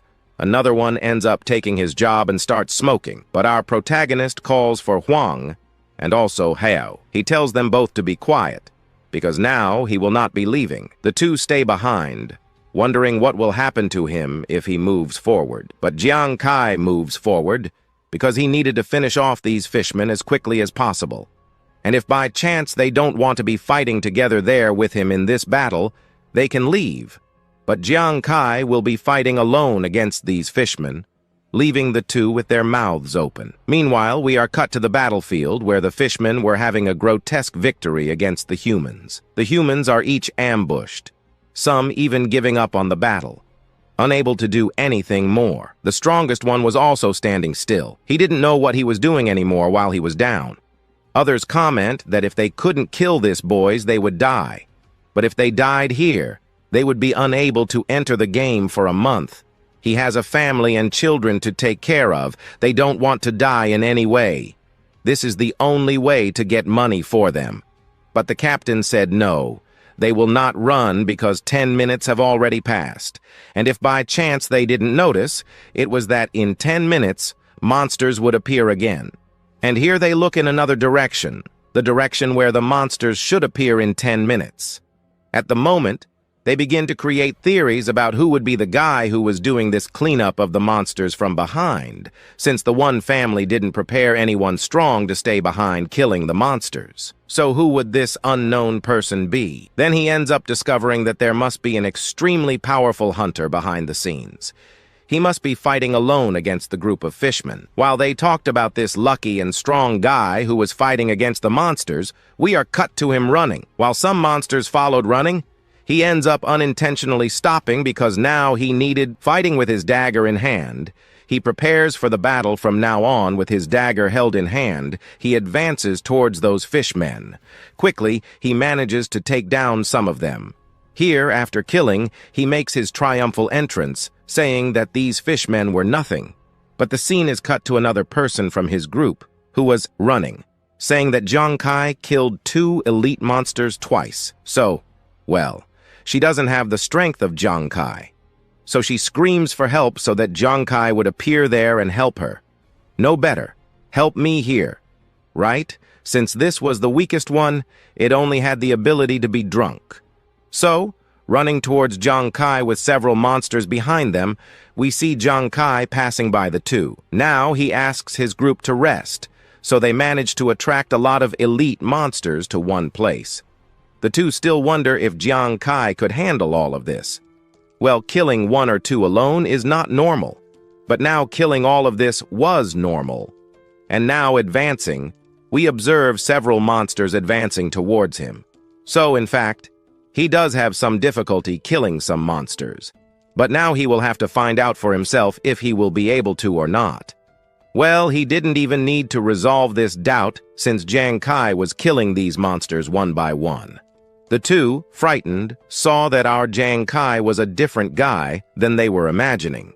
The explosion ends up happening in the background, catching the attention of the Huang family group, who quickly look in the direction where they saw the monsters. But out of nowhere, each monster was disappearing. Military? No, it shouldn't be. He also just hired military personnel to be here. How did they manage to get here so quickly? Quickly, he mounts his horse and starts running in the direction of that explosion while running towards our Jiang Kai. We cut here to Jiang Fang, who was still fighting against the boss. Finishing the boss's life, we see the boss getting increasingly irritated. The group of extras was just smiling there, saying that his current life was at 65%.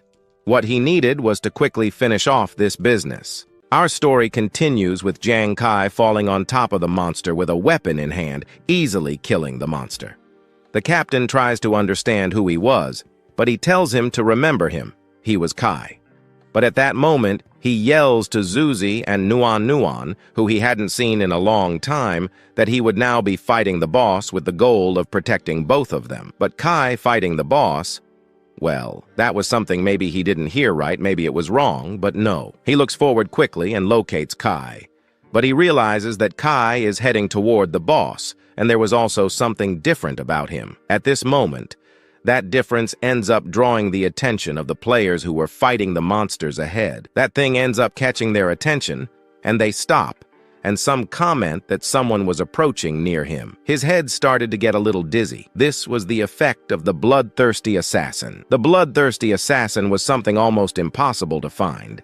But Captain Kai, what was he really doing? He wonders if he's completely lost his mind. He forgot his stats. As at that moment he was heading to a place where there were 200,000 people. Those 200,000 people noticed Jiang Kai running in front of them, passing by them. They lose all the will and merit to fight against the monsters. Their objective now was to kill this guy here. By killing this thing, they would gain a lot of experience. At least they needed to kill this guy since, well, they couldn't even kill a single Triton. At this moment, everyone goes after him, asking them to finish off Jiang Kai. But Jiang Kai notices the presence of these hunters. But at this moment, what we see ahead is just an explosion. Our Nuan and our Zai wonder if Jiang Kai was killed by that person so easily. They clearly get worried about them, but that's what they were dreaming, as a single critical hit from him would be enough to finish off these weak players here. He passes by these weak players while they, lying on the ground, wonder what's up with that boy. They were so strong, but why were they dying to a level 10 novice? His friends wonder if Jiang Kai was okay. Nuan is happy to see that Jiang Kai was there, but now stronger than ever. In the background, someone else appears. Well, he shows up with his eyes scratched, saying that Jiang Kai was basically surrounded by 200,000 level 20 and above people, but he got out of there smooth without even a single scratch. Meanwhile, somewhere else, someone shouts for his father to be careful since Jiang Kai appeared. But he was the guy who killed Zomi. But now it seems he showed up on the battlefield and is running toward the boss. They get worried, seeing that Jiang Kai would most certainly steal the boss. But also, our military grandpa asked one thing, for Jiang Kai to help protect some people. Not only protect those people, but protect the entire city. But he also said he wouldn't promise to protect an entire city. Now his country was also in danger, so at that moment he needed to gain more territory and resources, and for that, he would be using a little bit of the strength he had left. And at this moment, he asks for that skill of his to be activated here now. He wants to see the only abilities he ended up obtaining before. But at that moment, our system screen appears, showing him that for every explorer in this place who resolves to pay attention to him, he will be able to steal 1% of their total attributes from his enemies. Moreover, his skills would be removed in 30 minutes. But it would be permanent. At this moment, he was running, but at the same time, looking back. At this point, he wonders. The objective of this unique ability which can only steal 0.1% of the attributes of its followers, was not something he expected much from, but he hopes it will be useful. However, he also now knows that he is in a bloodthirsty assassin state. Almost everyone on the battlefield can pay attention to him at this moment. A light emerges from the players around, but the players ask themselves, confused, if there's a sinister assassin nearby. Another player doesn't understand how this is happening. However, the system appears again, saying that he began to steal 0% of the total attributes of the followers who were on this battlefield. Stealing, he feels a bit disappointed, because although each of these people could be losing 1,000th of their powers and attributes to him, he realizes that his own attributes and powers are still very weak. But as he ran across the battlefield, the players pointed in his direction and asked others to look at him. As they looked, he also ended up stealing their powers. While running, he also realized and felt that there were more than 200,000 people around. And even if he could steal only 0% of each of their attributes, that was already enough to make him extremely strong. Strong to the point where he could become a high-ranking hunter. With this gigantic amount of power here, no one would be able to stand against him. As he ran, he noticed auras entering into him, and with every step he grew stronger. Now, everyone here probably realized his power level. While running, someone from afar noticed this guy and warned his father to stay alert since Jiang Chen seemed different. Moreover, he was now already heading toward the BOSS, which was more than bad news. With a surprised face, he asked why, but then looked again as his watch indicated that his attributes were no longer the same as before. At this moment, while running, he had become much stronger than anyone else. His total attributes now seemed to have surpassed Yan Fang's. At this moment, his mouth dropped, unable to understand the true power of our protagonist. But again, he believed Jiang Chen would not defeat the boss. However, as he stood there in shock, the scene shifted to Jiang Chen's location, where he was already in the War Chief level Triton area. The monsters were much stronger now, and one of them resolved to appear in front of Jiang Chen. The one who appeared was a shark-toothed Triton, a War Chief level monster with level 51. At that moment, the Triton tried to grab our hero, but Jiang Chen noticed its presence. From afar, we observed the son of that guy, realizing that Jiang Chen wasn't even trying to hide from the strongest Triton they had found. Even though they didn't know if his attributes were real or not, the bite of a shark-toothed Triton was an ability that even a level 60 explorer had to be careful of. Perhaps this place, where he had just arrived, was the farthest he had ever come. At that moment, the shark-toothed Triton opened its mouth, but Jiang Chen didn't take a step back. Jiang Chen began to run, and getting closer than ever to the boss, he prepared once again. But now, he prepared to punch the shark-toothed monster in the mouth. As he did that, everyone was already surprised. They were alarmed to see that Jiang Chen had killed a level 51 monster with a bare hand, without any weapon. They asked themselves what kind of attributes he had, whether it was real or not. But now they doubted whether our Jiang Chen would be able to defeat the boss of this floor or not. Whether he would defeat him or not, I don't know either, because Jiang Chen advances to the next area. Now, Jiang Chen was in the commander-level Fishmen area. While running through the area, one of the commander-level enemies then looked at Jiang Chen, noticing his presence, but could do nothing as two players in front of him were getting in his way. However, she quickly destroyed those two hunters who were hindering her from hunting our hero. After getting rid of those hunters, she opened her mouth and prepared to attack Jiang Chen. At this moment could not do anything. He was immobilized, doing nothing. Nothing he observes. We observe then from the background, perceiving that Jiang Chen ended up kind of being stupid, but he also ended up underestimating the monster. Like this, he may even have any kind of skill, good equipment, but he could not be immune to this type of attack. His attributes were weak also. That boss really understands nothing about this kind of floor. They are on even more against that boss. He was fighting the boss that was fighting advances towards him to attack Jiang Chen. Jiang Chen had a whole Zuru dream, and our Enyu gets more than worried about our Jiang Chen, but the other who was his companion even ends up taking a cup of beer with that hand. He puts everything inside, activating his Grand mode. He was Ranu, a guy who was incomparable at this moment. He jumps towards this boss. Now she will have a more than beautiful encounter with him with our Ryan here. Then he says, so that the captain this time does not kill or also does not seduce his princess. And so then he advances and jumps directly into the monster's mouth. As soon as he jumped close directly into the monster's mouth, he prepares, and that beautiful sweet kiss on the monster's mouth. The monster stops and stays. I don't know. Without understanding anything, she gets shy. The monsters, seeing that the kiss was going quite well, didn't even try to remove our ruin. But yeah, at this moment here, the monster realized that it could no longer continue with the kisses. She then grabs. Ruan grabbing him now in hand. She throws our Ruan with all her strength to the ground, that he fell hard on the ground. But at this moment, fallen hard on the ground, he decides to get up. He says that the meeting of this princess with him was more than expected. He even liked her. As soon as he talks about this, the people in the background open their mouths, seeing that a mere drunk managed to hold and tank one of the punches from the Triton generals. But now that they did this, it's quite likely that they stirred up the Triton's anger. They shouldn't have done something like this. But our Kai simply wonders why Ruan appeared here. He just asked for them to stay back to protect themselves. But the other says for the captain not to stay behind and abandon them. They are from the same team. Since here she asks to look at her rain technique here. She uses it in the middle of all the monsters. But at this moment, she approaches our protagonist. As soon as she approached, she asks him to hurry, because Shi Huan will be here holding the monsters, but she will not be able to hold the monsters for long, since the level difference between them and the Tritons was very large at this moment. Then we observe her approaching her new husband.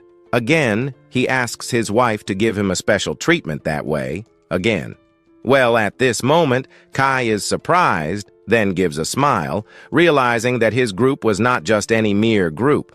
Not at this moment. She using again her rain ability at this moment. People comment that this rain woman's ability was useless here since they are fishmen, and one of them wonders if she was going to drown the fish. Then at this moment, Kai asks her to take care of the monsters. As soon as she does this, he ends up disappearing, but she wonders if these extras don't know about physics. At this moment, one asks to look up. Looking, we observe rain falling. But this was not rain. It was not rain falling from the sky. Instead, it was ice rain. But the ice that was falling was not small ice. At this moment, she said that by using the ability of rain made her rain automatically turn into ice, and the ice was falling on the monsters. But well, the ice was strong. However, the same ice was not distinguishing between friends and enemies, but the ice was falling on any of them, on the humans and on death. She, all proud, comments saying that since they are on a totally frozen island, her rain, which would automatically turn into ice, would cause the ice to fall on the people and monsters, and at the moment she didn't even have an attack ability. But now she can punch 200,000 people in one attack alone. At this moment, she also turns in the direction of Kai and sees that Kai was running in the right direction, since here too she used her rain ability, which turned into ice, making the Tritons no longer able to use their stunning attack that would greatly hinder our hero, and so she asks Kai to quickly finish off the monsters. But at this moment, Kai ends up stopping. She screams for him to remember something. They are part of his team, and he wouldn't need to be fighting alone. Looking to the side, we realize that with the help of that sobriety, they were easily killing the monsters. And again, his wife had to die here. Well, a beautiful wife. But as predicted, yes, Huhan and Huog are quite strong, and he ends up apologizing for underestimating them. But now, here, thanks to her help, they manage to attract the attention of the stronger monsters. Now, he can focus on the main objective, which is to attack the weaker monsters so he can reach the boss faster. Taking care of the weaker ones, he advances toward the boss. But at this moment, he advances with an extremely powerful aura which causes fear in everything around him. As he advanced and killed each of the monsters, the group behind him was left speechless, seeing that Jiang Kai easily killed a commander-level Mulok there. They had used all their best equipment, armor, and power to deal with one of the monsters, but Jiang Kai alone quickly took down the commander-level Mulok. Now that he has finished with that, he realizes that his stats are basically upgraded to the highest possible level, and there's also something that increased, his critical attack. Now he can advance toward the boss, as not even the boss would be enough to stop his attacks. At this moment, he stops because now, finally, he has managed to reach it. From afar, he had looked at this boss, but he didn't find this thing so pretty. But now that he got a little closer, he realizes that this thing was so ugly. Then, getting closer than ever, he could already be counterattacking the boss.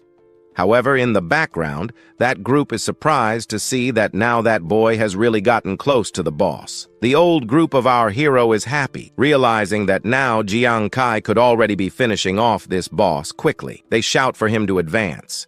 In the background, our Ruan screams from the bottom of her heart for him to advance.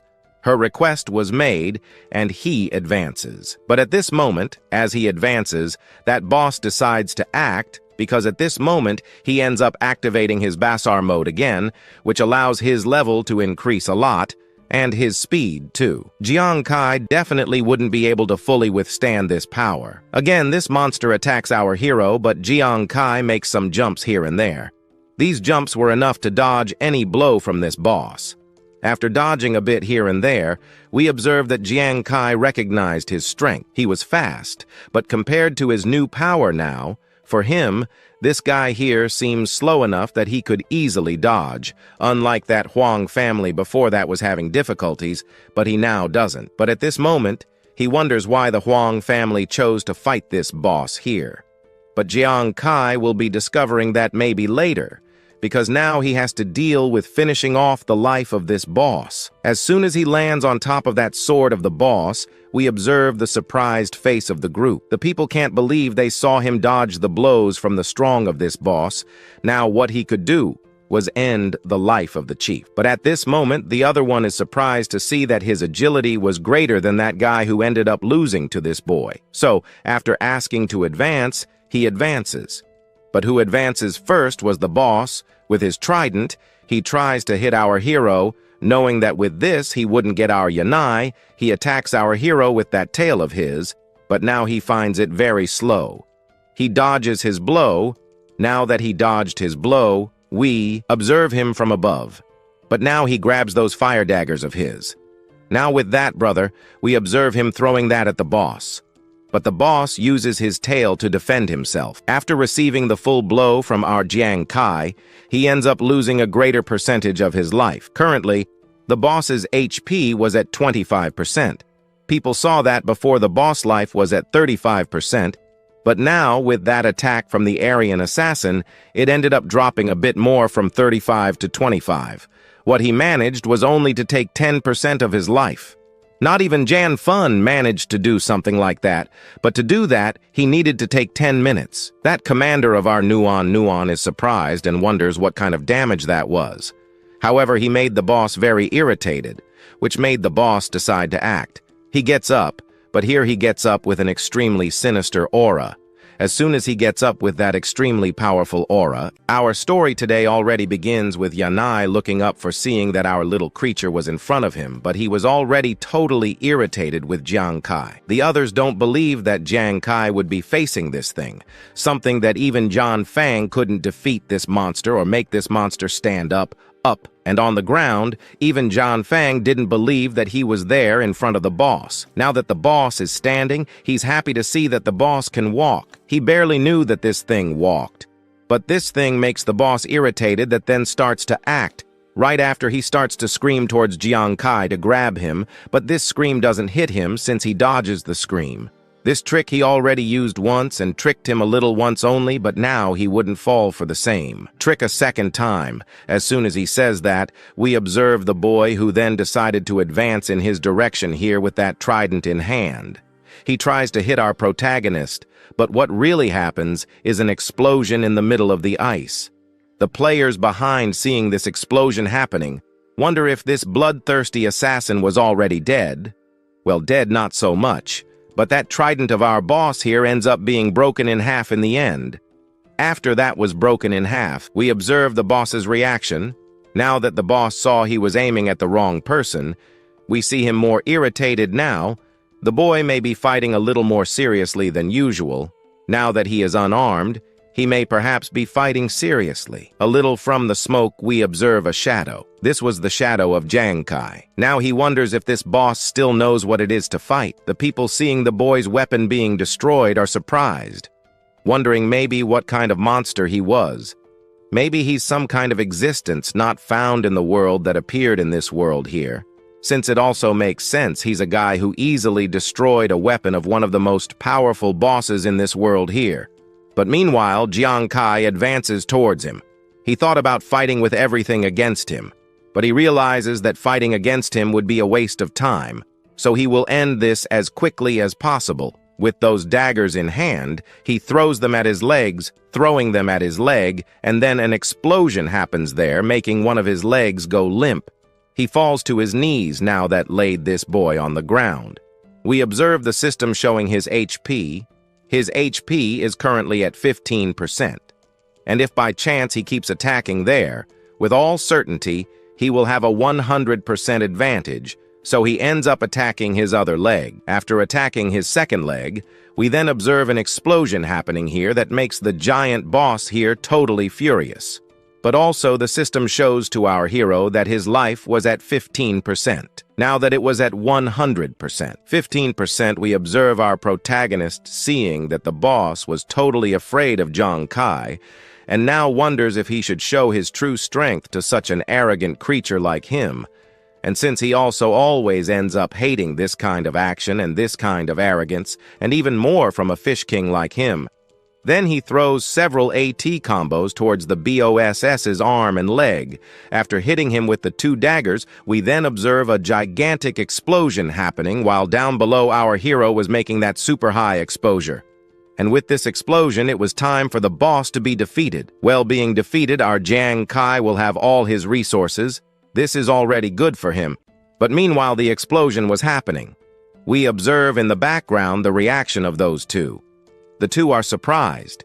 Even the boss was there. Falling, meanwhile, our Nuan Arzu, totally in shock, stands still but already looking to the other side. Here we observe her all happy to see that the boss was falling slowly to the ground, and here it not only fell but also face-planted into the ground, but he falls in front of him now. Jiang Chen saw this simply.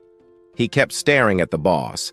Then, after a good while, we observed from afar what really happened with the boss. The boss ended up losing half of his arm. But even having everything completely torn off of him, that creature was still alive, having 0.1% of HP. So we observed the leader of that group over there thinking that he should attack too, but also other people didn't believe that the boss had really been defeated there. He defeated a boss alone and also managed to defeat the boss and get out of there unscathed, without even a single scratch. While they were surprised about that, a leg appears. Another comments about El Jum. What did he say before that Hang Tong was in such a hurry to ask for him and his family to have military help to fight these monsters, but it wasn't even needed. When he got here, they kind of ended up seeing a scene like that. Still, he wonders if there was a reason to intervene in this thing, and here we are introduced to this. This was the vice commander of one of the cities in the eastern zone, Zhang Zong. At this moment, the other one is also surprised to see that he never knew that a turning point would be so great in a battle like this. So actually, what that old man was saying about a new, strong hunter that emerged in the world, maybe it was him. Well, the ice and the hail stopped the boss, and now that the boss was almost dead on the ground, he should be finishing it off soon. But at this moment, we observe the leader of that group from earlier, who asks everyone in his group to listen to what he was going to say. For all the members of the Black Tortoise Guild to be listening to his command. Everyone who was hunting the muscles was to go there because now everyone has a new goal, and that goal is to hunt and kill that bloodthirsty assassin ahead. Moreover, whoever manages to kill the bloodthirsty assassin first will be rewarded with 50 million St. John's coins. But if you happen to let these assassins kill that boss, not one of you will be receiving a single penny after this battle, making everyone who didn't want to fight stop to think now. Stopping to think, they ask what they'll do if they don't receive this money and how they'll survive the next month with their family. He was right, since he also has a son, so he'll have to give it all he has to hunt down this Jiang Chen now. And also, whoever carried muscles like that had better kill that assassin right here and maybe win that big reward that their own leader says. As soon as one puts the idea into practice, everyone ends up thinking, then thinking again. They then start running toward Jiang Chen, everyone just shouting a single thing. Get that assassin Segnario and skin him. Don't leave him alive. Some still weren't caught by those MCOs because they were ignoring that, but their goal wasn't to catch those creatures. Meanwhile, we observed the entire group advancing in his direction. Beneath him, he only saw various clouds of smoke from people running towards him. Well, while looking, he realizes that the Huang family was incapable of defeating a single boss. Now they come towards him, and he ends up wondering what kind of threat they could be threatening him with. So to kill him, they would have to use everything they had. It was disgusting to see that they were at a total disadvantage. But in the meantime, we observed that Fang there, the one who was defeated, was about to be wiped out. But Jiang Chen appears and ends up helping him. Jiang Chen's goal wasn't even to kill the boss here, since his goal was just to drain the boss's life. The guy in his arms wonders what he was going to do, and he simply said that here he just drained half of the boss's life so that someone else could kill him in his place, since also, looking to the other side, there were many people who had families, and also below, there were 200,000 families who were held hostage for such a low reward like that. So he will be giving that honor to the Huang family so that this guy could finish off the boss. In front of the boss, he is surprised now. Facing the boss, John Kai ends up turning to our John Feng. Now, facing John Feng, he asks one thing from you. That he did with this boss was so that he could be giving this the final blow to finish everything at once, kill the boss. Jian Fang doesn't believe it, but right, Jiang Kai advances in another direction and asks him to finish the boss quickly, because if he didn't do that for sure, all those people below him would be appearing to cut him off. So he asks him to do it in his place. So then we observe those hunters eyeing that money, while Jian Fang was slowly approaching that boss. But he was also taking from his own system that spear of his. That spear that he managed to face off a bit. Against this boss, now that he was facing the boss, he could also do one thing. Finish off the boy's life. But he also ends up thanking our Jiang Kai for this opportunity for letting him kill the most powerful boss in the world. Now that he has the spear in hand, he ends up sticking it into the boss's head. But at that moment when he sticks that spear into the boss's head, he gets a little crazier. See as his eyes.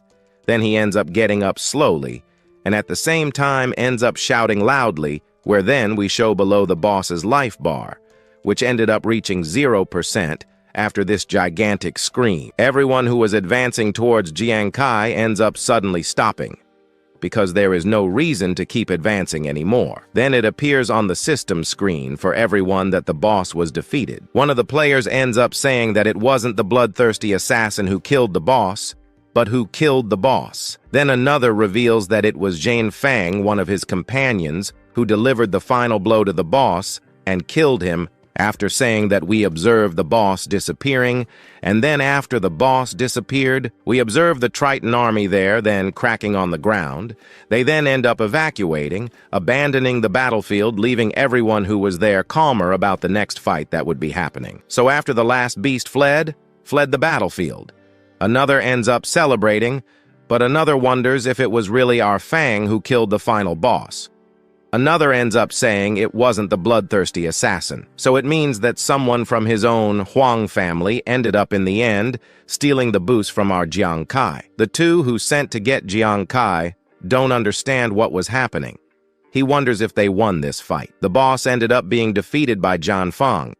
Then another kind of ends up putting the idea into practice that our Junai ended up giving up on that boss and then handed the boss to our Jie Fang, and Jiang Kai simply agrees that yes, he handed the boss to them. Then the people who were there are happy to see that this bloodthirsty assassin was a nice guy at this moment. Everyone now sees Jiang Kai no longer as an assassin, but sees him more as a hero.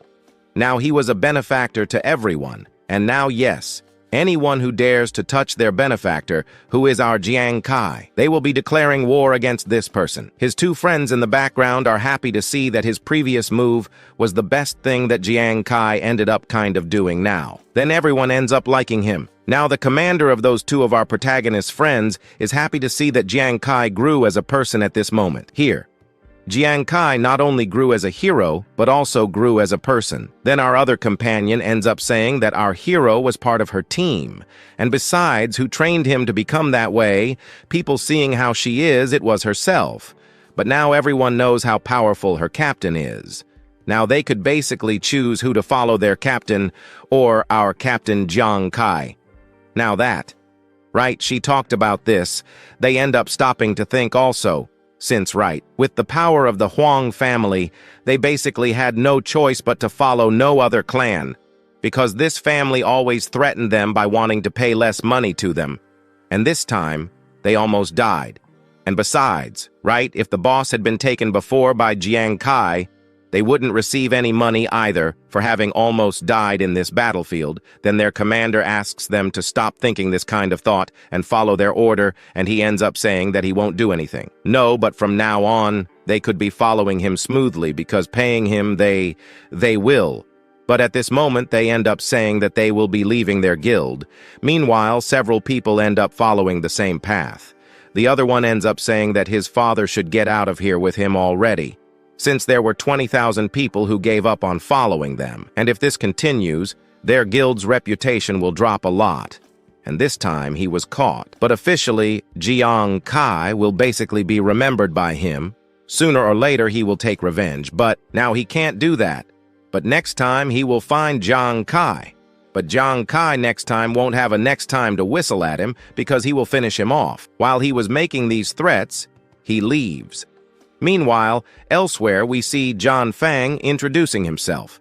After introducing himself, he kind of wonders what kind of attributes he had to be able to take on a boss like that. He said it was Jiang Kai, and his attributes are attributes of a unique skill. As soon as he says this, he wonders how it's a unique skill, since right, he had previously seen Jiang Kai use several skills at the same time. Actually, it was like this.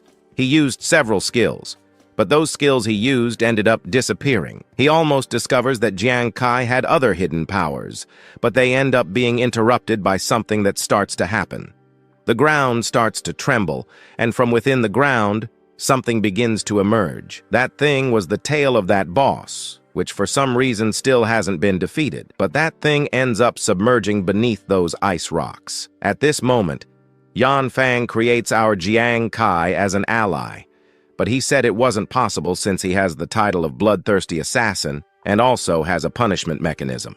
So right, while he was apologizing, something was approaching him at high speed. That thing, at high speed, ends up quickly and abruptly grabbing our protagonist. Our Jiang Kai ends up being caught by that and dragged back to a totally unknown place. Jiang Fang, seeing this whole situation, screams for Jiang Kai. Meanwhile, as he screamed, we observe from another place that thing grabbing our protagonist and taking him into this darkness, into that cave below. As he is dragged down there into that cave where that thing is, which we have no idea. Our story today continues there with that guy looking down. He explains to her there that his captain Jiang Kai ended up being devoured in there, and he has many bad news to give her since, you know, when someone falls into that well, they end up not being able to come back, as it kind of unleashes the revenge of the chief's death, which leaves her completely surprised. The revenge of death is a special ability that some bosses have after they die. Usually, once a fallen boss successfully avenges themselves on their victor, there's no chance of coming back to life. Furthermore, the explorer who was caught will receive an extremely terrible punishment, being tortured to death just for mere revenge. But despite this, there is one thing. If you die here, it's sort of okay, or bad, because when you come back to the real world, you carry the same traumas, and there you don't want to live anymore. And many of the people who suffered this prefer to, well, leave this life for something better. And now Jiang Kai was inside. She wondered why all this ended up this way. She then cried, asking for this not to be real, but while she was saddened by it, the scene already cuts to Jiang Kai. Jiang Kai felt the pain, but at the same time, he ends up deciding to open his eyes, where in front of him, he sees the boss that he had just beaten up not too long ago. The boss was extremely angry with Jiang Kai, even putting its tentacles inside our hero's ears. But we also find out that it was making its tentacles grow from inside his body outward. This thing that was happening to him there hurt a bit, but by great luck, the system appears saying that those attributes he had gained earlier from those people would be disappearing in 20 seconds. The countdown begins. From 18 to 17. He, realizing that if this thing disappears, he will slowly die here, cannot wait and lose the opportunities to escape from this boss. The one thing keeping him alive here is those extremely overpowered attributes he got earlier. Without them, he will surely die. But to end it all, the boss decides to attack our hero with everything it had. At this moment, it would be finishing off our protagonist, but before it could do anything, he ends up shouting for the system to appear. The moment the system appeared, those tentacles that were about to grab our hero easily disappeared. That monster, the boss, also vanished in the blink of an eye. Right after disappearing, he ends up falling to the ground, and the countdown ends at 10. He was also lucky because he used the system's visualization, and that's why he managed to escape from those colors entering his body. But for some reason, the boss still hadn't disappeared. It ends up saying that Jiang Kai should just die already. It then attacks Jiang Kai, and he could be preparing to defend himself, as there are still a few seconds left before his hack runs out. But with so many things to do, he didn't know what to do. In his hand, he only had some gooey daggers. So, thinking about what to do, he simply thought that he had some more overpowered attributes, so he should use them to his advantage. He grabs his daggers and throws them at the boss. He should use that to his advantage. So he does just that. He throws the daggers at the boss and they hit it squarely. While the dagger was about to hit it, something happens, but luckily the countdown reaches 0. He ends up managing to hit the boss first, so the boss is defeated for the second time. Our protagonist, of course, is happy about that, as right afterward a huge explosion ends up happening. After a long time, we then see the boss's statue disappearing like mist. After that, we observe below, Jiang Kai happy, right? Foreseeing that everything here is over. But after all this ended, we observed up there our system appearing again, but after presenting some things there, Jiang Kai also explains that this place where he just arrived here at the end was the frozen hall of Boy's Merc. Now that he saw this, he ends up realizing that maybe he's already in Boy's territory.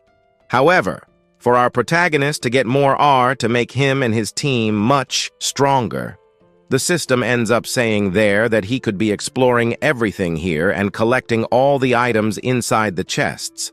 But the hall started to destroy itself around him, and he has only 10 minutes to collect as many treasures as there are here to, in the end, escape from this place. But after saying that this place will be totally destroyed, he turns to the system and asks for it to explain more things. If everything is going to be self-destructed, how could he escape from here? But he gets no answer because our system decided to disappear, and the ceiling started to collapse. So, thinking about it, he starts to think he should begin acting as quickly as possible, but since everything started, he should be collecting as many treasures as possible from here, and then he could be escaping. After all, he can't miss even a single opportunity, as the items here must be worth a lot. They must be worth some gold in the real world, so he should risk everything. Thus, he advances, and in the end, he reaches the gate. He enters, but as soon as he enters that place, he is left speechless when he sees that this was the boy's treasure room, where there was a lot of gold and many good relics for him to use. But on the ground, there were random potions. So seeing those potions, he doesn't have time and starts drinking each one of them. At this moment, He also ended up gaining some attribute points, which he could be using in his system. Curious, the system asks where it should be putting that. To respond, Jiang Kai says to add everything to agility at that moment. So, he continues to take those potions, and ahead, he finds a chest. But, right, he could be taking one of these chests, as there were many treasures here, but he also realizes that none of these chests here is inferior to Raynar. But at this moment, he realizes that there are still 7 minutes left for this dungeon to be destroyed. But also, one thing. The chests also have a countdown up there, which will also be self-destructed. This makes Jiang Kai quite angry with this system thing, but the countdown starts, and he can't stand still like this. So, with his high speed, he starts removing each item that was there from this abyss, but still, he was slow. He needed to be faster. After a few hours, he finally finishes removing the treasures, but having done all that, he is completely exhausted at the moment. But why tears? Since at this moment, he ended up collecting several high-value treasures without any effort at all. But now he needed to totally remove the chests from this abyss. So he removes them, and while doing that, he also realizes that his blood assassin Est has kind of been removed in the end. But now he is happier about that. Meanwhile, he looks to the side. At the moment he looked to the side, he ended up finding a PAP kind of stuck inside a more specific place. This thing allows the adventurer who reaches level 20 to change jobs, but the job is quite good. This thing here could possibly be valuable for Jiang Kai, but it was also necessary to reach level 20. But while he was happy with the hacks and attributes he would be gaining from here after he leaves this dungeon, the scene is cut. The next day, snow was falling from the sky, but ahead there was a picture of our protagonist. This was a place where our protagonist could be resting in peace. But after everything that Jiang Kai did for them, they could finally be thanking Jiang Kai. And this was a way of thanking him. And most likely, when he returns to life, already in the real body of his real life there, he will possibly in the future, from then on, quite sad. But no need to worry, as both will be supporting our hero quite a lot. But since he had a death so horrible, he could not be thinking about it more. This thing they did was already enough to have a rest, even somewhat in peace while crying over the death of our hero. We observe below there someone climbing the mountain, but the last farewell is still missing. They will do this. Only at this moment she realized that someone was climbing that mountain, and the only thing she thought immediately was that it was a monster. So, she grabs a block of snow that looked more like a stone and says that these monsters should disappear completely. They then start to attack below that person, that monster who was climbing that mountain, then throwing several stones. One of them ends up hitting someone in the end, and this one ends up being knocked down in the end by that thing. And in the background, they end up observing the silhouette of a thing falling to the depths of that mountain's end, while our drunk guy grabs one last stone. This was the most powerful one. Then he says for these monsters to disappear completely from his world. The other says that, for some reason, she heard a somewhat familiar voice, but the other says no. That thing that was possibly climbing that mountain was a monster. But after all the beating that our Jiang Kai received, he ends up trying to climb that thing again, but now he succeeded. But they had stayed away for a long time, and he missed our ruin, since he never even thought they would be separated for more than a day. So, he asks himself there why Jiang Kai was trying to catch him in a different way, being that he missed him. And for that, there is an answer. He screamed that the two were traitors and was ultimately trying to kill even his captain on top of it, and besides, the two made him climb that mountain twice. Furthermore, he was carrying some very valuable treasures with him, and he almost lost all of that. But in the end, he apologizes and says that wasn't what they wanted to do. Meanwhile, the scene is already cut to the city here, where several famous people are gathered in one place, but these people were talking about Jiang Kai. Some people talked about the stolen attribute that Jiang Kai ended up conquering in that war, about the muscles, but one responds that to have that much power, he ended up using an ability that in the end discards all the power he had gained. So if that happened, it means that a level 20 child can change some dozens or thousands of times their attributes, which means that maybe they don't need to train anymore in life. But usually, those who encounter Boy's Revenge basically can't even return to life. But Jiang Kai is not online anymore. But if Jiang Kai is alive, that would be more than a miracle. And if he's been tortured for so long like now, that boy is completely done for. But our old man asks him to relax, because Jiang Kai wasn't as weak as they were saying, since they might be thinking that our protagonist was still dead. But no, Jiang Kai was just surviving that. And not only surviving, but also finding Boy's secret treasure. But for having said that, they end up saying it was impossible since Boy's Revenge has existed for more than 50 years, and only a few people survived it. And these few people in the real world are currently the strongest people in the world, so it was impossible. But also, Jiang Kai has only been in GST for a short time.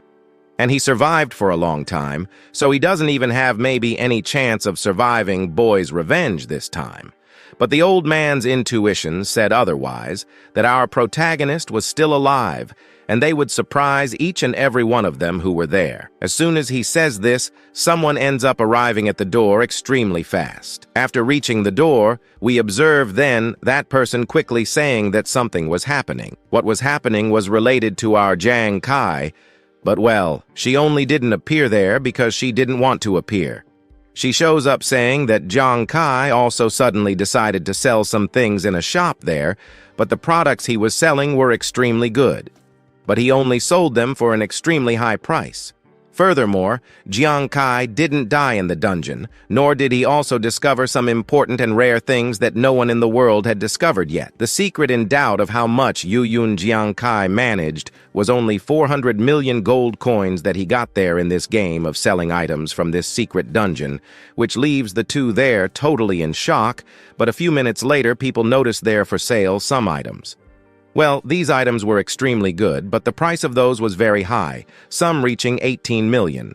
However, others ended up buying them very quickly, which surprised each of them, as someone also ended up paying 63 million for one of those rare stones that was being sold there.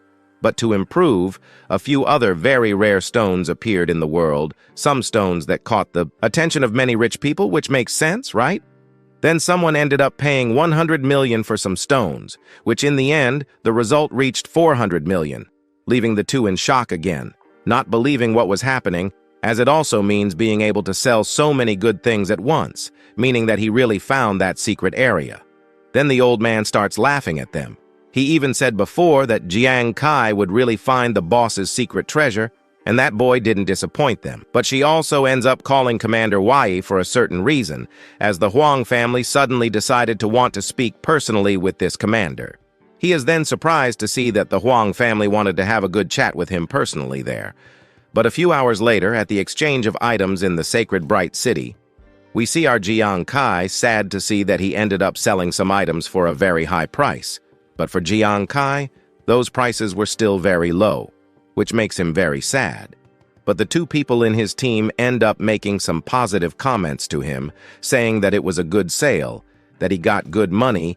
Then leaving the sadness aside, Jiang Kai ends up saying that he saved some good things for the two, and now he is dividing them with the two, which makes the two's eyes shine with confidence in what our protagonist will give them. For this, Jiang Kai ends up giving Huan this Xuan, which was basically a jade. Equipping that along with that rain ability, it could freeze any monster around, and now, combined with her rain ability, this thing will allow her to become almost immortal. But for our Ryo Yu, who was basically a drunk, he also received something. This was a shield that, when equipped, temporarily freezes an opponent who is hit. Moreover, it is a control shield, so, right? That alone wasn't enough because our hero also managed to find some eternal pages, and by using this, you can upgrade your skills in the system. Currently, there are 2 ways to upgrade skill levels, but for each profession there is a specific skill book for those skills to evolve. But these kinds of skill books can usually only be obtained after defeating a monster, or if you're lucky, you can find one in any chest.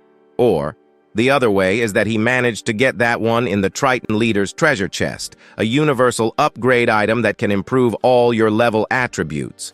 Eternal pages are like a priceless treasure that has no price, so if you have one in hand, don't sell it. But if you want to sell it, you can sell it for 500,000 gold. But in summary, there's nothing more to do. Whoever has that card in hand now is them, those two. Now they can evolve their system to the maximum possible.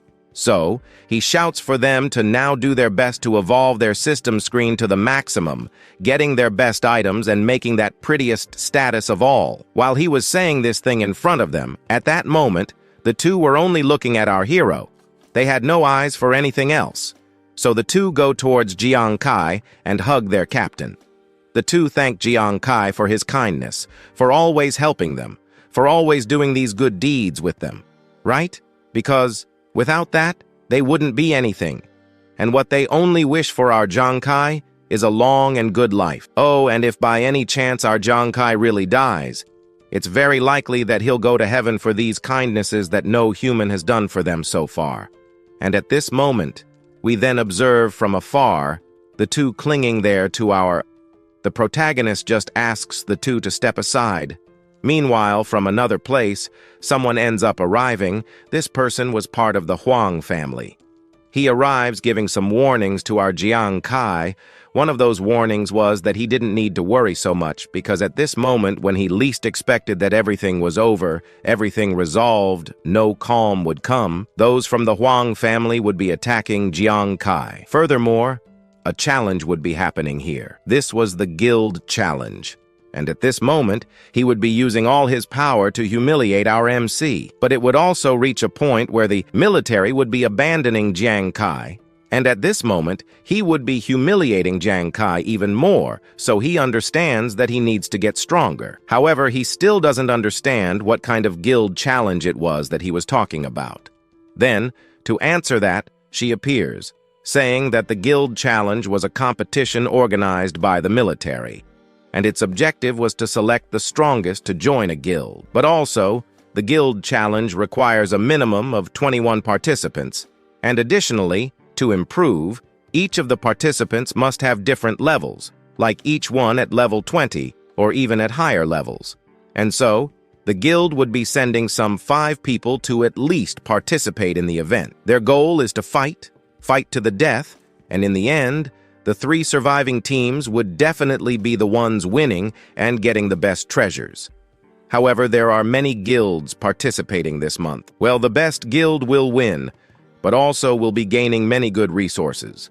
However, Yanai is not participating in this challenge, so why was Huang making those small threats to him? But he just asks to forget about it, as now he has something important to do, which was to see his family. Thus, he logs out at the hospital where Jiang Kai's brother was. We see him there wondering about why Yanai was buying so many health products for him, and he also wonders how he managed to buy that. At this moment, Jiang Kai ignores his question, already knowing about the surgery he had, whether it went well or not. But if it hadn't been done yet, there was no need to worry because he would still be having the surgery and would be able to get the best surgery in the world.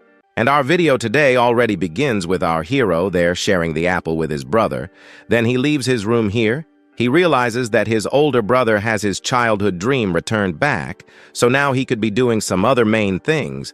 But while he was walking around, someone ends up appearing, calling for our Jiang Kai. They needed Jiang Kai's help. This is our little redhead at the moment. So he approaches the car, and there, after approaching, he said he didn't have time to go anywhere with them since he had to be picking up his sister at school. Then they inform him that they came all the way from Hanai for a certain reason, and that reason was his sister. At that moment, he said there that an accident happened with his sister, so he gets scared here. And then the scene is already cut to an accident that happened where some cars were overturned. In another place, we then observe him just running towards the accident. Others are worried, but their concern doesn't go so far since, in the background, someone calls for Jiang Kai. The one who called was his sister. As soon as he sees his sister, he approaches her here, and he asks himself if our Yuzin was okay, but she was. However, there was a problem. Her bus ended up overturning, but in the end, a guy there ended up helping her. And then in the background, a person appears.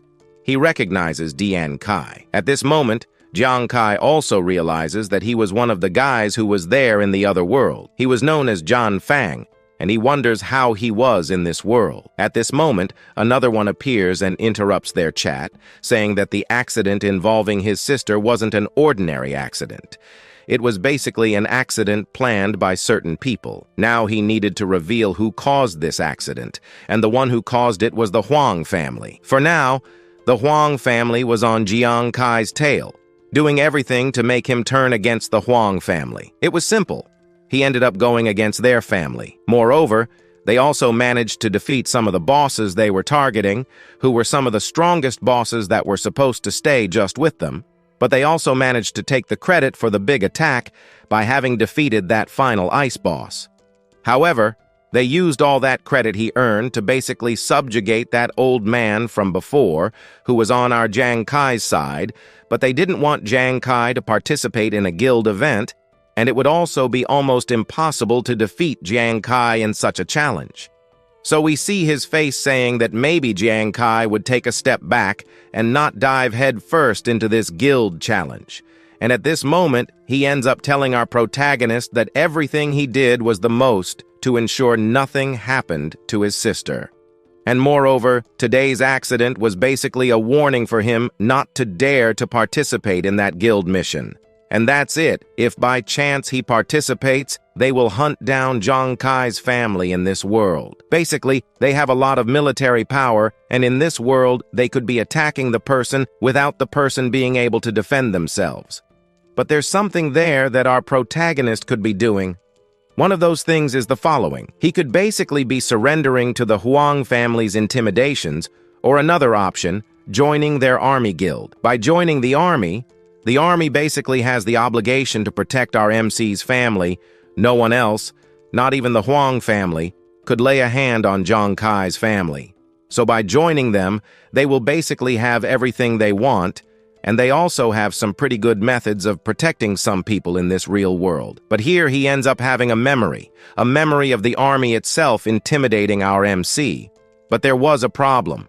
Those people who intimidated basically didn't intimidate him, but his brother. And now he says that he will not be participating in the army at all, and so they mention some of the important things the army does. If you have a drunkard's ability, in the end, you will be abandoned here by the army.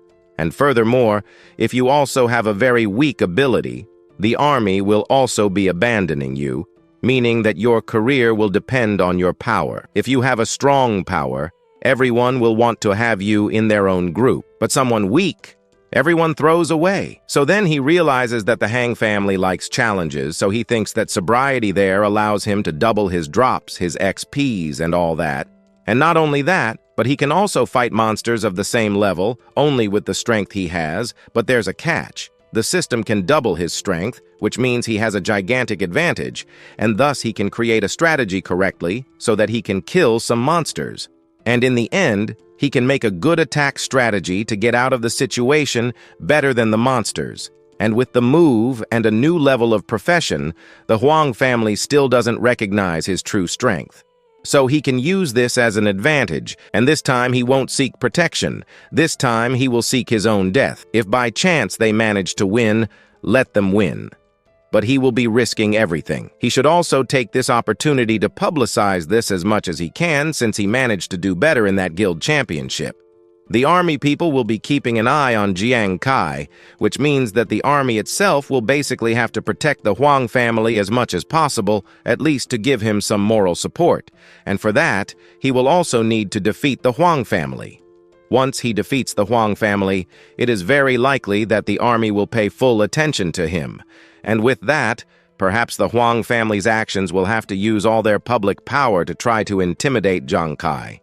But not only him, also to intimidate the military army. At this moment, the red-haired one approached our hero and told him to stop and think a little about the opinions he had just given to our hero, if he could basically think maybe more later and then join the army. But at this moment, he calls for him and says that he doesn't need to think too much since he will be participating in the guild challenge. But there's a catch. Jiang Kai's guild only has basically 3 people, but for that, he needed to have 2 more people in his own guild, so he was willing to take Ru and our Nuan, which leaves the redhead completely alarmed. And again, he approaches our hero and asks if Jiang Kai is really going to participate in this fight of H. Hanai. He firmly states that yes, he will, but the red-haired one tells him not to act stupidly and not to make such deals. The Huang family is a giant family, and they basically have enough power to destroy our hero. But our MC tells him not to worry so much since he was very lucid now, and he was also basically planning a counterattack against the Huang family. But he also has a new goal, and this new goal he chose is basically controlling his own destiny. This means that no Huang family will stop Jiang Kai from defeating everyone, and the Huang family guild challenge, unfortunately, he will have to participate in anyway. And also knowing that Jiang Kai wasn't going to give up, we see someone in the background appear, clapping their hands, saying that he had a lot of courage.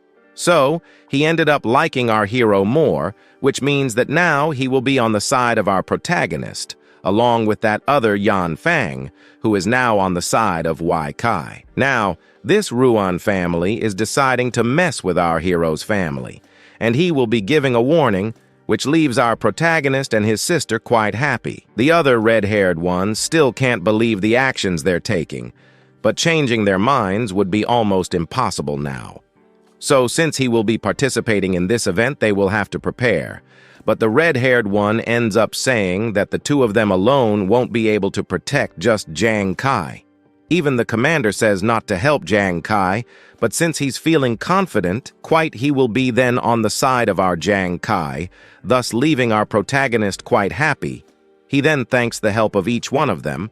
Now they are basically on the side of Jiang Kai. If the Hang family wanted to mess with Jiang Kai's family, they are messing with the three there first. So after thanking, Jiang Kai ends up going back home. But the sister of our hero wonders where they were walking around. We observe that the Huang family still basically revealed their true motives to stand out against our MC, so they ended up kind of moving to a better district. Like, before they lived on a very poor street, but now everything has changed, which leaves the sister of our hero confused.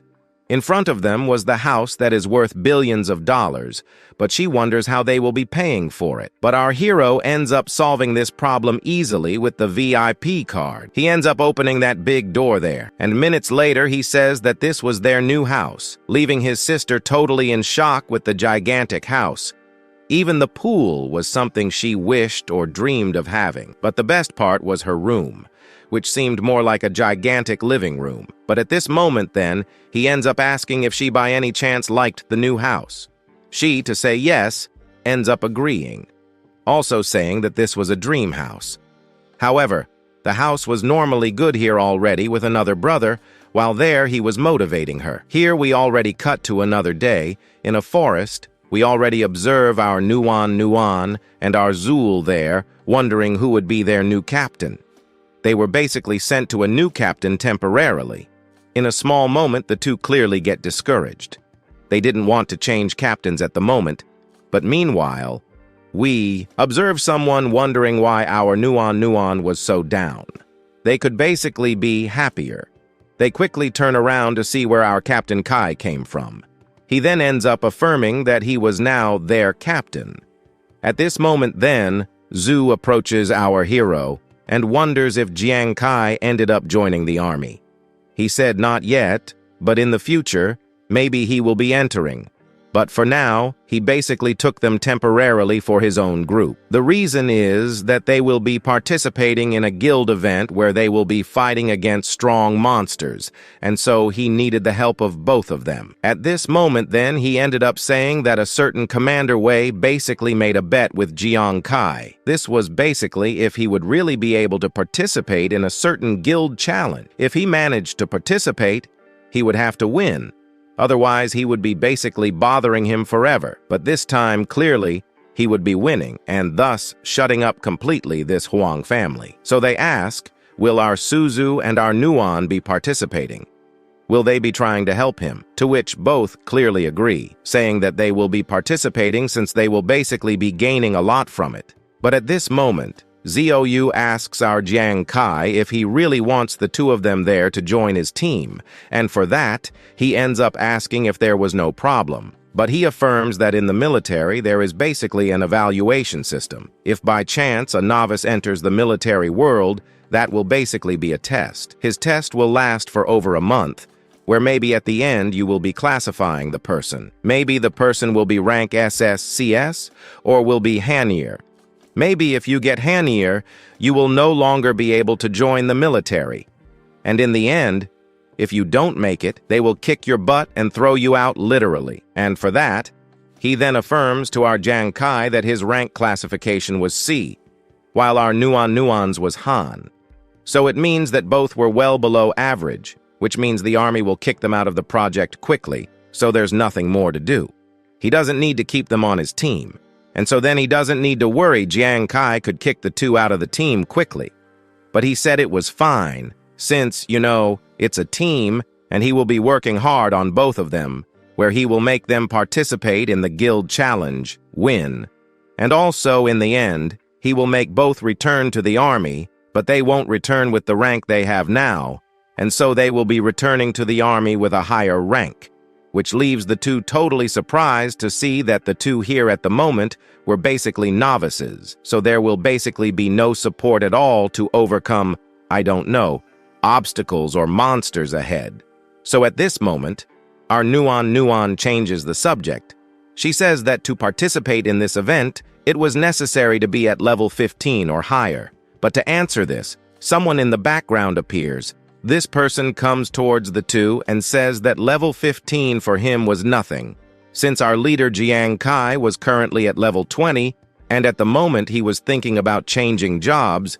Maybe he would even get a better class. While he was approaching, our hero kind of introduced himself to the two. This was our Ruin, her profession is Croman, and on the other side was our Ryan, whose profession was Drunkard. The two then end up introducing themselves to the group, but after shaking hands for a bit, the two stopped to think about life. Level 20? They couldn't believe that our protagonist was already at level 20. With their mouths open, they end up saying that they are currently at level 9. How did Jiang Kai manage to reach level 20 so quickly? But for him, that was nothing. His goal here now was to get each one of his group to level 20 as well, which once again left the two totally confused. Level 20? That was almost impossible for them. They had spent a lot of time and hadn't even managed to level up a single level.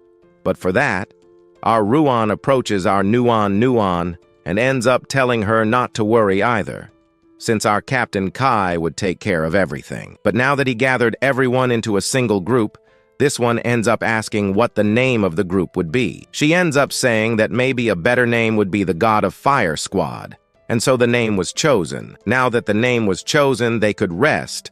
For the next day, they would be setting off on a good journey, and so the God of Fire Squad would be heading into the monster territory to collect lots of monsters, and also help the two level up, which makes everyone agree. So they end up going on their way to rest. And so 2 days pass. At the end of one of those days, we observe him walking deep into the monster territories. While walking, our protagonist asks Zhu if perhaps he was afraid or nervous, since he was now basically in the middle of a dangerous monster's nest.